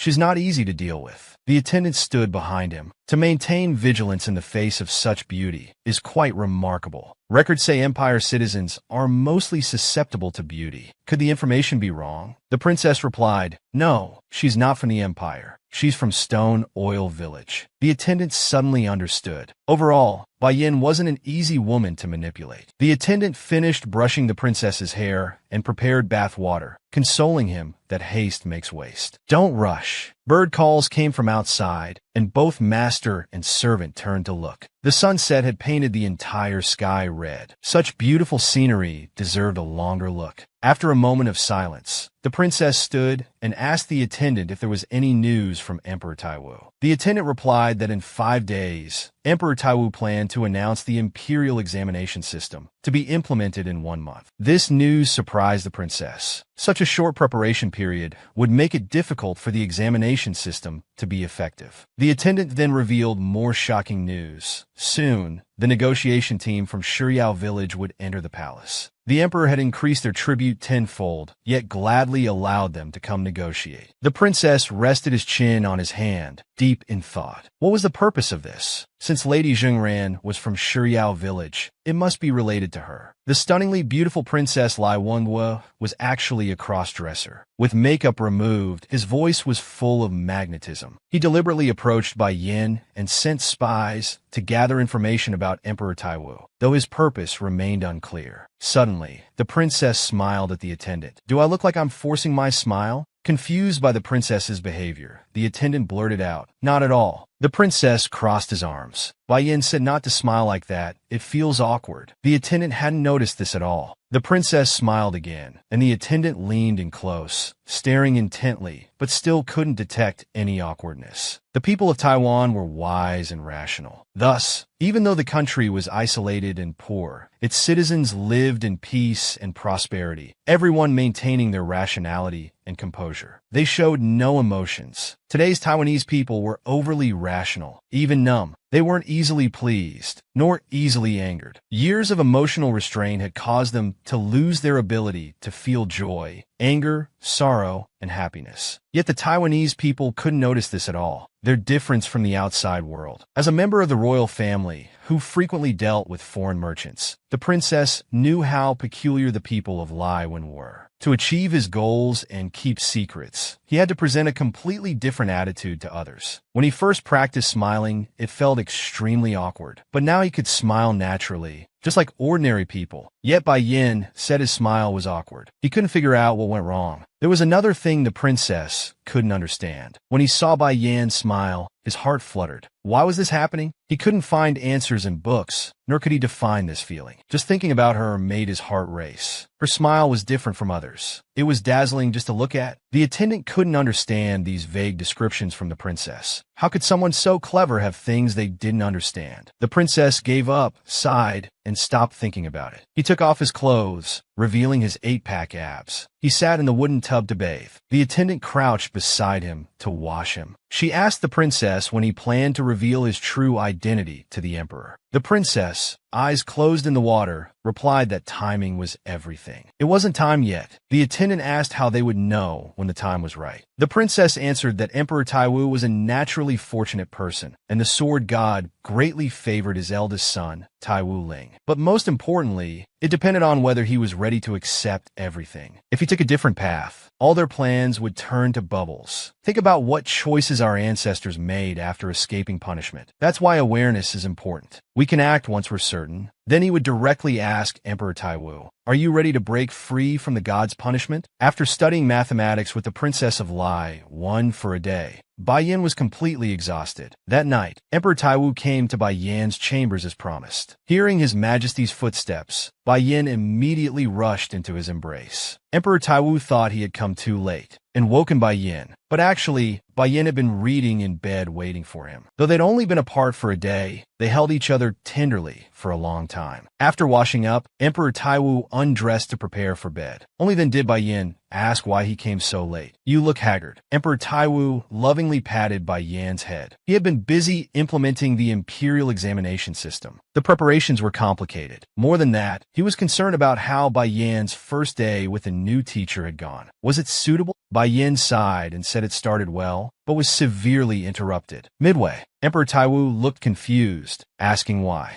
He hadn't been there. Yin pointed to the carefully placed bouquet on the table. After you sent the flowers, I couldn't concentrate. She lowered her head, self-deprecatingly shy. I kept looking at the flowers. Emperor Taiwu blushed. These words meant more than thousands of compliments. Sending flowers had been just a whim, hardly a royal gift. He hadn't expected Yin to like them so much. He spoke of the flowers, yet he was the one moved. A warmth spread through Emperor Taiwu's heart. Yin continued beside Emperor Taiwu. I can't help thinking about you. Even though we meet every night, I still can't control my feelings. She sighed deeply. I always want to study with you. I can't focus. Emperor Taiwu expressed contentedly that the examination system would be announced in a few days. After its formal implementation in a month, you can freely enter the administrative office then. Just be patient. These days, Emperor Taiwu had been worried that 1 month was too short for candidates to prepare. They would have to lower the selection standards. Yin sensed Emperor Taiwu's reluctance. Then her clever mind had a brilliant idea. She asked excitedly, Your Majesty, wouldn't increasing the number of candidates solve this? Emperor Taiwu replied, That's right. If we increase the candidates, the success rate will naturally rise. Yin held up one finger, saying she could easily solve His Majesty's troubles. Emperor Taiwu couldn't resist kissing Yin's cheek. What brilliant idea do you have? I'm all ears. Yin confidently suggested, Please allow women to take the examination. Yin made an earth-shattering suggestion to Emperor Taiwu. Please allow women to take the imperial examination. This suggestion caught His Majesty off guard. Sitting by the window, he stammered after a few seconds. Women can't participate in politics, but you came up with a solution so quickly. That's impressive. Yin didn't understand why it wasn't possible. Emperor Taiwu explained that currently, women's education levels were low. Ordinary girls could only learn basic literacy. Officials needed to care for the people and ensure their welfare. If incompetent people held power, Emperor Taiwu was clearly shifting concepts. This displeased Yin. She wasn't asking His Majesty to exclusively choose women just to give them a chance. They could be evaluated using the same standards. Those who didn't meet the standards would be eliminated. Faced with Yin's questioning, Emperor Taiwu gave a stereotypical answer. But women tend to make emotional judgments when facing national affairs. Before Emperor Taiwu could finish, Yin interrupted him. How much better are those male officials?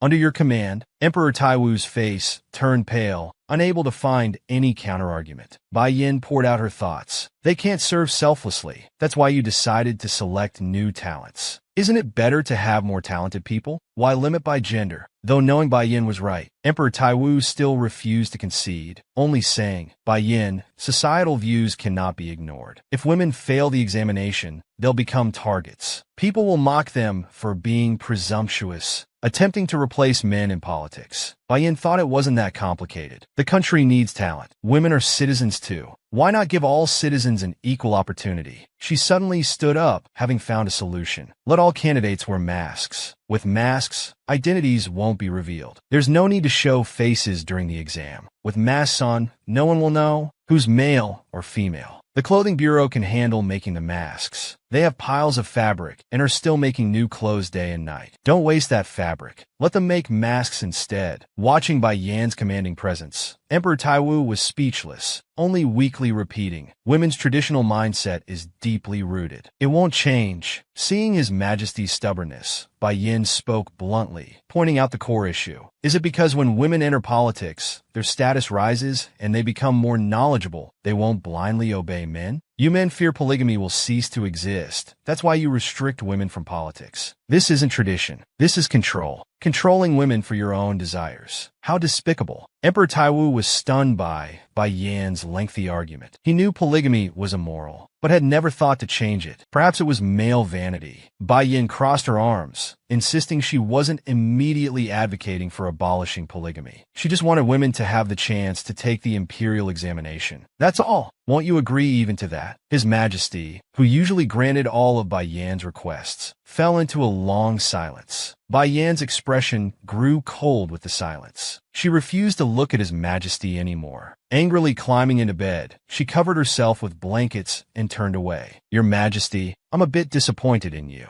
The word disappointed exploded in Emperor Taiwu's mind. He he called out meekly, Bai Yin. She closed her eyes, pretending to sleep. Emperor Taiwu could only climb in a bed and move closer to her face. Bai Yin, look at me. Since the Princess of Lai, when officially became Bai Yan's teacher, she came to Bai Yan's chambers daily to teach mathematics. They had progressed to equations now. Bai Yin was a student with severe subject preferences, quick to understand literature, but struggling with mathematics. Faced with complex equations, Bai Yin scratched her head in frustration, complaining that equations were useless in daily life. Isn't knowing addition and subtraction enough? The princess wrote her merciless critique on paper. But you can't even do basic arithmetic well. The fear of mathematics made Bai Yin regret. She shouldn't have let the princess be her teacher. She really wanted to go back in time and slap herself. The princess maintained her smile. After class you can rest, but now start writing. Bai Yin couldn't get away with it and had to comply. I know. The princess was usually very kind to Bai Yin, but once class started, she became extremely strict. She warned Bai Yin, you must master mathematics. As the head of the harem, you'll need to manage budgets and handle bills. Bai Yin wanted to shout in the princess's ear, just hire someone good at math to do those things. But she only dared think it, not say it aloud. She couldn't be so willful, so she silently cheered herself on. 10 minutes later, Bai Yin surrendered again. She collapsed on the desk, complaining that math was too difficult. With tears in her eyes, she declared to the princess, I hate math the most. And you're second. Bai Yan's childish tantrum made the princess laugh. This time her smile was different. It was genuine. Bai Yin stared at the princess's serious expression and sighed. Although they had spent some time together, she still couldn't fully trust the princess, who knew what her true motives were. To Bai Yin,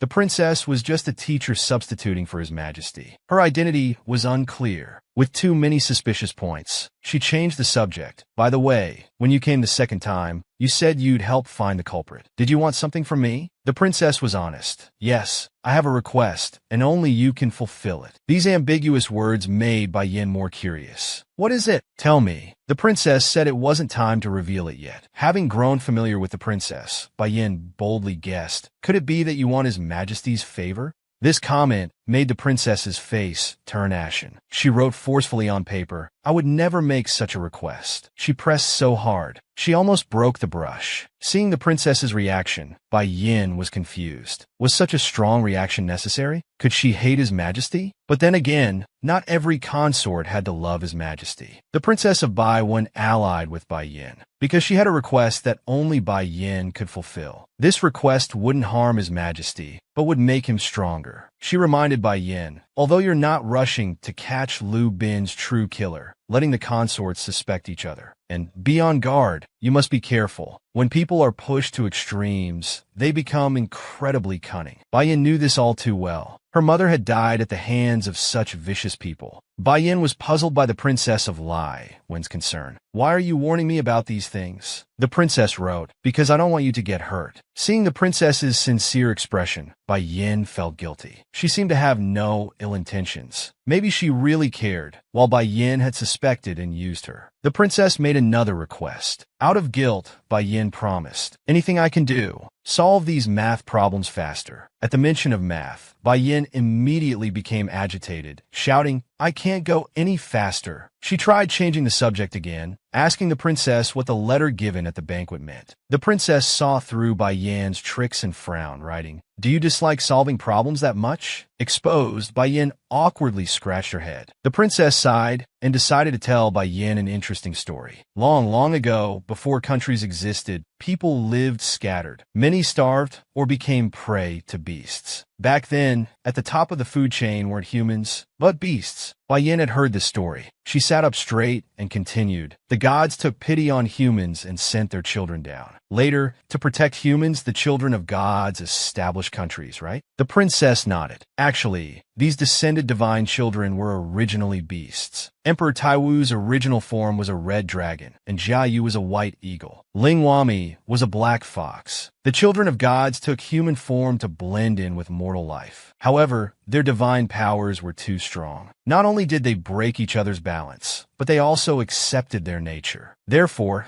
the gods had to create certain beings to maintain balance, like masters taming fierce beasts. However, the divine children were very dissatisfied with this. They refused to acknowledge the master's existence. Eventually, the corrupted divine children tore the masters to pieces. The gods were furious and punished their children. Only then did they repent and beg for forgiveness. They stated that if they could find their masters, they could escape the divine punishment. However, to prevent this from happening again, the gods took measures, making the divine children subordinate to their masters. Like in a family, caring for their masters became natural, and the divine children would follow their instincts. To love their masters, to find their masters, the divine children must gather together. Though whether this can be achieved remains uncertain. The story isn't over yet. Bai Yin looked at the princess's serious expression and interrupted. "Isn't this just a myth?" The princess shook her head. "No, the gods haven't lifted their punishment yet. They're still searching for their masters." The Laiwan Kingdom. The myth the princess told Bai Yin reflected the current situation. Emperor Taiwu was the best evidence. The Huatan Empire's emperors were born with madness. People thought it was because the divine power in Taiwu's bloodline was too strong, causing the madness. Actually, this was the god's punishment for the Taiwu line. Bai Yin sat there, feeling confused. She had always thought it was just a myth. Thinking about how her blood could calm His Majesty's madness, Bai Yan's heart skipped a beat. Could she be his master? But if Emperor Taiwu didn't drink her blood, the madness would return. This meant he hadn't escaped the divine punishment. Besides, she was born a mutant. How could she be a noble divine creation? Thinking this, Bai Yin nervously gripped her dress. If His Majesty found his true master later, what would happen to her? She lowered her head and, with a trembling voice, asked, "What characteristics does the master have? Why haven't they been found yet?" The princess explained with a smile that this matter had been forgotten by people. Everyone only remembered that Huatan Empire's emperors were born with madness. Other details were gradually forgotten in the river of history. A big question mark appeared above Bai Yan's head. "Then how do you know?" The princess calmly wrote on paper. Many ancient texts were burned in wars. The Huatan Empire was no exception. My homeland, being remote and isolated, never suffered invasion. That's why those records were preserved. I've read those records, so I know the myth is historical fact. Moreover, she knew that the divine children's masters possessed special abilities unlike normal people. Hearing this, cold sweat appeared on Bai Yan's forehead. She anxiously asked, "What abilities?" The princess wrote that the divine children's masters had healing abilities, and the gods called them Shi Yao. Bai Yan's mind exploded. So it wasn't mutants like her, but true Shi Yao. So the divine children's masters were among the stone kiln villagers? If His Majesty learned of this, what would happen to her? Could she still stay by His Majesty's side? But as long as His Majesty continued drinking her blood, it would calm his madness. His Majesty didn't need any master. Then Bai Yin suddenly realized His Majesty hadn't drunk her blood for a long time. She abruptly stood up, looking uneasy, and questioned the princess loudly. "How can you prove all this is true? You said the Shi Yao clan had healing abilities, but the real Shi Yao clan clearly doesn't have healing powers. The Shi Yao clan you speak of doesn't exist. This alone proves the records are wrong."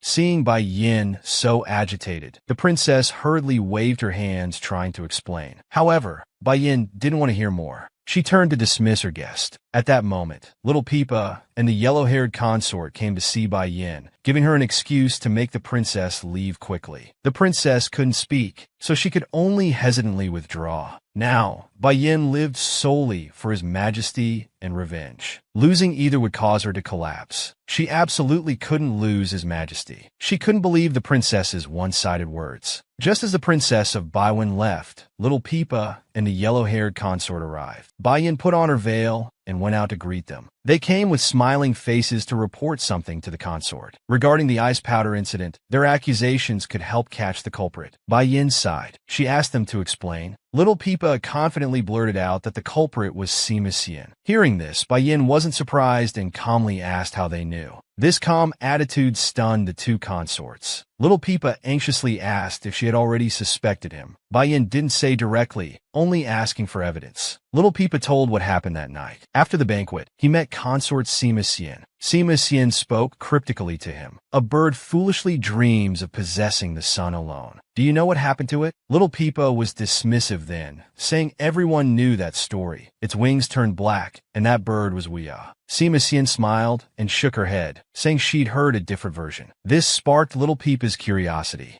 Sima Xian explained that crows were naturally black, so the story wasn't about a crow. It coveted the sun and, as punishment, was buried in the Soul Sea. Since no remains were found, it wasn't a bird, just some unknown flying creature. After this conversation, news came that the consort was injured by the ice powder. The ice powder's characteristic was to slowly burn the skin. It was too coincidental, so Little Peepa concluded Sima Xian was the culprit. Bai Yin didn't take this seriously and asked if they had other evidence. Little Peepa thought the consort didn't believe him. Bai Yin said Sima Xian might have just been telling a story. Everything needs evidence. Little Peepa urgently argued. This is evidence. Seeing their stubbornness, Bai Yin slowly pulled out an account book from under her desk. It recorded every transaction of the makeup artist. This is what you call solid evidence. Little Peepa and the yellow-haired consort, who had hoped to take down Sima Xian, were outmaneuvered by Bai Yin. The shrewd Little Peepa noticed something unusual about Bai Yin. He had seen women injured by ice powder. Their faces were horrific, and their hands were left disabled, unable to hold things steadily. Yet Bai Yin's hands could hold the account book firmly and were pristine white, without scars. A thought flashed through his mind. The veiled consort before him must have already healed. Thinking this, Little Peepa smirked. He asked to speak with the consort alone. After the yellow-haired consort left, Bai Yin asked what he wanted to say. Little Peepa, confident in his position, brought up rumors about the Naki tribe. Recently, the palace was in turmoil with rumors that the consort was from the Naki tribe. The Naki tribe was skilled in dark arts and used blood to bewitch men. Affected men would have their vitality drained. Then their limbs would gradually rot. When the previous emperor died, people said it was the Naki tribe's doing. The Huatan Empire's people greatly feared the Naki tribe, considering them treacherous and evil. Little Peepa stated directly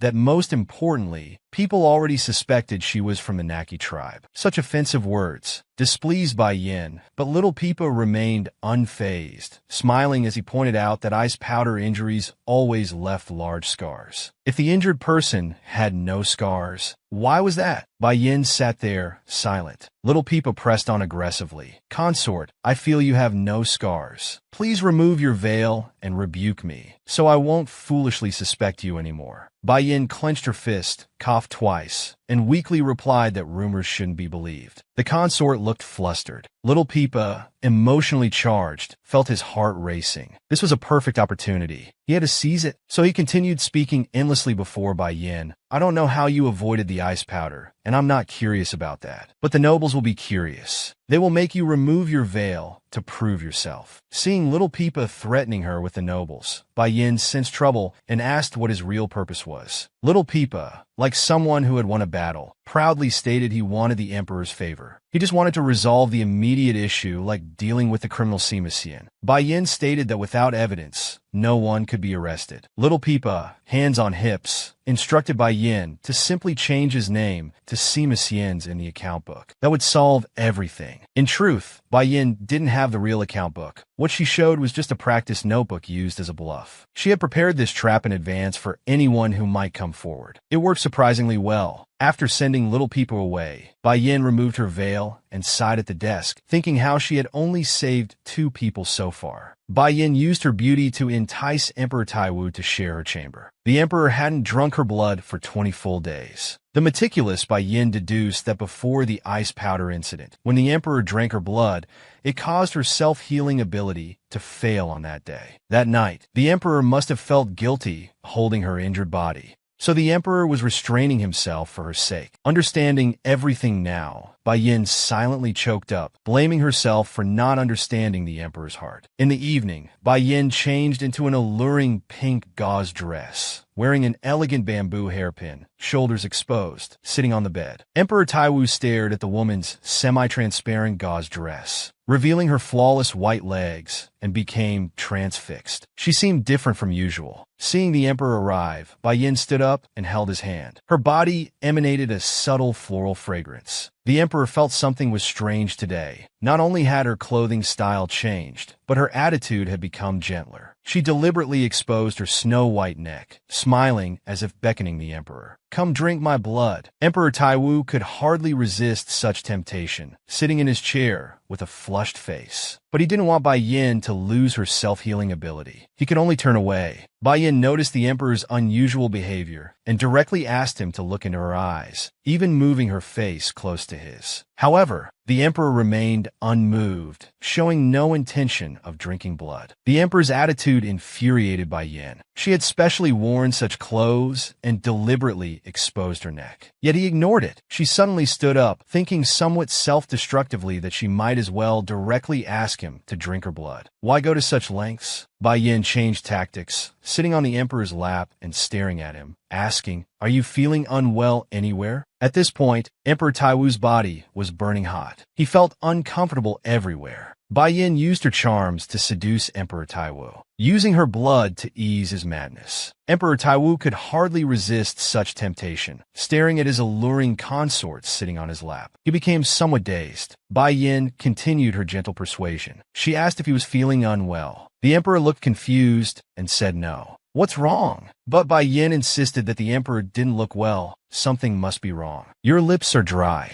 It must be terrible." Now the emperor understood his consort's meaning. With resignation, he placed his hand on her shoulder. "I know what you're thinking, but you needn't worry about this anymore." Bai Yin pressed aggressively. "Have you completely overcome your madness then? How come I don't know about this?" The emperor quickly waved his hands, explaining, "No, that's not it." Bai Yin clenched her fists, knowing the emperor was thinking of her. But without drinking her blood, could he endure it? Or do you plan to ease your madness through killing like before? Will you kill everyone in the palace and then select new people to replace them? Faced with his consort's questioning, Emperor Taiwu looked away, refusing to answer. Bai Yin trembled with anger and grievance. Her voice choked with emotion. "Just drink my blood. Why must you kill people? Do you also think my blood is evil? Do you think I bewitched you?" Seeing his consort's thoughts going astray, Emperor Taiwu was startled and loudly protested. "Who's been saying such things to you? You know I would never think that way." Sitting on Emperor Taiwu's lap, Bai Yin shook her head repeatedly. She knew nothing except that the emperor was clearly suffering. Yet he was enduring it. She firmly insisted that the emperor drink her blood. "Stop enduring it." The emperor stared at the wine cup on the table, speaking with difficulty. "Listen to me. If I drink your blood, and then you encounter danger, I can only watch helplessly as you suffer." In the emperor's eyes, his madness compared to Bai Yan's pain was nothing. If back then Bai Yan had encountered not ice powder, but other poison, without her self-healing ability, she might have died. After that lucky escape, the emperor would never allow her to be hurt because of him. After hearing the emperor's heartfelt words, Bai Yin patted her chest and assured him, "But your majesty, I'm very safe now. So many people guard my palace. You embrace me every night when we sleep. Who could hurt me?" Emperor Taiwu remained resolute, shaking his head. He had vowed never to let Bai Yin bleed again. The emperor was so stubborn. She clicked her tongue. Since childhood, she needed her mother to draw blood to survive. Previously afraid of being seen as a monster by the emperor, she hadn't mentioned it. Now if the emperor wouldn't drink her blood, she wouldn't live long. Without regular bloodletting, her blood would surge, causing unbearable pain until she exploded to death. "So will you still refuse me, even if I die?" Bai Yin had played her trump card, but Emperor Taiwu still wouldn't yield. He said he would order eunuchs to regularly draw her blood. That was the safest way. Bai Yin was furious, shouting madly in Emperor Taiwu's ear, "Bloodletting will also disable my self-healing ability. You stubborn old man." Fuming, Bai Yin clenched her fists, full of fighting spirit. She wouldn't easily compromise. The beauty strategy wasn't working on Emperor Taiwu. No matter what she said, he refused to drink her blood. However, Bai Yin was prepared. She picked up the wine pot, sat on the chair, and poured 2 cups of wine. She said meaningfully, "In that case, you'll have to face the consequences." The emperor was confused. What did she mean? Bai Yin handed him the wine cup, decisively clinked glasses, and downed hers in one gulp. Though puzzled, seeing Bai Yin drink so decisively, the emperor hesitantly drank his wine, 1 cup after another. Bai Yin remained silent, continuously pouring wine for the emperor, as if trying to get the man before her drunk. After he had drunk countless cups, he suddenly felt dizzy, and his wine cup dropped onto the table with a clang. Meanwhile, his body grew hot, feeling like it was burning. His heart raced, and his breathing became rapid. Panting heavily, he asked Bai Yin what she had put in the wine. Bai Yin calmly replied, "A drug that causes passion and confusion." reaction. The emperor clutched his chest, incredulous that Bai Yin had drugged him. Bai Yin explained that the drug came from the eunuch. Don't worry. Hearing it was from the eunuch who had always been by his side, Emperor Taiwu was even more confused. Bai Yin sighed and explained, I wrote him a letter this afternoon, saying you haven't had blood for nearly 20 days. I wanted to give you blood, but you kept refusing, so I asked for his help. In his reply, he mentioned that your majesty has been exhausted lately, and your madness has returned. He not only asked me to take care of you, but also sent this medicine. Betrayed by those closest to him, the emperor's head buzzed. Then Bai Yin, while he was distracted, took out hemp rope and tied his hands to the chair. If gentle methods wouldn't work, she'd use force. She would tie him up and force him to drink blood. This idea came from the general. The rope was also from him. Now Emperor Taiwu, fighting his discomfort, looked around. Where were the shadows? The emperor was tied up like a prisoner. Why weren't they? In desperation, Emperor Taiwu called out for his shadow guards, telling them to come out. Bai Yin tightened the rope, calmly explaining, it's useless to call them. I told them to ignore you. It's all for your own good. The emperor reflexively said, impossible. Only the emperor's summons can make them appear. However, Bai Yin didn't make them appear. She just announced her plan to the air. Then a note appeared on the table with the word approved. Now the emperor was completely helpless, like a fish on a cutting board at Bai Yan's mercy. He wanted to escape, but the drug he had drunk was already taking effect. Emperor Taiwu had no strength left. Still breathing heavily, Bai Yin tied the hemp rope into a tight knot, triumphantly stating it was all because he was too stubborn. Now it was too late. Emperor Taiwu continued struggling. He who once dominated battlefields surely could break these ropes. Bai Yin had anticipated this. This knot was taught by the Black Fox members. According to Black Fox, ordinary people couldn't break it. Hearing that Black Fox was also involved in this plan, his struggling ceased. Now his whole body felt uncomfortable, dizzy and lightheaded. He shouted at Bai Yin to untie him. This is treason. Bai Yin turned around with a gentle smile. So will you punish me? The bound emperor quickly softened. That wasn't what he meant. Bai Yin had also drunk the drug. He was worried about her. Bai Yin smugly reminded him, don't you remember? Drugs don't affect me. Finally, Emperor Taiwu surrendered. He agreed to drink blood, begging Bai Yin to untie him. The cunning Bai Yin pondered for a while, mischievously pressing down the emperor's arms. She refused. To make the emperor drink her blood, Bai Yin had tied him up completely. All his trusted aides were helping Bai Yin. Emperor Taiwu surrendered, giving up his struggle. He admitted defeat, begging Bai Yin to untie him quickly. Bai Yin wouldn't be fooled by the emperor's words. Once deceived by the prey, all efforts would be wasted. The emperor wondered where Bai Yin learned such twisted logic. Bai Yin proudly stated it was from the Black Fox members. Hearing these people were corrupting his beloved consort instead of doing proper work, Emperor Taiwu was furious. He struggled again to break free from the ropes. Bai Yin, in complete control, remained calm, smiling. She warned the emperor that the more he moved, the faster the drug would take effect. While speaking, she slowly moved closer to his face. This feeling of being at someone's mercy made Emperor Taiwu feel fear, mixed with excitement. Emperor Taiwu's heart raced, his body burning hot, breathing heavily. Stop, Bai Yin. Don't try to force me to drink blood. Bai Yin became more daring, caressing the emperor's face, saying, I'm not forcing you.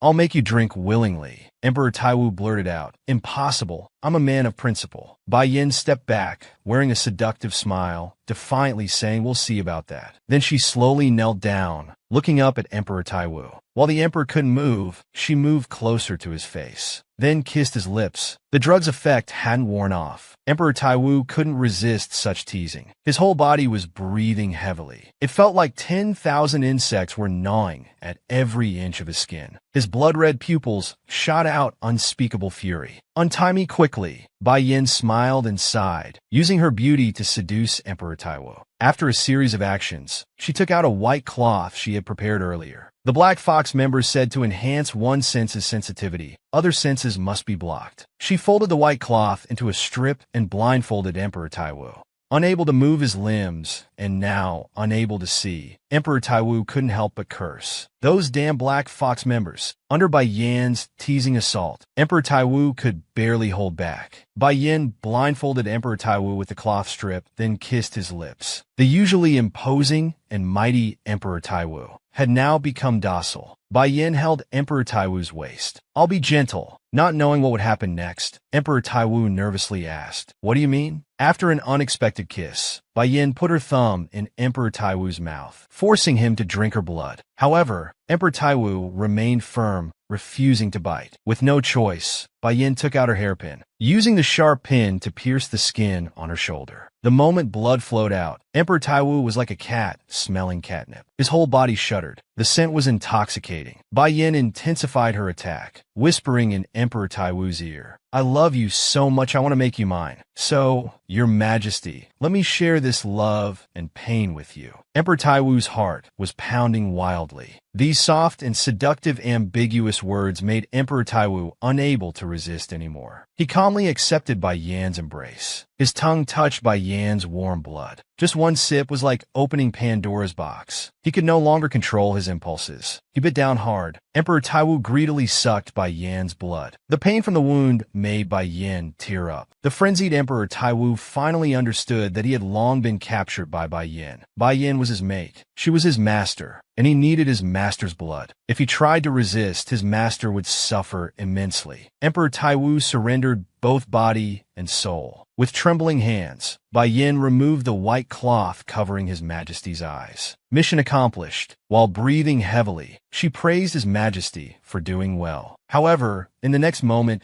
due to extreme fatigue and blood loss, Bai Yin fainted on the spot. Bai Yin had successfully used her charms to make Emperor Taiwu drink her blood. However, having not fed for so long, His Majesty was too forceful. The exhausted Bai Yin passed out directly. Emperor Taiwu immediately sensed something was wrong. He ordered Shadow, who had been hiding nearby, to untie him. Shadow, who had been watching everything, was very obedient now, appearing to undo His Majesty's bonds. Having just experienced this sweet moment, Emperor Taiwu carried Bai Yin in his arms and gently placed her on the bed. The unconscious Bai Yin lay on the bed with a flushed face, breathing heavily. Emperor Taiwu bent down and kissed his beloved consort, then reluctantly left to handle state affairs. In Taiwu year 6783, Emperor Taiwu implemented the imperial examination system after just 1 year. This system not only ended hereditary positions, but also shattered noble privileges. It didn't restrict candidates' gender, allowing positions to no longer be exclusive to men. Commoners and even women had opportunities for advancement. This was the first attempt to promote women's political participation, laying the foundation for significantly improving women's status. Moreover, it played a decisive role in later exposing the drawbacks of polygamy. During the examinations, all candidates were masked. This change was revolutionary. Throughout history, examination fraud where officials helped wealthy families' children had been rampant. The masking effectively eliminated these long-standing examination malpractices. Folk tales say this brilliant idea came from a woman, who was also the first female official under Emperor Taiwu. Meanwhile, Bai Yin had been unconscious in bed for 3 whole days. She dreamed of her mother again, dreaming she was still in that poor cottage in Shiryao village, eating with her mother. Her daughter was only thinking about food. Frustrated, her mother hit her head hard. Even at this moment, still thinking about food, then sternly asked about the divine pearl. The confused Bai Yin had completely forgotten about the divine pearl. After her mind raced for a moment, she suddenly remembered. She had given one to His Majesty. In the dream, Bai Yin blushed. She honestly told her mother, "Mother, I have found love, so I gave him the divine pearl. Though I didn't consult you, I've already decided on him." Bai Yin nervously fidgeted with her hands, worried her mother wouldn't approve. But her mother wasn't surprised at all. The divine pearl was Bai Yan's. She could give it to whoever she wanted. This made Bai Yin very confused. "Then why are you angry?" Mother was angry because, having given him the divine pearl, why hadn't she quickly made him eat the red pearl? She had mentioned eating the red pearl many times. Bai Yin had lost too much blood to Emperor Taiwu, falling unconscious. In her dream, she saw her mother again. Her mother urged her to quickly make Emperor Taiwu swallow the divine pearl. However, Bai Yin had completely forgotten about the divine pearl. Her main concern now was avenging her mother. After revenge, hearing her foolish daughter say such things, her mother angrily roared, "Who told you to avenge me? I told you I was waiting for the right time." But Bai Yin wouldn't listen. She insisted on personally avenging her mother. In the dream, her mother sighed helplessly, somewhat regretting leaving too early. Seeing her mother angry, Bai Yin humbly suggested she could eat the divine pearl herself. Her mother was exasperated by her foolish daughter. "Don't touch your portion. Let him eat it first." Bai Yin thought that once His Majesty ate the divine pearl, he could escape the divine punishment. Mo Qing scoffed disdainfully. Punishment isn't so easily escaped. Besides, as a mother, she only cared about her daughter. That reckless boy didn't know how to cherish a woman at all. When this intimate topic came up, Bai Yin shyly fidgeted with her hands in the middle of the night, defending him with a red face. That little pain was nothing compared to blood drawing. She lowered her head and pleaded with her mother, "So please don't hate him so much." Seeing her daughter so deeply in love, her mother's tone softened. "It's all for your own good. You need to be together forever." Mother was no longer angry. Bai Yin firmly stated that she would definitely stay united with His Majesty forever. Mother turned away, not looking at her daughter. "I never said you would be united forever." This completely confused Bai Yin. Hadn't she said before that the divine pearl could cure all illnesses and let her stay with her loved one forever? In the dream, her mother didn't want to explain further to her foolish daughter. She stood up to leave. "You wouldn't understand anyway. Just make him eat the divine pearl quickly." Before leaving, her mother dropped one last line. "Before it's time for you to open your eyes." Then she vanished into a beam of light. In reality, Bai Yin had been unconscious in bed for 3 whole days. Every night, Emperor Taiwu would come to hold her while sleeping, drifting in and out of sleep, constantly checking her heartbeat, afraid something might happen to her. With the recent implementation of the imperial examination system, Emperor Taiwu barely had time to eat. He would come to watch over Bai Yin whenever he had free time, becoming much thinner. Bai Yin had lost too much blood to Emperor Taiwu and had been unconscious for 3 full days. On the 4th day, Bai Yin finally woke up. As soon as she opened her eyes, she saw Emperor Taiwu's anxious face. He looked at Bai Yan's head with both surprise and joy. Unexpectedly, Bai Yan's first words were teasing. "You said you could control yourself, but look what happened. You'll have to listen to me from now on." Emperor Taiwu's nose stung with emotion. He immediately agreed obediently. After sleeping for 3 days, Bai Yan's stomach was growling. She invited His Majesty to dine with her. It was time for morning court, but to satisfy Bai Yin, Emperor Taiwu ordered the eunuchs to delay it. The eunuchs were greatly relieved to learn that the consort had safely awakened. Her unconsciousness had kept the entire palace on edge. Su Shanggong and the little maid Wen Yan hurried over. Seeing the awakened consort, Su Shanggong excitedly grabbed Bai Yan's hand and asked loudly, "Are you still in pain?" The women chattered beside her, while Emperor Taiwu sat by the bed looking confused. Feeling somewhat out of place, Su Shanggong tearfully complained to the consort, "Look at the little maid's face. She cried for 3 days and nights. Her eyes were swollen." Bai Yin was amused by everyone's excessive concern. Besides being hungry, everything was normal. Hearing that the consort was hungry, Su Shanggong immediately returned to work mode, asking the little maid to help the consort change clothes while she went to bring the dishes. The awkward Emperor Taiwu,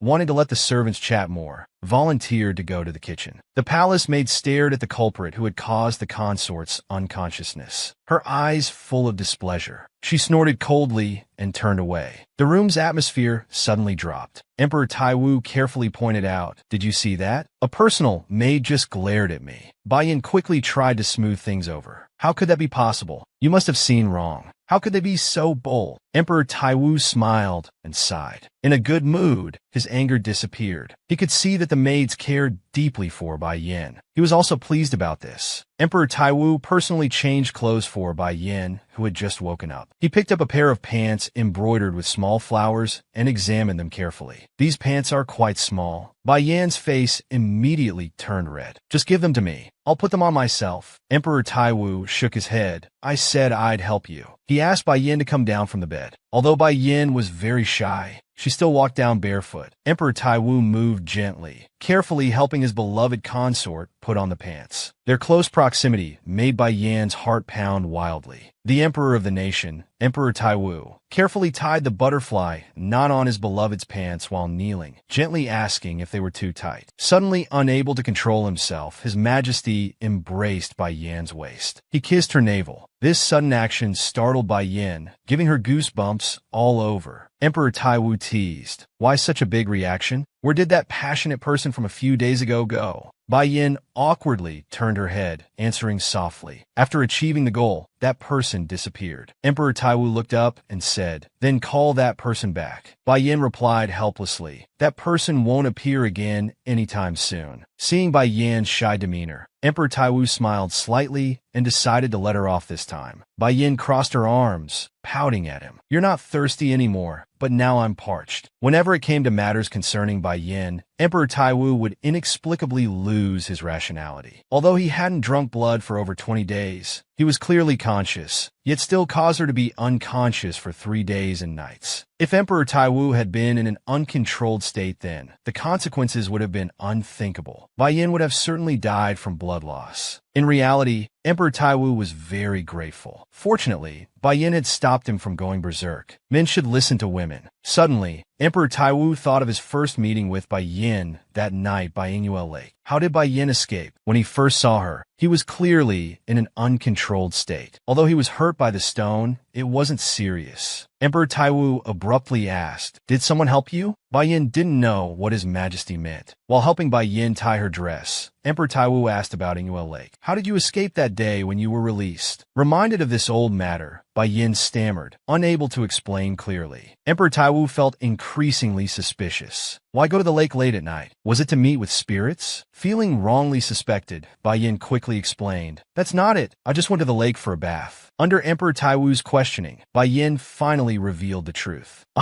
I used sleeping powder." Hearing that his beloved used sleeping powder to knock him out, Emperor Taiwu became more confused. "Who gave you the sleeping powder?" "Let me guess. Why would that person give you sleeping powder?" Having figured it out, Emperor Taiwu laughed heartily. "To help you deal with me." Bai Yin became anxious. Nothing could fool him. He who had given her the powder out of concern. Would he be punished? While Emperor Taiwu was guessing who it was, he had already figured it out. Before he could say He whose name, Bai Yin couldn't let him continue. In a moment of quick thinking, she hugged His Majesty's head tightly, burying his face in her chest, preventing him from continuing his guesses about who had given her the sleeping powder. Emperor Taiwu was bewildered. Why was she suddenly not letting him speak? Looking at the woman's silly, smiling face, Emperor Taiwu understood immediately. "So you're afraid I'll punish He Gue?" Hands on his hips, he sighed helplessly. "You're so clever. You know exactly how to handle me." Bai Yin begged like a puppy, "Please show mercy, Your Majesty. Don't pursue this matter anymore." Emperor Taiwu picked up her previous words, thinking that without the sleeping powder that day, she definitely wouldn't have escaped and wouldn't be standing properly before him now. While lovingly arranging her hair, he explained that a ruler shouldn't be stingy with rewards. They should be given based on merit. As they talked, Emperor Taiwu had skillfully braided her hair. Bai Yin played with the ends of her hair, doubting her judgment. Did I speak too much? Did I cause He Gue to miss out on rewards? So, she immediately turned back and revealed the person's name. It was Mo Lin who gave me the sleeping powder. Besides him, many others from He Gue also helped her a lot. On her way down to the palace, they gave her flowers and rabbit meat and beautiful small pebbles. She had been gloomy the whole way then, thanks to the He Gue's careful attention. Emperor Taiwu watched Bai Yan's happy expression as she recalled these memories. He finally understood why she always said the He Gue were gentle. So this was why. Before, except for her mother, no one had ever been so kind to her.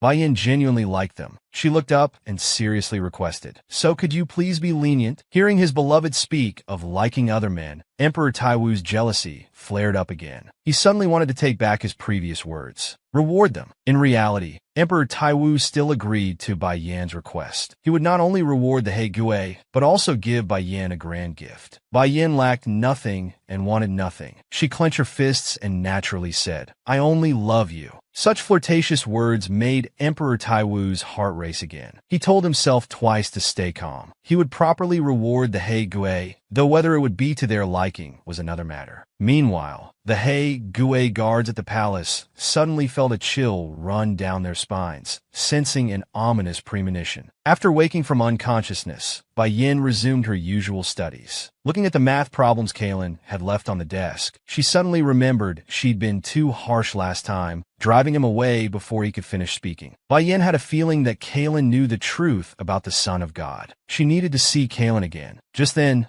Su Shanggong entered the study with food. Bai Yin had wanted to visit Kalen's palace with Su Shanggong. Unexpectedly, Su Shanggong mysteriously revealed that yesterday morning, His Majesty had implemented the examination system. It was a special period, and they must be extremely careful not to go out. The palace had also banned formal greetings and gift-giving. Hearing this news, Bai Yin asked, "What about my teacher Kalen?" Su Shanggong shook his head. No exceptions were allowed. After a month, the examination system would be officially implemented. They would have to endure for now. During the days Bai Yin was unconscious, Kalen came to her chamber door every day. Though knowing he couldn't enter, he stubbornly stood there waiting for a long time before leaving disappointed. It was truly heartbreaking to see. Not knowing what Kalen wanted to tell her, Bai Yin instructed Su Shanggong to quickly call him, saying His Majesty was in a meeting. To explain, Su Shanggong dared not act without permission. Bai Yin stood up anxiously, pleading, "I really need him now." Since the Empress insisted on going to the palace, he could only reluctantly say he would have a palace maid deliver a message. Bai Yin immediately wrote a letter. "That day was my fault. I won't avoid it anymore. Please tell me all the information you know." That night, Emperor Taiwu was still busy with state affairs. A minister reported to His Majesty. Recently, rumors had spread in the palace saying the Empress was bewitching His Majesty. The nobles were getting restless. Emperor Taiwu hadn't expected them to act so quickly, counterattacking as soon as they received the news. However, he was well prepared this time. After the examinations, when the scholars performed the heaven worship ceremony, he would personally preside over it. Since ancient times, when scholars of the Huatai Empire entered official service, they would hold a grand ceremony. The ceremony was originally presided over by the emperor, but previous emperors often had others substitute, making it merely a formality. If His Majesty personally presided this time, it would not only correct lax discipline, but also demonstrate imperial authority. The close minister bowed. He would give the orders immediately. Before leaving, the minister tentatively asked, "Your Majesty,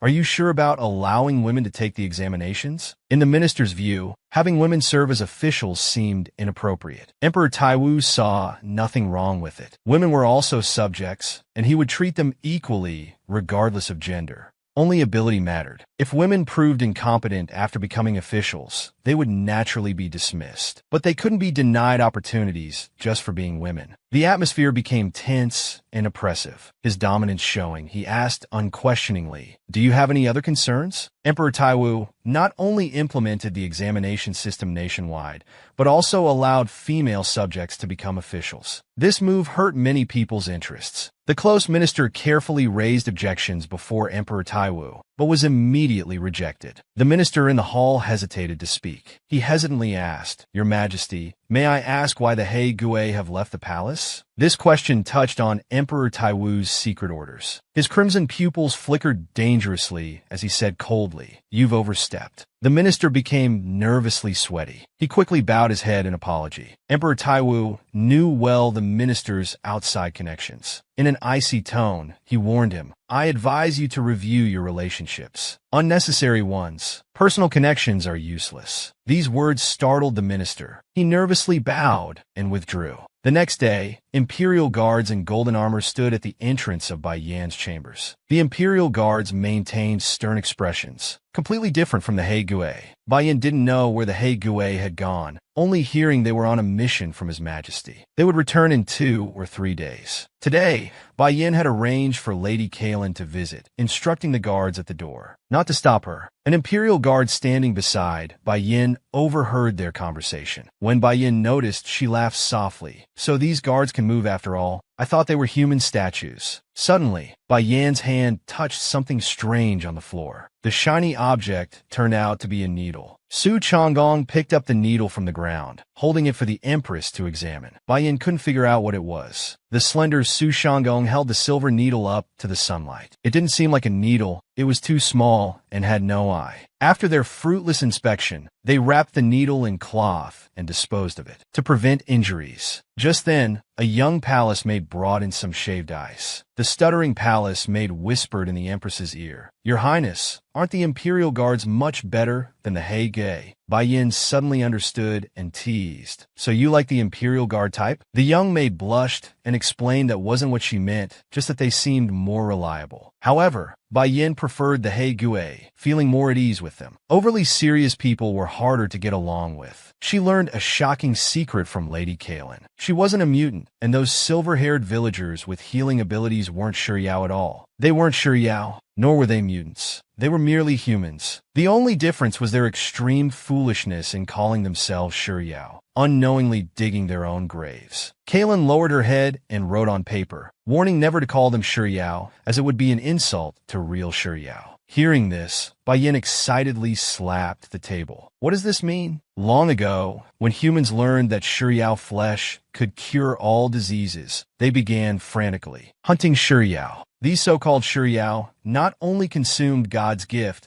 but also claimed the Shiryao title for themselves. Shiryao were God's creations, existing for the Son of God. Greedy humans trying to forcibly possess this would face divine punishment. Confused, she asked about their silver hair, their healing abilities, and public recognition as Shiryao. What kind of silver hair is this? Kaelin frowned. With sharp eyes, she explained these were mere appearances. Think carefully about where their healing abilities came from. They gained them from consuming Shiryao flesh and blood. They hadn't mastered healing abilities themselves. Bai Yin couldn't bear to hear more. She shouted enough and lowered her head, shoulders trembling as tears fell onto the table. Kaelin took a deep breath and continued writing. Now these so-called Shiryao could only use their healing powers for self-healing. Overuse would lead to poor results because everyone's healing ability was limited. Without restraint, it would quickly deplete. They misunderstood that eating more Shiryao would increase their healing power. This was like digging their own graves, squandering limited healing power as if it were a special ability. They would meet a bad end. This was their deserved divine punishment. These familiar words reminded Bai Yin of her mother's words. I'm just waiting for the right time. Like a greedy snake trying to swallow an elephant. Her mother had foreseen that the villagers who drank her blood would all meet bad ends. After using her blood to enhance their healing abilities, they recklessly even made medicine from it. If Kaelin's words were true, their fate would be worse than others. Bai Yan's clenched fists trembled as tears dripped onto the table. She never imagined her blood would become poison. It was laughable. Unaware of the truth, Bai Yan's tears fell heavily. She was the real Shiryao after all, while those villagers were just foolish, greedy humans. Now she finally understood why her mother had run away back then. Because there was no need for him to act personally. Those people were destined for a bad end. And this was what he feared most. This way, he couldn't avenge his mother. Looking at Bai Yin, crying silently, Kaelin was moved. She reached out to wipe away the tears from his eyes. Bai Yan's face was hot, what with tears. So these were tears.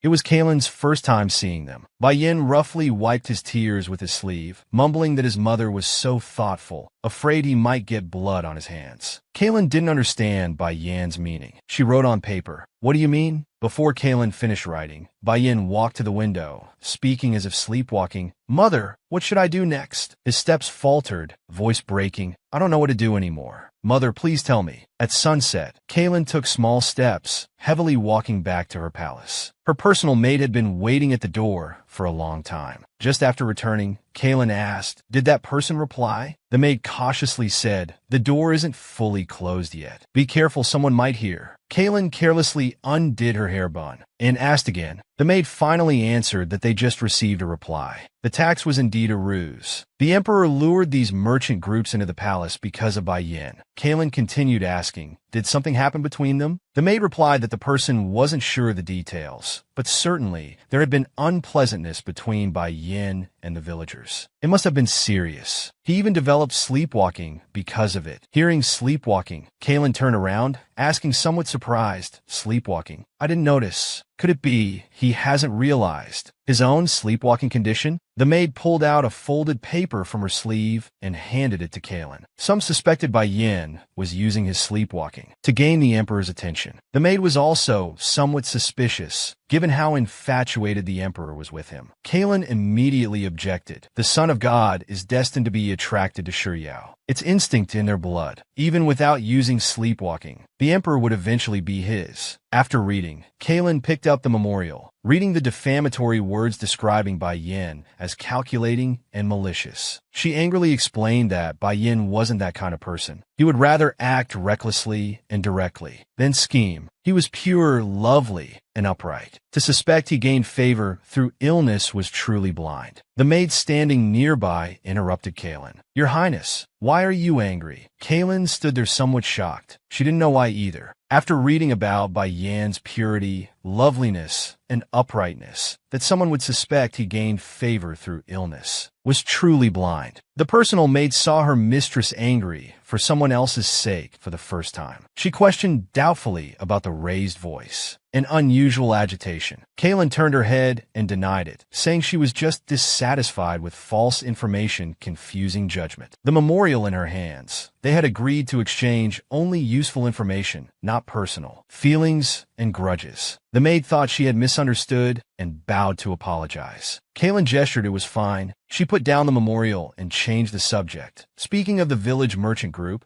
their chances of returning alive are almost zero, right? You think so too? The emperor will take back everything they owe Bai Yin. Even a normally rational emperor can lose control over emotional matters. However, there were different views on this. If this matter reached noble ears, rumors of the emperor being controlled by tribal sorcery would become fact. Soon, palace rumors would spread that Bai Yin, to hide his Nashi identity, controlled the emperor and silenced his fellow tribesmen. The personal maid thought this was good for them. Why not give it a push? Kaylin pondered, suddenly saying, "I want to help him." The personal maid was confused. Kaylin explained, swinging her leg. "If he chooses revenge now, it's like admitting he's an evil Nashi. The common people won't care if he's innocent. They'll only believe what the nobles say." The maid standing nearby couldn't help interrupting, reminding her, "This is exactly what we hope for. We need to make the emperor and Bai Yan's situation dangerous. This way, they will choose the path we hope for." Kaylin shook her head, disagreeing. She must help Bai Yin. Just one help wouldn't affect anything. She wanted Bai Yin to smoothly become the empress. Kaylin's unusual attitude made the maid anxiously cry out, "My lady, he can never become the empress." The usually meticulous Kaylin had forgotten this point. Pressing her forehead, her mind in chaos, she didn't know why she felt so anxious. This was too strange. Until the end, Kaylin still insisted on helping Bai Yin. The maid seemed to see through that her mistress had developed feelings for Bai Yin. With a gloomy face, she threatened, "Our family has placed their lives in your hands. Qinyan must remember this." Helplessly, Kaylin ordered the maid to send a message to Shinran, saying it was time for her to consummate with the emperor. After learning the truth about being Yaozuan, Bai Yin lay in bed without eating or drinking, as if falling ill. That night, Emperor Taiwu summoned Li to report to the upper palace. The lady hadn't eaten since noon and was in low spirits. It might be related to Lady Kaylin's visit. Emperor Taiwu said not to enter the palace, just send in some light food. When he pushed open the palace doors, Bai Yin, like a clingy cat, threw himself into Emperor Taiwu's embrace. He buried his face in the man's chest, holding tightly to his waist. Emperor Taiwu called Bai Yan's name. The woman didn't answer, so he lovingly patted Bai Yan's head. The personal attendant was right. He was indeed unhappy. After a few minutes, Emperor Hongwu asked again in a gentle voice, "Bai Yan, look at me." When the woman raised her head, Emperor Hongwu saw her face covered in tears, eyes red and swollen. It was clear she had been crying for a long time. He urgently asked who had bullied her. Bai Yin didn't answer, instead coyly requesting, "Your Majesty, please hold me." Before Emperor Taiwu could react, Bai Yin took the initiative to kiss him. Their kiss deepened, and Bai Yin pulled off Emperor Taiwu's outer robe. Thus, half an hour early, Emperor Taiwu, lost in passion, broke the teacup on the table. Trying to calm himself, he breathed heavily while warning Bai Yin, "Don't provoke me. You can't handle it." But Bai Yin wrapped his arms around His Majesty's neck, coyly saying, "I can." As they caressed intimately, Emperor Taiwu realized Bai Yin was serious. So, he also got into the mood. Late at night, Bai Yin lay exhausted on the bed while Emperor Taiwu sat beside, watching his beloved consort. The emperor had taken much blood earlier, and Bai Yan's fair skin was covered in bite marks. Previously, when Bai Yin had directly asked Emperor Kaiwu for power, he carefully probed, "Your Majesty, don't you have anything to ask?" Emperor Taiwu rested his chin and countered, "What do you want me to ask?" Bai Yin said anything would do. However, Emperor Taiwu had nothing to ask. Hearing this, Bai Yin sat up and pressed, "Aren't you curious what I'll use the power for?" Emperor Taiwu wasn't curious at all. More than that, he was curious why Bai Yin hadn't eaten dinner. Having just regained his appetite, why wasn't he eating again? Emperor Taiwu took Bai Yan's hand, bringing it to his lips for a passionate kiss. This tender gesture made Bai Yin blush and his heart race again. Though Emperor Taiwu knew nothing of Bai Yan's situation, he had unknowingly comforted him. Bai Yin lowered his head, somewhat choked up. He confessed everything to His Majesty again. After learning his true identity, he confessed to His Majesty that he had wanted to abuse power, to destroy the village where he grew up. He lowered his head in self-doubt. Am I terribly vengeful? Emperor Taiwu listened without concern. I think you must have your reasons. His Majesty's understanding deeply moved Bai Yin. He should have known His Majesty would always be on his side. No matter what he did, His Majesty would support him. Bai Yin shared his most painful, darkest memories with His Majesty. Maybe Mother was killed by the villagers. They wanted me to enter the palace as a consort, so Mother was their biggest obstacle to remove. Whenever Bai Yin closed his eyes, he could remember carrying his mother, wandering on mountain paths. In the heavy snow under their gaze, his legs were numb from cold, and the ropes securing his mother cut into him like knives. The despair was that he had no idea where he was. Bai Yin was cold and afraid, but no one came to help him. He just held his dead mother like that, waiting for days and nights. He thought if he just held Mother tight enough, she would wake up. But Mother never woke up. At the cemetery, Yushi choked up saying, "If it were me, I would do the same." Thinking if the dead person was Bai Yin, he would be as good as dead too. Recalling his mother's death, Bai Yin trembled with emotion. Clenching his fists firmly, he declared, "So I decided to take revenge. They are my mortal enemies." He really wanted to kill those villagers, preferably in the most cruel, most painful way. But remembering Lady Kalen's words, Bai Yin understood he didn't need to act himself. Those villagers were destined to die soon anyway. They would soon die from illness. Emperor Wu was confused about how Bai Yin knew they would die soon. So, Bai Yin revealed everything Lady Kalen had told him. Emperor Taiwu wanted to tell him not to trust others easily. However, the clever Bai Yin wasn't just being naive. Kalen was certain he was from the Demon Servant clan, which was why Bai Yin chose to believe her. Hearing this, Emperor Taiwu understood the whole situation. Stroking his chin, he questioned, "You could have those villagers arrested now." Bai Yin sighed. If it were before, he would definitely do that. Without thinking twice, he would have them arrested first. But now he wouldn't, because he knew the higher the position, the more restricted one's use of power becomes. Bai Yin raised one finger to explain to His Majesty. "So, I need a legitimate status to exercise power. Personal grudges won't convince people. I need a righteous status to openly exercise power." Bai Yin asked Emperor Taiwu for the position of Empress. It seemed the lady had said the Empress has the right and duty to manage reputations. When his beloved consort made this request, Emperor Taiwu wasn't angry at all. Instead, he happily asked, "So you want to manage the national treasury? And you say it so righteously." Bai Yin instantly became nervous. To be precise, "I just want to manage the tax affairs of the demon world." Because Bai Yin knew the demon lords feared paying protection tax the most. If their taxes were raised, even selling a lot wouldn't be enough, so they would soon fail to pay taxes. This way, Bai Yin would have legitimate reason to attack Shiryao village. He would lead troops and tell the terrified villagers, "Your suffering has just begun." After hearing Bai Yan's grand plan, Emperor Taiwu pointed out several flaws. First, the Empress could only manage palace finances. Citizen taxes and protection taxes from other countries were all under Emperor Taiwu's direct jurisdiction. But Bai Yin had a solution. He could whisper sweet words to His Majesty in bed. That would work. This was Bai Yan's exclusive right, and his fifth brother liked it best. Second, Bai Yin had no military power. The Emperor's consort couldn't participate in warfare. After hearing His Majesty's analysis, Bai Yin sighed, "Anyway, my plan won't work. I can't wait for that day.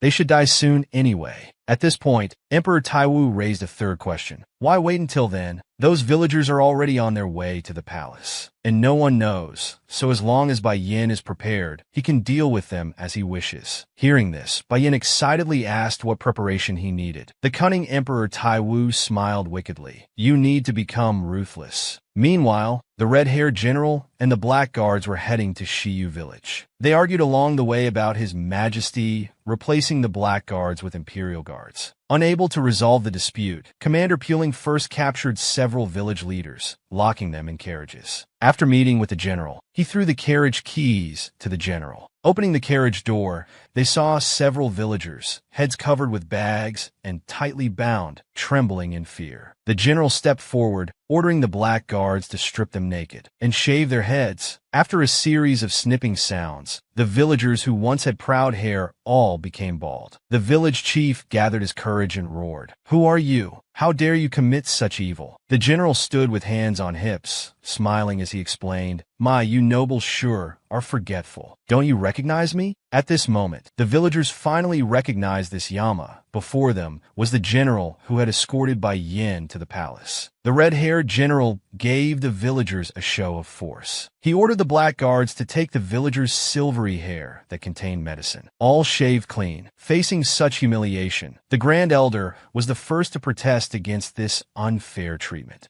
He had just recognized the red-haired general as the one who had escorted Bai Yin to the palace. The Grand Elder felt something was wrong. The red-haired general also sensed something unusual. The last time they met, the Grand Elder was still a dignified middle-aged man. How could it be that in the blink of an eye, he had become an undeniable elderly person? Looking at the three trembling elderly people before him, the general voiced his confusion. "How did you age so much in less than a year? Could it be you're terminally ill?" The Grand Elder ignored this question and shouted, "We are the oil negotiation delegation, invited by His Majesty to discuss protection matters. You should treat us with respect." The general, ears hurting from the elder's loud voice, picked at his ears while saying nonchalantly, "There's no negotiation at all." He pointed to the broken carriage behind him. "Your negotiation team was killed by bandits in the mountains, became food for wild beasts. All evidence is gone. What negotiation could there be? This carriage is the evidence." The bound elder didn't understand why the general, with whom they had no grudge, would strike so ruthlessly. After a moment's thought, the elder understood the reason. "Is it because of Bai Yin?" As soon as he asked, "Is this Bai Yan's order?" the general angrily rebuked, "How dare you? How dare you directly speak Her Majesty's name?" The Grand Elder gritted his teeth. He was now certain Bai Yin was behind this. The negotiation was just a pretense. Thinking about how he had raised Bai Yin despite the clan's criticism, and now this woman was repaying kindness with enmity. She was truly an ungrateful wolf. He questioned Bai Yan's birth, thinking they should have killed her then. They shouldn't have kept her just because of blood relations. The Grand Elder foolishly threatened, "You dare to offend the Oil Tribe's representatives for a mere consort?" The Black Guard glared at the presumptuous elder, reminding him that she was Empress Jingren, not some mere consort. The words Empress Jingren left the elder completely speechless. He hadn't expected Bai Yin to not only survive in the palace but also become the empress. This must have been achieved through seduction. The Yao village elders plotted to expose Bai Yan's true nature to His Majesty. The red-haired general, unwilling to continue their wordplay, reminded them darkly, "Very well, while you're at it, confess to murdering Her Majesty's mother." These words struck the Grand Elder like lightning. He hurriedly defended, "That was our internal clan matter. The Empire has no right to interfere. It was just an internal mistake." However, the general wouldn't listen to their excuses. He had already declared that the negotiation team was killed by bandits. No amount of argument would help now. The Grand Elder broke into a cold sweat. This was truly the end. He had always known the palace was Bai Yan's territory. How could they have come so unprepared? The Grand Elder clenched his teeth, thinking angrily that even if he died, he would drag others down with him. So he shouted, "General, you'll regret your actions." The general waved his hand, saying these people talked too much even facing death. He ordered the Black Guards to put them in the carriage. After locking the carriage door, the general ordered the Black Guards to proceed down the mountain. The Black Guard leader was confused. Since tigers often appeared in the mountains, these people's deaths wouldn't be suspicious. Was it necessary to deliberately spread rumors? But the general disagreed. Several people had already died. It would be strange if no rumors spread. Learning of his father's death, the Grand Elder's son rushed to the mountain path and found his father's shaved silver hair on the ground.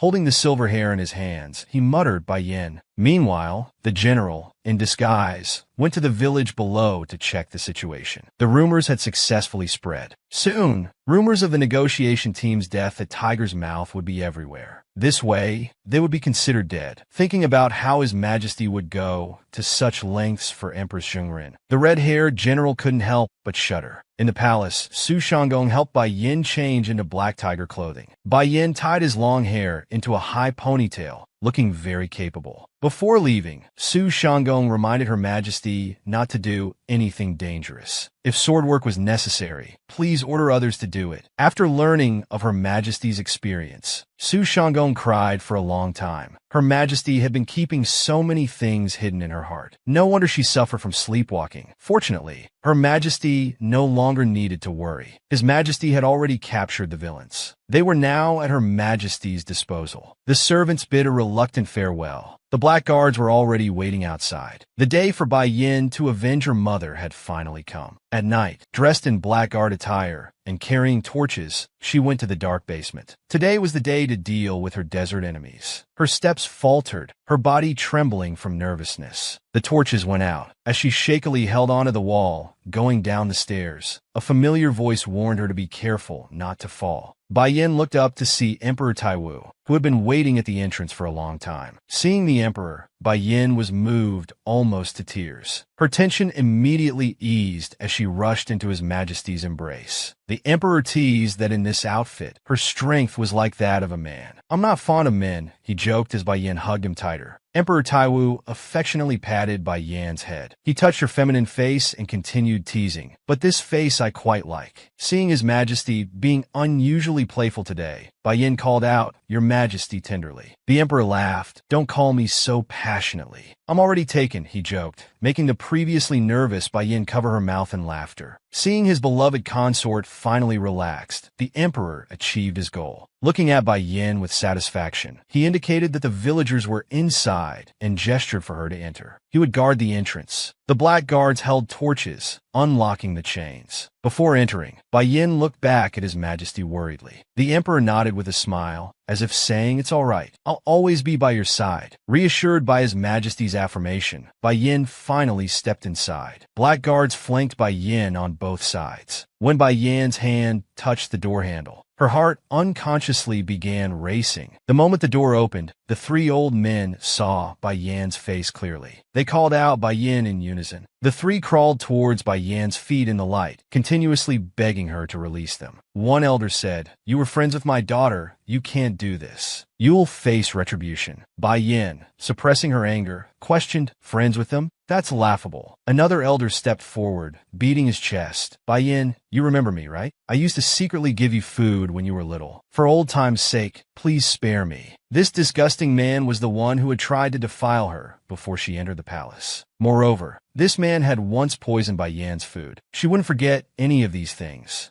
The two elders from Shiyao village begged for their lives at Bai Yan's feet. This scene was truly satisfying. Except for the Grand Elder, the other two elders were pleading their case, claiming how much they had cared for Bai Yin. However, these excuses were ridiculous. Bai Yin stared at the crying elders, her eyes cold. Only the Grand Elder remained silent. The Grand Elder coldly laughed, knowing Bai Yin wouldn't forgive them, and his words struck her heart like knives. "Old Fei was just a burden to you. Thanks to me for eliminating her. Look how well off you are now. You should be grateful to me. Many thanks indeed." These words hit like thunder, eliminating any remaining mercy in Bai Yan's heart. These murderers even dared to mention her mother in front of her. She bit her lips and intermittently uttered "Die." "What right do you have to act?" She clenched her fists to maintain control. After taking a deep breath, she told these despicable men, "You seem to misunderstand the situation. I brought you here not just because you killed my mother." She had long known that these men were the ones who had ordered it. They had defiled her mother. One of the elders, hearing this, immediately covered his mouth in shock. How did Master Bai know? The elders' reactions betrayed them. Master Bai was relieved they admitted it so easily. The black guard standing nearby heard these disturbing matters. They frowned and sighed. The two elders frantically begged for mercy, trembling as they kowtowed and apologized. In their view, those were mistakes made in their reckless youth. Such crimes weren't worthy of death. Bai Yin coldly raised her head, indicating she hadn't said she would kill them. After all, the three elders would soon die from illness. Killing them now would be too merciful. These cryptic words confused the elders. The Grand Elder thought Master Bai was just trying to frighten them. Bai Yin crossed her arms and explained, "Look how old you've become. Haven't you noticed your healing abilities aren't what they used to be? Before, the villagers' wounds would heal on their own, but now they need your power to heal. Haven't you noticed something's wrong?" The Grand Elder was struck by Yan's words. A surge of anger rose in his heart. He thought the other two elders had revealed this secret. The two elders quickly waved their hands to deny any involvement. Bai Yin interrupted them, her eyes flashing with murderous intent.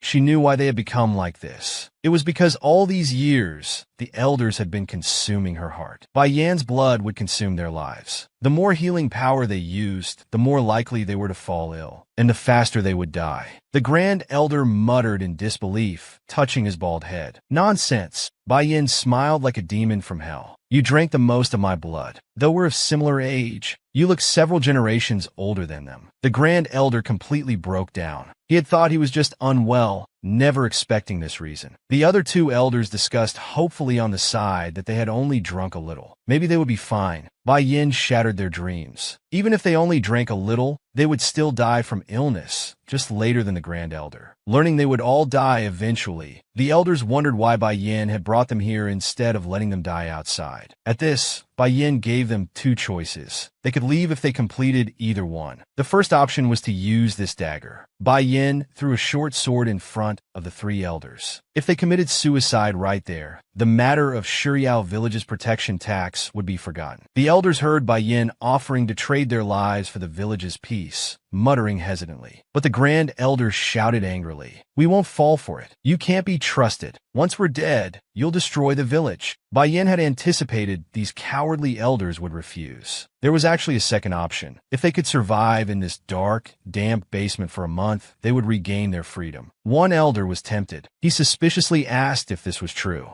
Bai Yin firmly confirmed. She wouldn't go back on her word. The elders realized there was nothing in the basement. How could they survive? They wouldn't last 10 days. They would starve to death. Bai Yin, hands on her hips, replied that she would bring them food. One meal a day. Though only enough for one person, they could share it. For the past 18 years, every meal Bai Yin and her parents had was far less than this single portion. One fat elder, his stomach already growling with hunger, hoped Bai Yin would let them eat now. They had only had water for 6 days. "We're really hungry." Bai Yin smiled and clapped lightly, signaling the black guards to bring food. The black guards brought the prepared meal. A bowl of rice, some soup, and a few pickled vegetables. Seeing the white rice, the elders' eyes lit up. The portion was enough to share. As the elders reached for the bowl, Bai Yin reminded them that her mother's last meal was meat soup with rice and wild vegetables. Realizing these were the same dishes, the elders dared not eat. They feared the food was poisoned. Though starving, someone had to taste test to check for poison. They decided to force someone to eat it. When the two turned their gaze toward the Grand Elder, he suddenly grabbed the dagger in defense. Arms crossed, Bai Yin thought poisoning them would be a good method. But could they last a month in this state? As the Grand Elder held the dagger, trembling as he sat up, Bai Yin told them another interesting fact. The three elders weren't corpse demons, but cannibals who had preyed heavily on corpse demons. Their inferior healing abilities were all obtained through devouring corpse demons. Bai Yin casually mentioned these words, knowing they would turn on each other, and the weakest Grand Elder might become the other's meal. To save his life, the Grand Elder hurriedly spoke up. "Let me step aside first. I know important information. Don't be so stubborn. You'll regret it."